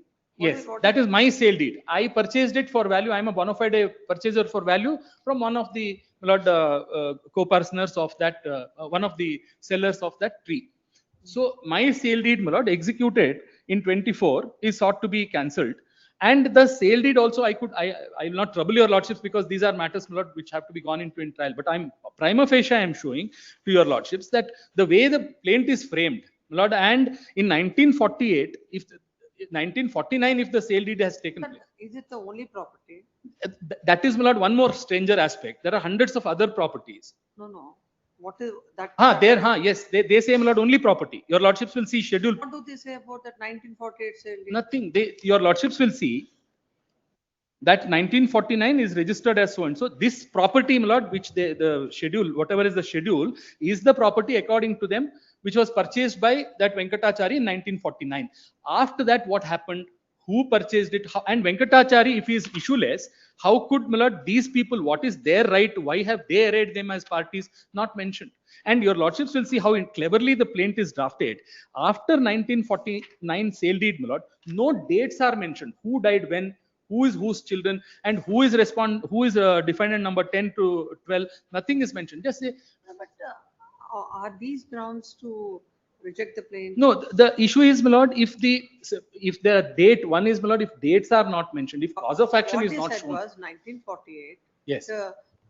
So and so has purchased the property. Yes. And they are entitled for partition. That's what they're saying. Yes, that's all they are they not say. saying about the sale deeds, and maybe recently they have come to know. Is there? Yes, that's their case, my lord. My respectful submission is, if that is so, if their case is that, my lord, if Venkatachari died issueless, they make these people as legal heirs of that Venkatachari and concoct a story. That is, my lord, one. Secondly, even those sale deeds, now when lordships will see para 4, scheduled property was purchased out of the joint family funds. This is, my lord, one averment. Sale deed in respect of scheduled property was registered in the name of Venkatachari.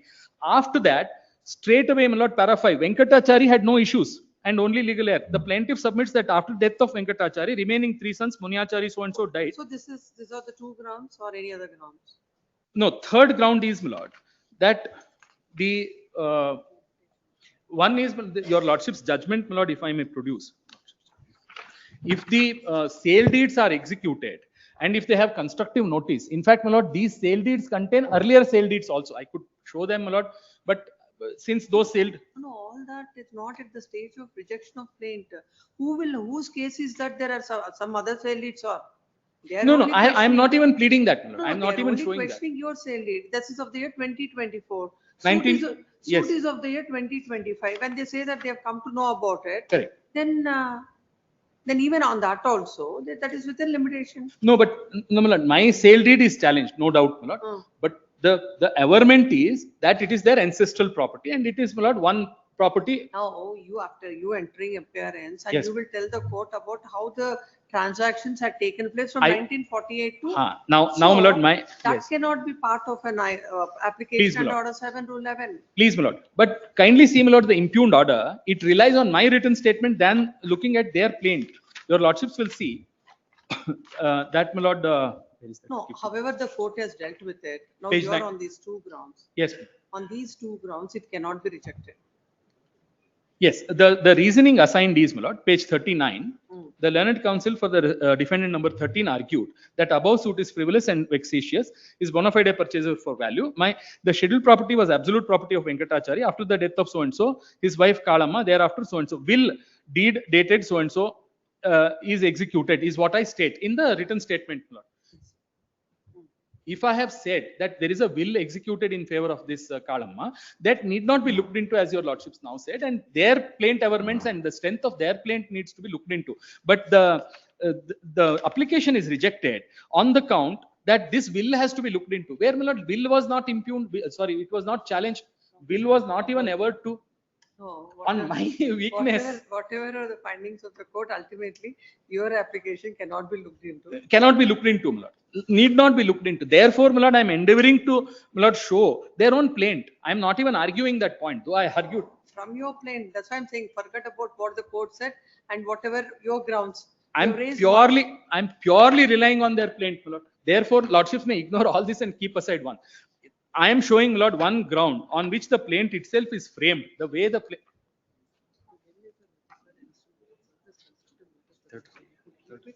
Switch on there. Where is the plaint? Your lordships will see, my lord, the plaint, purely the plaint, nothing else. Therefore, my lord, it is part of my only annexure that That is what I'm saying. Looking Yes. at only the plaint cannot be rejected. Lordships may look into the plaint and consider this aspect, my lord. I am at your lordship's hands. Lordships may see page 49. Only one point I am making, my lord. If plaintiffs are saying, as per their plaint averments, para 5, my lord, at page 49, plaintiff submit that Venkatachari. 49. Yes, my lord. Ink page 49, para 5.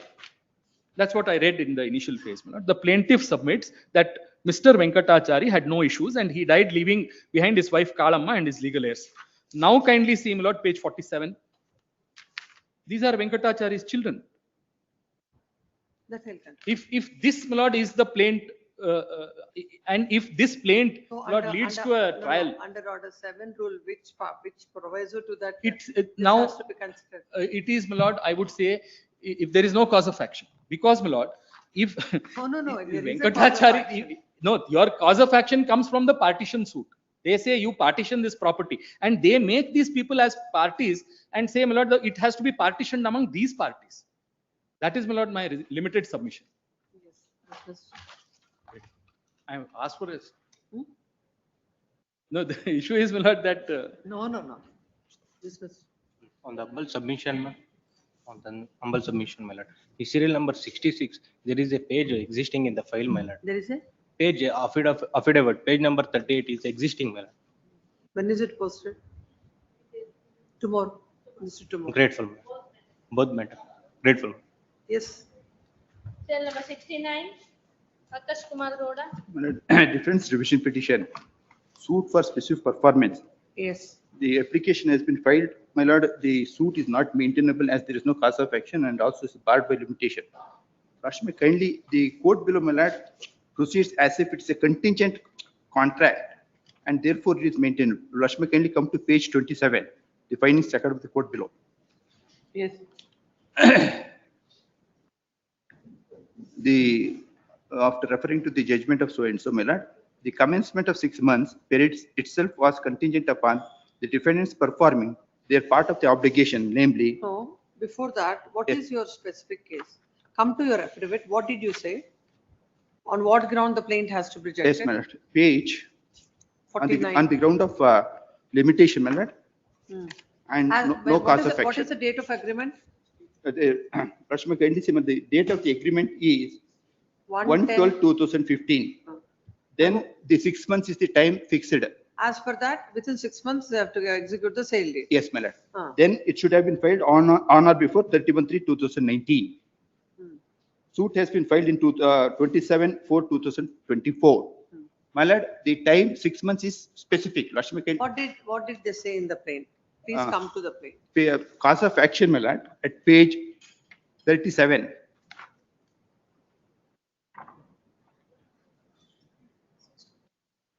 The cause of action for the suit arisen on 1/10/2015, 25/11, by that time it is over. On 27, so and so it is over. So he must have laid some factual foundation for that. Even for that, my lord, before that, my lord, I take your lordship to Article 54. There are two things for limitation. If the time is specific, then it starts from there. Therefore, my lord, I will read Article 54 as well as the agreement. Whether I can understand if the agreement is contingent, that is on production of the sketch and other things, the time starts. If the time is specific, then, my lord, there are two judgment of our. Let us see, what did he say? Why, if it is 6 months, Yes, from 1/10/2015, Yes, he- ma'am. what has he, how it is narrated in the plaint? What are the subsequent dates? My lord, at page 34, para 8, my lord. He says pandemic COVID-19 shaken the world and Enforce of paralyzed the agreement normal life. being always ready and willing. Para 7, Para 7, my lord, after the continuously aforesaid approaching agreement, the the, plaintiff is being always ready and willing to perform part of the agreement, getting sale deed. Defendant have been continuously approaching the defendant to execute the sale deed by furnishing the required documents. But for the reasons best known to defendant, she went on avoiding execution of the sale deed in favor of plaintiff by tendering requisite documents. And the defendant has been prolonging the matter by projecting one reason or the other. In fact, the plaintiffs are always ready to get the sale deed from the defendant, and plaintiff has also got ready money to meet registration and other incidental charges.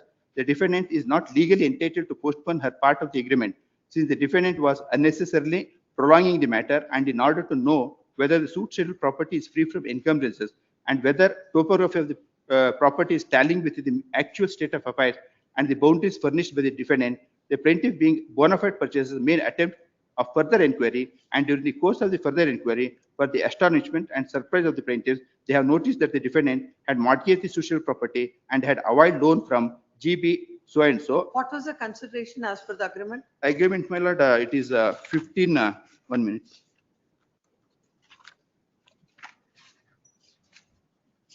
Page 60, my lord.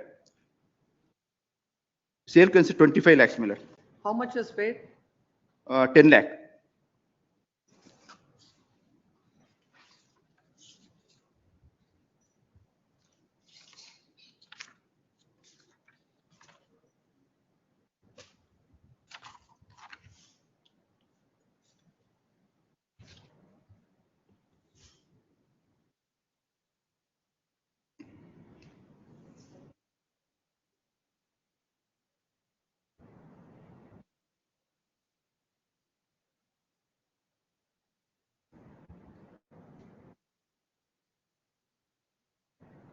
What is this notice on 25/11/20? I cancelled on the ground that you have not come forward to come and execute the sale deed. Hmm. And stating the advance amount is forfeited. Again, he kept quiet. No, from there it is, even if you've taken it, from there it is within. 3 Assuming, years, but fine. we have to go by the agreement, my lord. No, I'm saying, even from True, that day, true, yes. Maybe. It depends upon the circumstances and the terms and conditions of the agreement.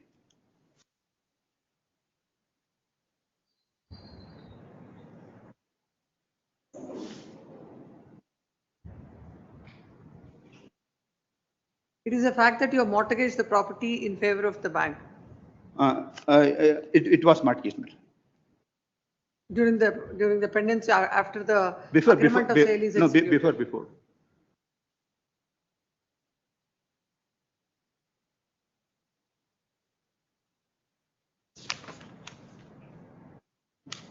No, please come to the order. Page 56, my lord. agreement. I will take your lordship to the agreement. 50? Page 56. Starts from 54 agreement. I will read some of the contentions. Page 50, last para. The plaintiff is satisfied with my title, whereas upon acquiring scheduled property, the entries, Lakshmi got it, Milan? Page 56. In the revenue records pertaining to social property, stands transferred mutated in the name and favor of the vendor, and to that effect, the concerned revenue authority has issued RTC mutation and concerned revenue As document. far as these satisfaction is concerned, it is correct. No, no, But what you have done is that mortgage. Next, conditions. That the vendor is the absolute owner, okay. Next, last paragraph, next page, Milan. Acting on the said representations, believing the same to be true and correct, the purchaser agreed to purchase the scheduled property for the sale consideration of 25 lakhs, and also on the vendors, along with the assurance, held out as Supra. Then, my lord, next page, my lord, class 3. Both the parties have agreed to complete the sale transaction within 6 months from this day. No, the important clause is 4. Plus, yes, my lord. Lordship, kindly say, 4, the vendor shall make out and convey a good marketable and arising rights and title in respect of scheduled property to the purchaser or in favor of the person so and so as required to purchaser. When did you clear the mortgage? It was clear, my lord. It is well within the knowledge because he says You can tell the date. What is that? that. So all these issues will be discussed. No, Lordship, kindly say, next, Lordship, kindly come to. Condition precedent is. Class 7, my lord. Yes. The vendor has agreed to deliver all the, Lordship, kindly say, my lord. This is the most important. Class 6 months has to be read along with class 7. The vendor has agreed to deliver all the original title deeds which are needed for the execution of the sale deed of the scheduled property to the purchaser on the date of registration of the sale deed in respect of the sale property. So, therefore, Lordship, kindly, so pardon me, 6 months. If at all, my lord, within 6 months, yes, I am ready to pay the amount. You come and execute. If at all I have not produced these documents, then I can understand. Here, my lord, because, my lord, the period of 6 months have to be read along with the class 7. It is not first production of documents, then registration. No. Here, my lord, if you read class 7, it is not contingent. Within 6 months, he should have been ready with the money. If at all on the day I had not produced all the documents required for the purpose of registration, then it is my fault. Here in the instant case, my lord, it is not contingent. It is contingent. No, it can't be. It has to be completed, my lord. How the registration will be completed when you don't have the time? When you have the, don't have with the kind documents? permission, with kind permission. Then within 6 months, he should have issued a notice. I am ready with the money. No, there is no such reading of the entire pleading. He doesn't say that I have issued a notice calling upon him to be ready with all the documents. I am ready with money. There is no such averments or notice from his side within 6 months or immediately after the completion of the 6 months. We'll read the judgment. We will read the order. The order, my lord, at page 27, my lord. Yes.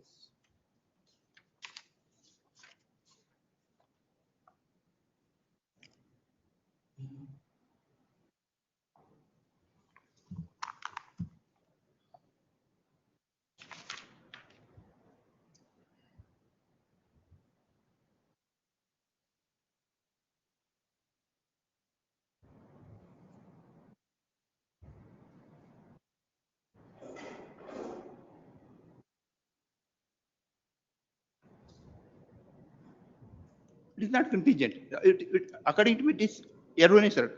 Just Lakshmi kindly come to pay paragraph 54 of the Limitation Act. Yes.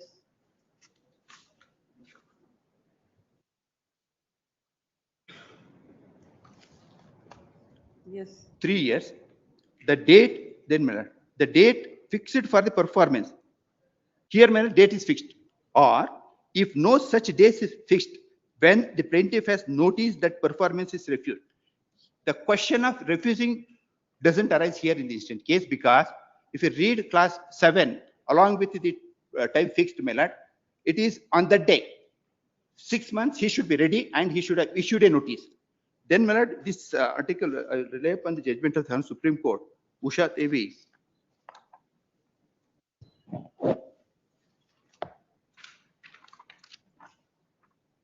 para 8, 9, 8, para 8, madam. Yes. We need not enter into other issues as we are convinced that the suit was barred by limitation. The limitation are Article 54 of the Limitation Act for instituting suit for specific performance of a Reading. Para 8, madam. Para 8, Yes. page 6, bottom 6. Yes, yes. We need not enter into the other issues as we are convinced that the suit was barred by limitation. The limitation in Article 54 of the Limitation Act for instituting a suit for specific performance of a contract would be 3 years from the date fixed for the performance, or if no such date is fixed, when the plaintiff has noticed that performance is refused. Article 54 of the Limitation Act is so and so. Next para. Coming to the facts of the present case, we find that in the agreement dated 17/12/89, it is specifically mentioned that the sale deed would be executed within 1 month from the date of the said agreement. The period of 1 month would expire on 16/1/1990, and once there is a specific date fixed for performance, the limitation period would be 3 years from the said date, which would expire on 16/1/1993. The trial court has thus held that the suit was barred by limitation as it was filed in September 1993. The First Appellate Court and High Court went on the consideration that the agreement further recorded that this agreement would remain valid for a period of 5 years from the today's date, that is date of the execution of the agreement to sell. Placing reliance on this clause, in our considered opinion, is totally irrelevant. The performance was to take place within 1 month. The validity of the agreement is something different and does not change the date of performance. What was the reason for incorporating this clause of validity agreement for 5 years is not spelled out in the agreement, but in any case, it does not change the date fixed for the performance. As such, the suit was liable to be. Here also, my time is fixed. And my lord, I can understand if there is any condition cast upon me after producing so and so documents, you issue a notice from that date onwards. Then here, my lord, the first part of Article 54 attracts because 6 months has been specifically mentioned, and the production of documents from my side is not first and thereafter coming to the execution. It is not contingent. It is 6 months is the fixed period. If at all the date fixed, that is 6 months. If it doesn't come forward, he should have issued a notice. Here in the instant case, there is no such attempt has been made by the plaintiff. Following this judgment, my lord, there is judgment of our own High Court, my lord. Take that.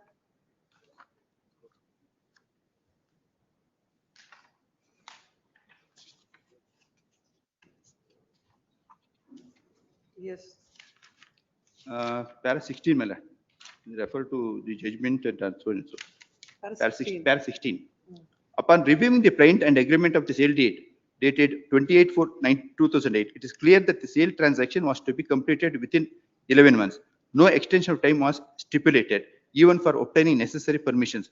The sale deed in favor of defendant number 7 was executed on 16/6/2011, and the plaintiff claims that he became aware of it only in 2016. However, this purported cause of action appears to be an attempt to circumvent the provisions of Limitation Act. The suit having been filed 8 years after the 11-month period expired is clearly barred by limitation under Article 54 of the Limitation. Here also my rest of submission to your lordship, my lord. Here, my lord, it is not the findings recorded by the court below that it is contingent. It may not be correct, and therefore it needs interference by in the hands of your lordship. Dismissed. Pardon? Dismissed. Order will follow. Next 60, 71. 71 is also same. Yes, 71. I'll take 71 also. Cell number 70, 71. No, which is similar, something else was saying? Parties are the same, agreement is different. 70, which one? 71. Parties same, agreement different, everything is same. Terms and conditions same. Cell number Is called the urgency mentioned matters and pass over. Sale number 102, list 1. 102. 100 in list 1. My lords, appearing for the defendant, my lords. Yes. My lords, they have filed this writ petition. The suit is for declaration in possession, my lords. IA number 2 and 3 has been filed by the plaintiff in the trial court. The learned trial court judge has issued summons to the defendants in that case. So they have sought for, my lords, interim order is granted by this court on 22/1/2026, saying that status quo may be maintained. In this case then, Yes, my lords. you have an interim order, why did you No, mention? my lords, they are the petitioners, my lords, we are the respondent. Let the trial court may be directed to dismiss this, dispose this IA in a span of 2 or 3 months, my lords. Because the summons were issued, they have come here. Yes, my lords. No, there is an interim order in this. Yes, my lords. Let that interim order No, continue. my lords. But then, Did the matter? have you informed them? Yes, my lords. They had appeared. I had informed them. They told they'll appear through VC. No representation?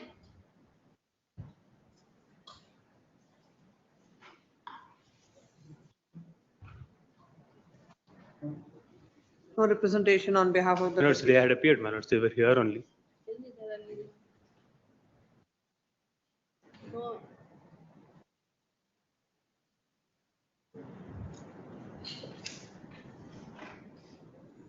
Aman NL.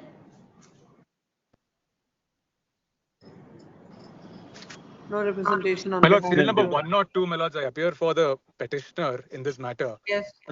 My lords, we object to the status quo being vacated, my lords, but they had suggested that the matter may proceed in the trial court with the status quo continuing in Well, respect of both parties.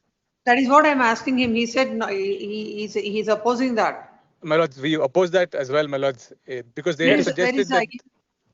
Where is the IA? Where is the order? No, issue emergent notice on IA number 1 and 2, suit summons against so and so by 10/12/2025. And the matter is pending here from then. No, my lords, we had sought for an interim order of injunction in the matter. So this is what is the problem, granting interim orders here and keeping the matters pending when suit summons are issued. My lords, we had taken notice, my lords, we had taken notice in respect of the suit summons also in respect of them. Because the status quo, because the interim order was not granted, my lords, we approached. The present petition is filed with the order dated so and so by so and so, whereby the court has issued emergent notice on IA number 2, 1 and 2, and suit summons against the defendants returnable by 10/12/2025. As the application is not considered, the petitioner has come before this court. My lords, my submission is the application is considered, my lords, and it's been dismissed, and suit summons is issued. Lordship, may please see, my lords, page number 38. That's what I'm looking at. Page number Issue 38, my emergent lords. notice on IA number 1 and 2. It has not dismissed your case. It is not dismissed, my lords, but emergent notice is issued. Coordinate bench of this court on 22/1/2026 has passed an order directing the parties are directed not to alienate, encumber or create third-party rights for the suit scheduled property till the next date of hearing. When counsel appearing for the respondent defendant submits that the matter an interim order is granted on 22/1/2026 and the same is before and pending before this court. There may be this writ petition may be disposed of as they've already entered appearance. The court can consider the IA, considering the next part, considering the fact that right from 10/1, what is the date I said? 10/1/26. Interim order. 10, not 10/12, which is 1, I think. 22/1/2026, the petitioner is enjoying an interim order of status quo that shall continue till the disposal, till the court passes appropriate orders on IA number 1 and 2. IA number 1 and 2 shall expeditiously be disposed of within a period of 1 week from the date of receipt of the copy of the order. Yes, disposed Please, of. madam. Grateful, madam. 105. Yes, Mr. Vignesh Shetty, you require special welcome. So many times a matter came up. Every day he will come up with mentioning in the morning and you don't turn up in the No, afternoon. no, my lord. What do you say about this? My lord, in fact, this amounts are paid. He paid the amount and he was also saying that any interest and all from that day till now, on that amount, he is ready to pay. My difficulty, my lord, he's not complied the order. We proceeded further and we should, my lord, possession notice also in this property. No, that is only, My objection may be taken on position that. notice is still with you only. Not, it is not an auction notice. No, I agree, my lord. In fact, my lord, my objection may be This, taken on record. I'll take it on. This court has passed an order on, It's 2/4/2026. 2/4/2022-26, directing the petitioner to pay the amount within 30 days. However, as the order was reflecting 20 days, again, the same was clarified. And the 30 days time granted by this court expired by 2/5/2026. The petitioner has come up before this court by moving the present IA, stating that he couldn't pull up the amount, as such could not pay the money. And in fact, he's trying to mention this matter from the, and in between, the vacation intervened. And after that, he made all efforts to mention this matter. And then when the matter came up on 15/6/2026, this court has directed the petitioner to pay the amount. And also, this court has observed that the petitioner is ready to pay the interest, that is from 2/5/2026 till now. And accordingly directed the matter to be listed today. Today when the matter came up, then counsel for the petitioner has placed before the court a memo stating that an amount of rupees 1,96,96 lakhs 5,000, but 1,96 lakh maybe. Yeah, 5,000 is paid extra, that's all. 1,96 lakhs is transferred to the respondent bank. Next part, and counsel for the respondent bank does not dispute the said fact. However, it is submitted that as a petitioner has failed to pay the amount by what is the date? 2/5/2026, they've issued the possession notice. Next part, considering the fact that the amount as ordered by this court is paid by the petitioner. The petition paid by the petitioner, and also the petitioner is ready to pay the interest from 2/5/2026. Yesterday date was? My lords, I paid it on 15th. 15/6/2026. You shall pay the interest, bank interest. Till on 10th, the- my lords. Huh? Till 10th, because 10th I was ready to pay. I was waiting for 10th. Till 10th. Then for those days, he will pay because he's not coming to the court. 10th, till 10/6/2026, as a matter was being listed before the court, the petitioner shall pay the bank interest on 1,96 lakhs. 1,96 lakhs, and on payment of the said after payment of the said interest, the respondent bank shall release which property? Item number 7 property in the demand notice. The item number 7 property in the demand notice shall be released. Accordingly, They may be directed to return the original documents. the respondent bank shall return the original documents. In respect of item number 7. In respect of In item respect of item number number 7. My objection may be recorded somewhere in respect. When is, like it is submitted that it is not complied, and they have issued a possession notice.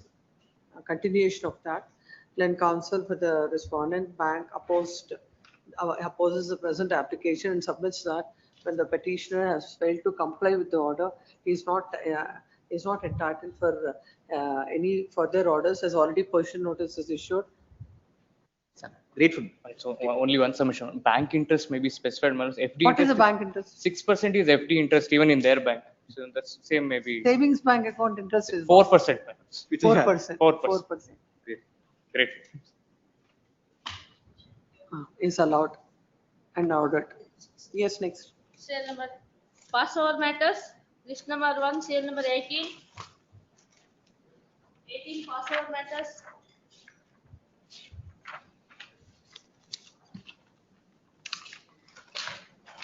My lord, I am for the petitioner, ma'am. And for in trial court, we are for the defendant. In the trial court, we are for the defendant. And they shoot for the specific performance.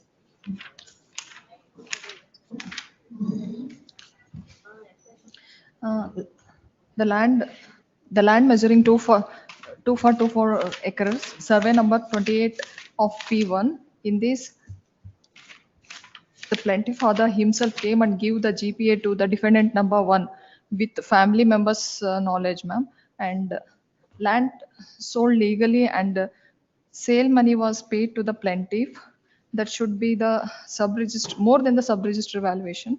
And defendant, the GPA was executed on 1997 and sale date executed on 28/2007, ma'am. There will be a 20 years bar, ma'am.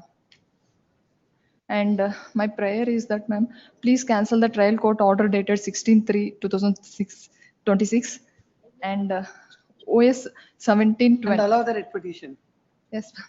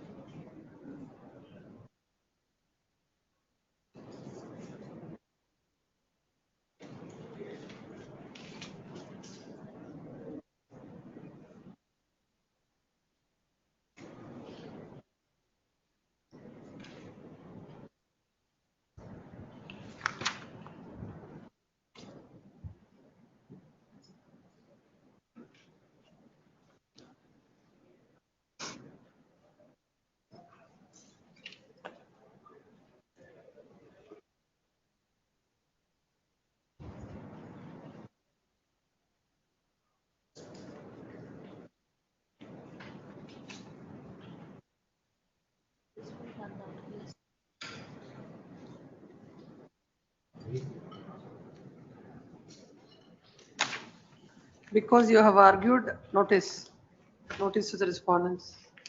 Till number 25. Much obliged, ma'am. Notice to the respondents and the petitioner shall show the hand summons. So and so shall file a memo to that effect by 20th June. Yes. Till number 25. P.N. Harish. 25 P.N. Harish. Kindly pass it over. It's just marked in the month of September. Yes, next. Till number 33. Yeah, for the petitioner, I appear for the respondent number. yeah, this is a fourth round litigation, my lord. Earlier, the splint has been rejected. Now he sets up his daughter and filed a fresh suit. The trial court, only because in a suit for partition, multiple decrees not be passed, he says the suit is barred. That's the reason he says the 7 rule 11 application is not maintained, but 6 rule 14 would be applicable. As against me, the suit can be dismissed. That's a short point involved, my lord, in this matter. They have sought for part rejection of the plaint. It is not permissible under any provision in CPC. I have 2 citations regarding this. Page 29 of the paper book, my lord. Where is the IA? Page 29. Where is Therefore, it appears the suit of the plaintiff with respect to item number 2 is barred by time. Under 7 rule 11, the plaint can be rejected in respect of item number 2. Where is Therefore, the affidavit? defense certificate not made out grounds to allow the application. Affidavit, where is affidavit? Affidavit. Not able to. IA affidavit. IA affidavit are there, my lord, at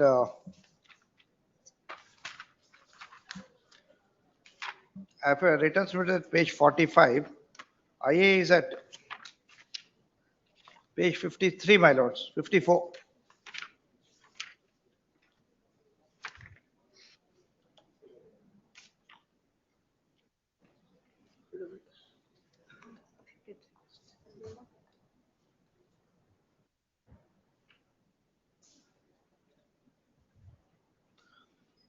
Reject the plaint only against 13 and 14, my lords. The is property your, is sold in 1932. Page 45 is your written statement. Written statement, my lord. Page 45 is the written statement. Where is affidavit in support of the IA? Huh? 55. Affidavit is page 55, my lords. Affidavits are at page 55.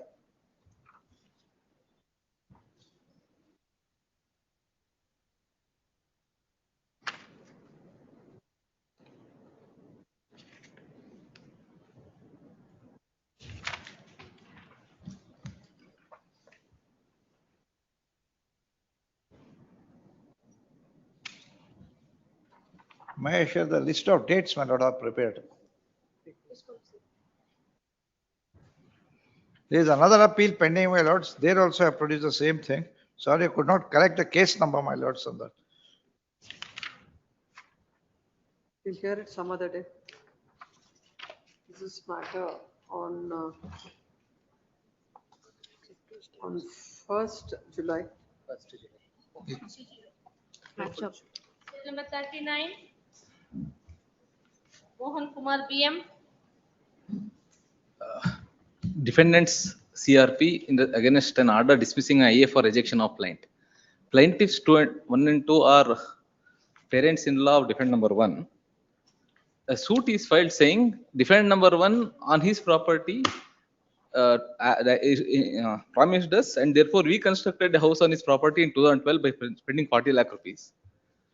Then by 2000, and we started living there. He said we can live in the property, and whenever we need money, he will pay money.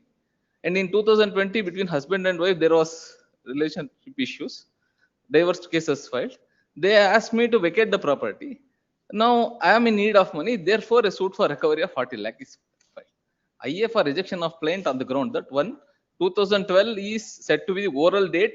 That too, payment is not to me. They say they have made payment by cash, etc., to contracts and others. If 2012 is the payment, suit is filed in 2023. It's barred by limitation 1. 2, the cause of action is very vague. A meaningful reading will not give rise to any cause of action.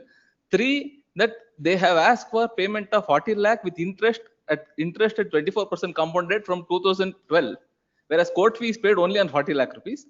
The trial court rejects, saying that cause of action is a bundle of facts. Limitation is a mixed question of law and fact. Therefore, IA is rejected. Court fees, at any time the court can pass an order.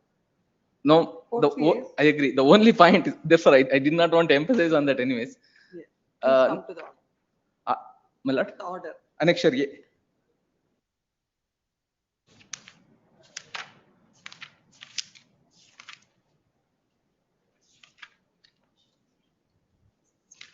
Page.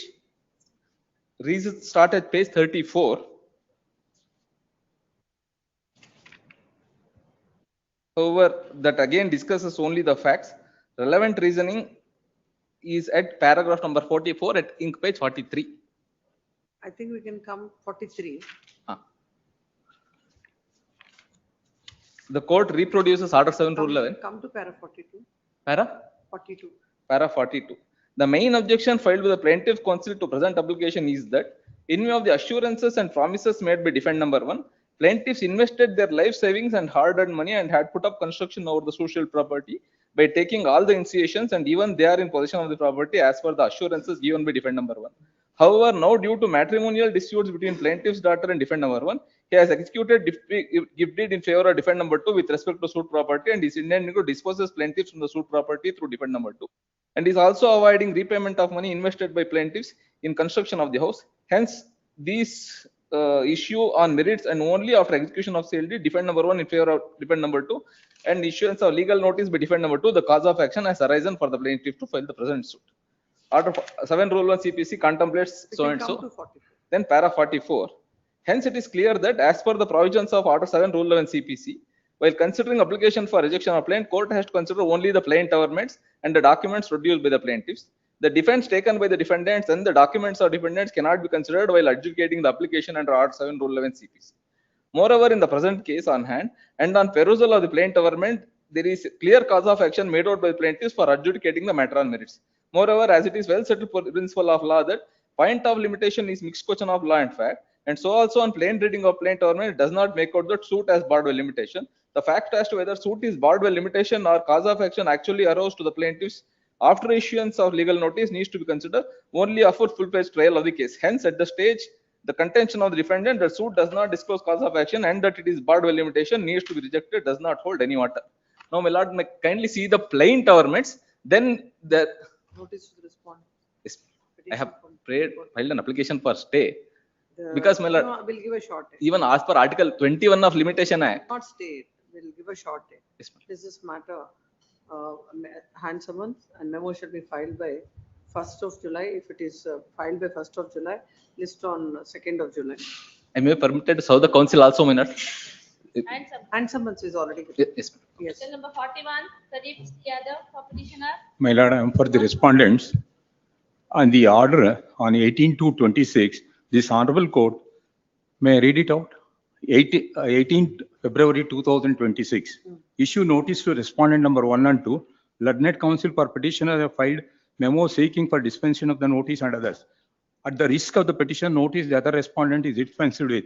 Learned senior counsel C. D.R. Ravishankar, appearing for the petitioner, submits that the plaint, paragraph 9, the plaintiffs have clearly stated that with the permission of the court, it is not so. The scheduled property mentioned, there was a stay by the honorable court, this court, on 7/4/2016. I have filed in my objections vacating stay.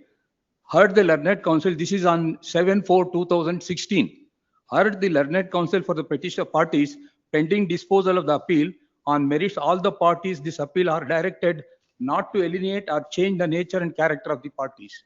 This agreement, they have entered it on 27/12/2018. Oh, let me understand the facts. Straight away you go to that issue, how will I understand? What is the suit for? What has happened? That happened. If I may, no, I have filed, the suit I have filed is, if I may, to declare the sale agreement on 27. I'll hear, yes. No, my lord, the plaintiff, he challenges the division bench order of this honorable court before the civil court. That's the crux of the matter. Now, my lord, what happens? I purchased a property. There were earlier round of litigations wherein partition suit was filed. What is the suit? My lord, this suit is for challenging. They're seeking declaration that the sale deed is null and void. That sale deed, my lord, I have purchased through permission of this court. And my lord, that sale deed has attained finality because the court, my lord, while passing a judgment and decree, it clearly says that the sale deed is confirmed. The parties are directed to deposit the sale proceeds in the final decree proceedings. That order has attained finality. My lord, again, now the plaintiff approaches the Supreme Court against that order. And my Supreme Court dismisses the SLP. Now, my lord, that order is final. Now, my lord, again, now, my lord, deliberately, my lord, a vexatious attempt. Now they challenge that order before this civil court. No, he's a party to the division bench. Yes, my lord. Yes, that's my case. He is a party before in the earlier proceedings. He participated in the High Court also. And my lord, in the Supreme Court, he files a SLP. That is what is being stated in the plaint. The orders passed by division bench, you purchase the property. Yes, my lord. I purchase a property with the permission of this court. And my lord, while passing the judgment and decree, this court says that the sale deed is confirmed. And my lord, I am permitted to deposit the sale proceeds if in the final decree proceedings. That is the ultimate judgment and decree passed by this honorable court on 31/8/2023. And my lord, he files a suit challenging the sale deed before the civil court. Clear abuse of process, my lord. Clear abuse. And my lord, is a vexatious suit. My lord, the permission given by this honorable court is on survey number 2/1, page number 13 in my objections. Let me first read the order of the court. I'll hear his submissions and then your submissions. Yes. My lord, there were two grounds which I had raised. One was limitation. I am not on that limitation, my lord. Two grounds which I had raised. One is limitation and another is abuse of process of the court. In fact, I bring to the notice of the court that I have purchased a property with the permission of this court. Let's look at the plaint. Yes, my lord. Plaint, my lord, plaint. I come to, my lord, may I take your lordships to page 50, wherein the plaintiff admits about the pendency of the RFA. Page 50, my lord, I'll read para 9. That the sale deed dated 27/12/2018 entered while the Honorable High Court of Karnataka orders dated 7/4/2016 in RFA 2009/11 interim stay was in operation and deliberately committed dishonest and willful disobedience. And my lord, in RFA 2009/11 orders dated 15/3/2024 SLP number, my lord, he states all the SLP and RFA, my lord, and also encloses the copy of the orders.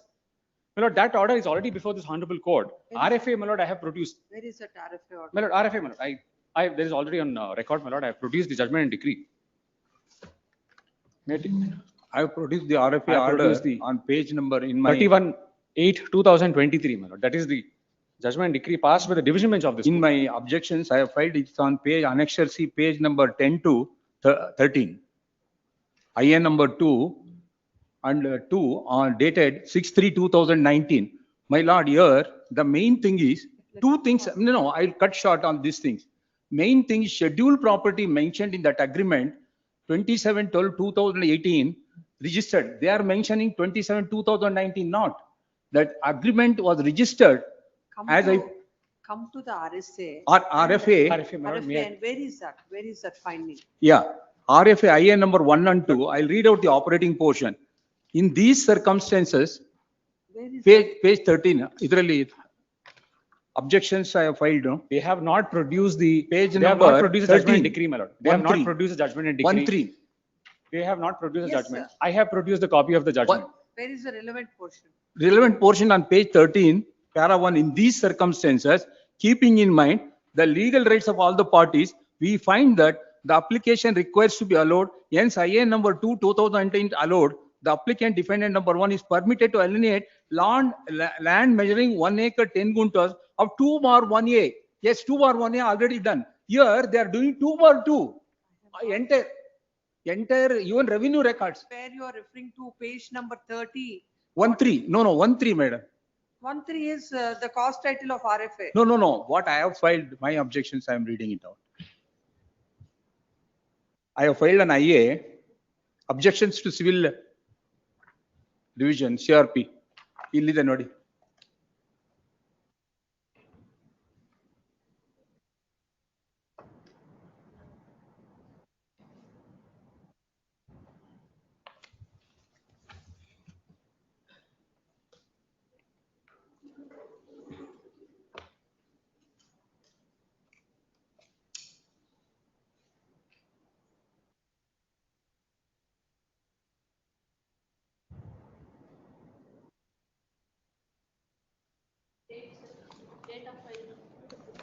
Date of filing 16th March.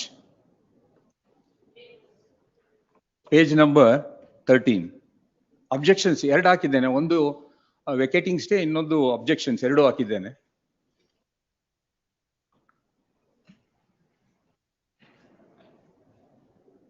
Objection ಅಲ್ಲಿ page 13.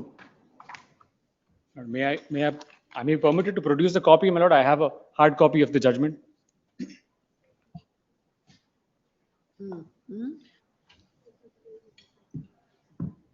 It shows 38, 39. There are about 4 numbers. 13, 38, 92, 14 on the same page. No, 13, which I have filed. I have produced. According to your number only. This no, is the my lord. I will make it very simple. This case itself. However, without looking at the paper, you can't simplify that. No, I'm not simplifying. I'm not simplifying. You have to look at the paper. You please tell the court where is it. No, I'm making it simple, my lord. I'm producing copy of judgment and In decree. these circumstances, keeping in mind the legal rights of the parties. Yes. We find that We find that application requires to be allowed. Hence, IA number 2 of 2019 is allowed. The applicant defendant number 1 is permitted to alienate the land measuring 1 acre 10 guntas of survey number 2/1A. Here question is 2/2. The entire 2/2, even today, it's in my RTC records in my name. And we have approached BBMP, all. 1 minute. What do you say about this number? My lord, may I take your lordships to the judgment and decree? I've just shared the judgment. and decree, Schedule 2/1A is May I take your permitted, lordships not to the judgment and 2/2. decree? Lord, I'll only read page 23, last 34th, my lord, 34th paragraph. That is a typographical error which occurred while dictating the order. My lord, that is clarified in this judgment and decree. 34, my lord. Further, while order dated 6/3/2019, respondent number 1 was permitted to sell item number 3, survey number 2/2. That is the subject property of this case, my lord. 1 acre 10 guntas, measuring 1 acre 10 guntas. It is submitted that the first respondent has sold the same by executing a sale deed dated 25/3/2019. We have held that the plaintiffs 2 to 5 are entitled for equal share. In respect of suit item number 8, respondent number 12 has entered into JDA. Respondent number 1 has sold 1 acre 10 guntas in survey number 2/2. These transactions have taken place with the permission of the court. Plaintiffs 2 to 5 shall be entitled for their 1/11th share in the proceeds of the sale transaction of item number 3, that is survey number 2/2, and 1/11th share in the benefits following by virtue of JDA in respect of item number 8. Hence the following order. My lord, order, appeal is allowed. The judgment and decree dated so and so is set aside. My lord, the third one, suit by plaintiffs 2 to 5 is decreed holding that they shall be entitled for equal shares in the social properties, including their 1/11th share in the proceeds of sale transaction in respect of item number 3, survey number 2/2, and 1/11th share in the benefits flowing by virtue of JD in respect of survey number 8. But this has attained finality. No. Now, my lord, by suppressing. My lord, one more thing. Agreement is signed on 23, 27/12. The agreement What was. I am saying, then you'll understand. I'm asking now, you're referring to this order at page number 13. No.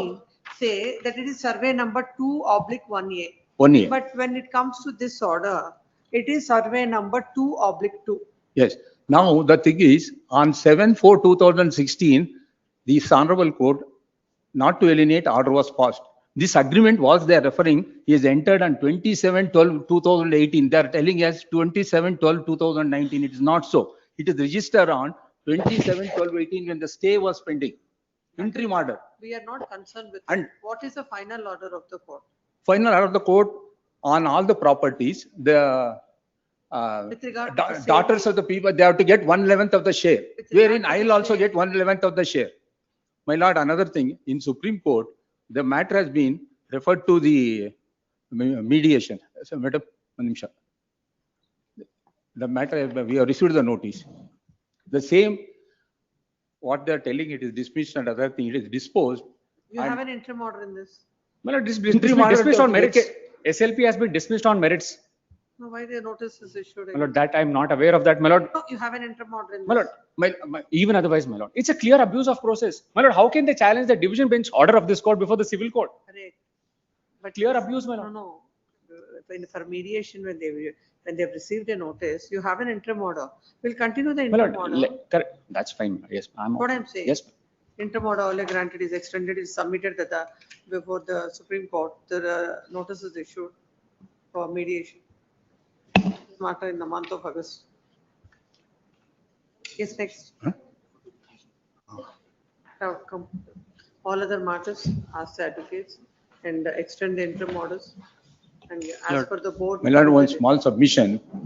The Honorable Trial Court has gone into the detail of all these things. There is a need for evidences to be checked because the even, we have referred this matter to even BBMP, to the highest authority, wherein they have mentioned that you refer this matter to the civil court. That is what exactly has happened. Based on the BBMP, we referred this matter to civil court.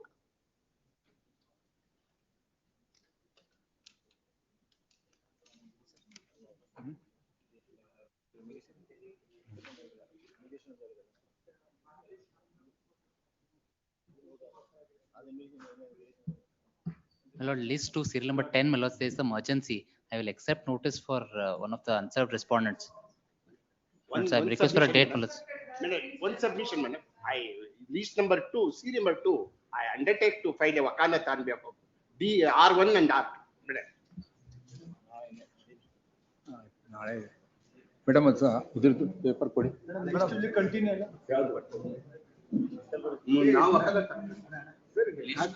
Mediation paper. Mediation. Supreme Court. Sir ಒಂದ್ ನಿಮಿಷ ಒಂದ್ ಕಡೆಯಿಂದ ಈಗ ನಾಳೆಗೆ ನಿಮ್ಗೆ extreme urgency ಇರೋರು ಮಾತ್ರ ಹೇಳಿ. List to serial. 77 madam. First list 77. ಇದೆ. ಅದು ಟ್ರಯಲ್ ಕೋರ್ಟ್ ಅಲ್ಲಿ ಕೇಸು ನಾಳೆನೇ ಇದೆಯಾ?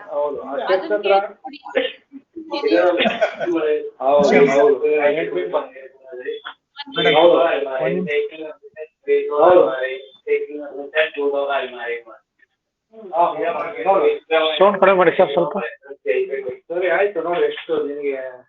ಮೇಡಮ್ ಅವರೇ, ಕೋರ್ಟ್ ಆಫೀಸರ್.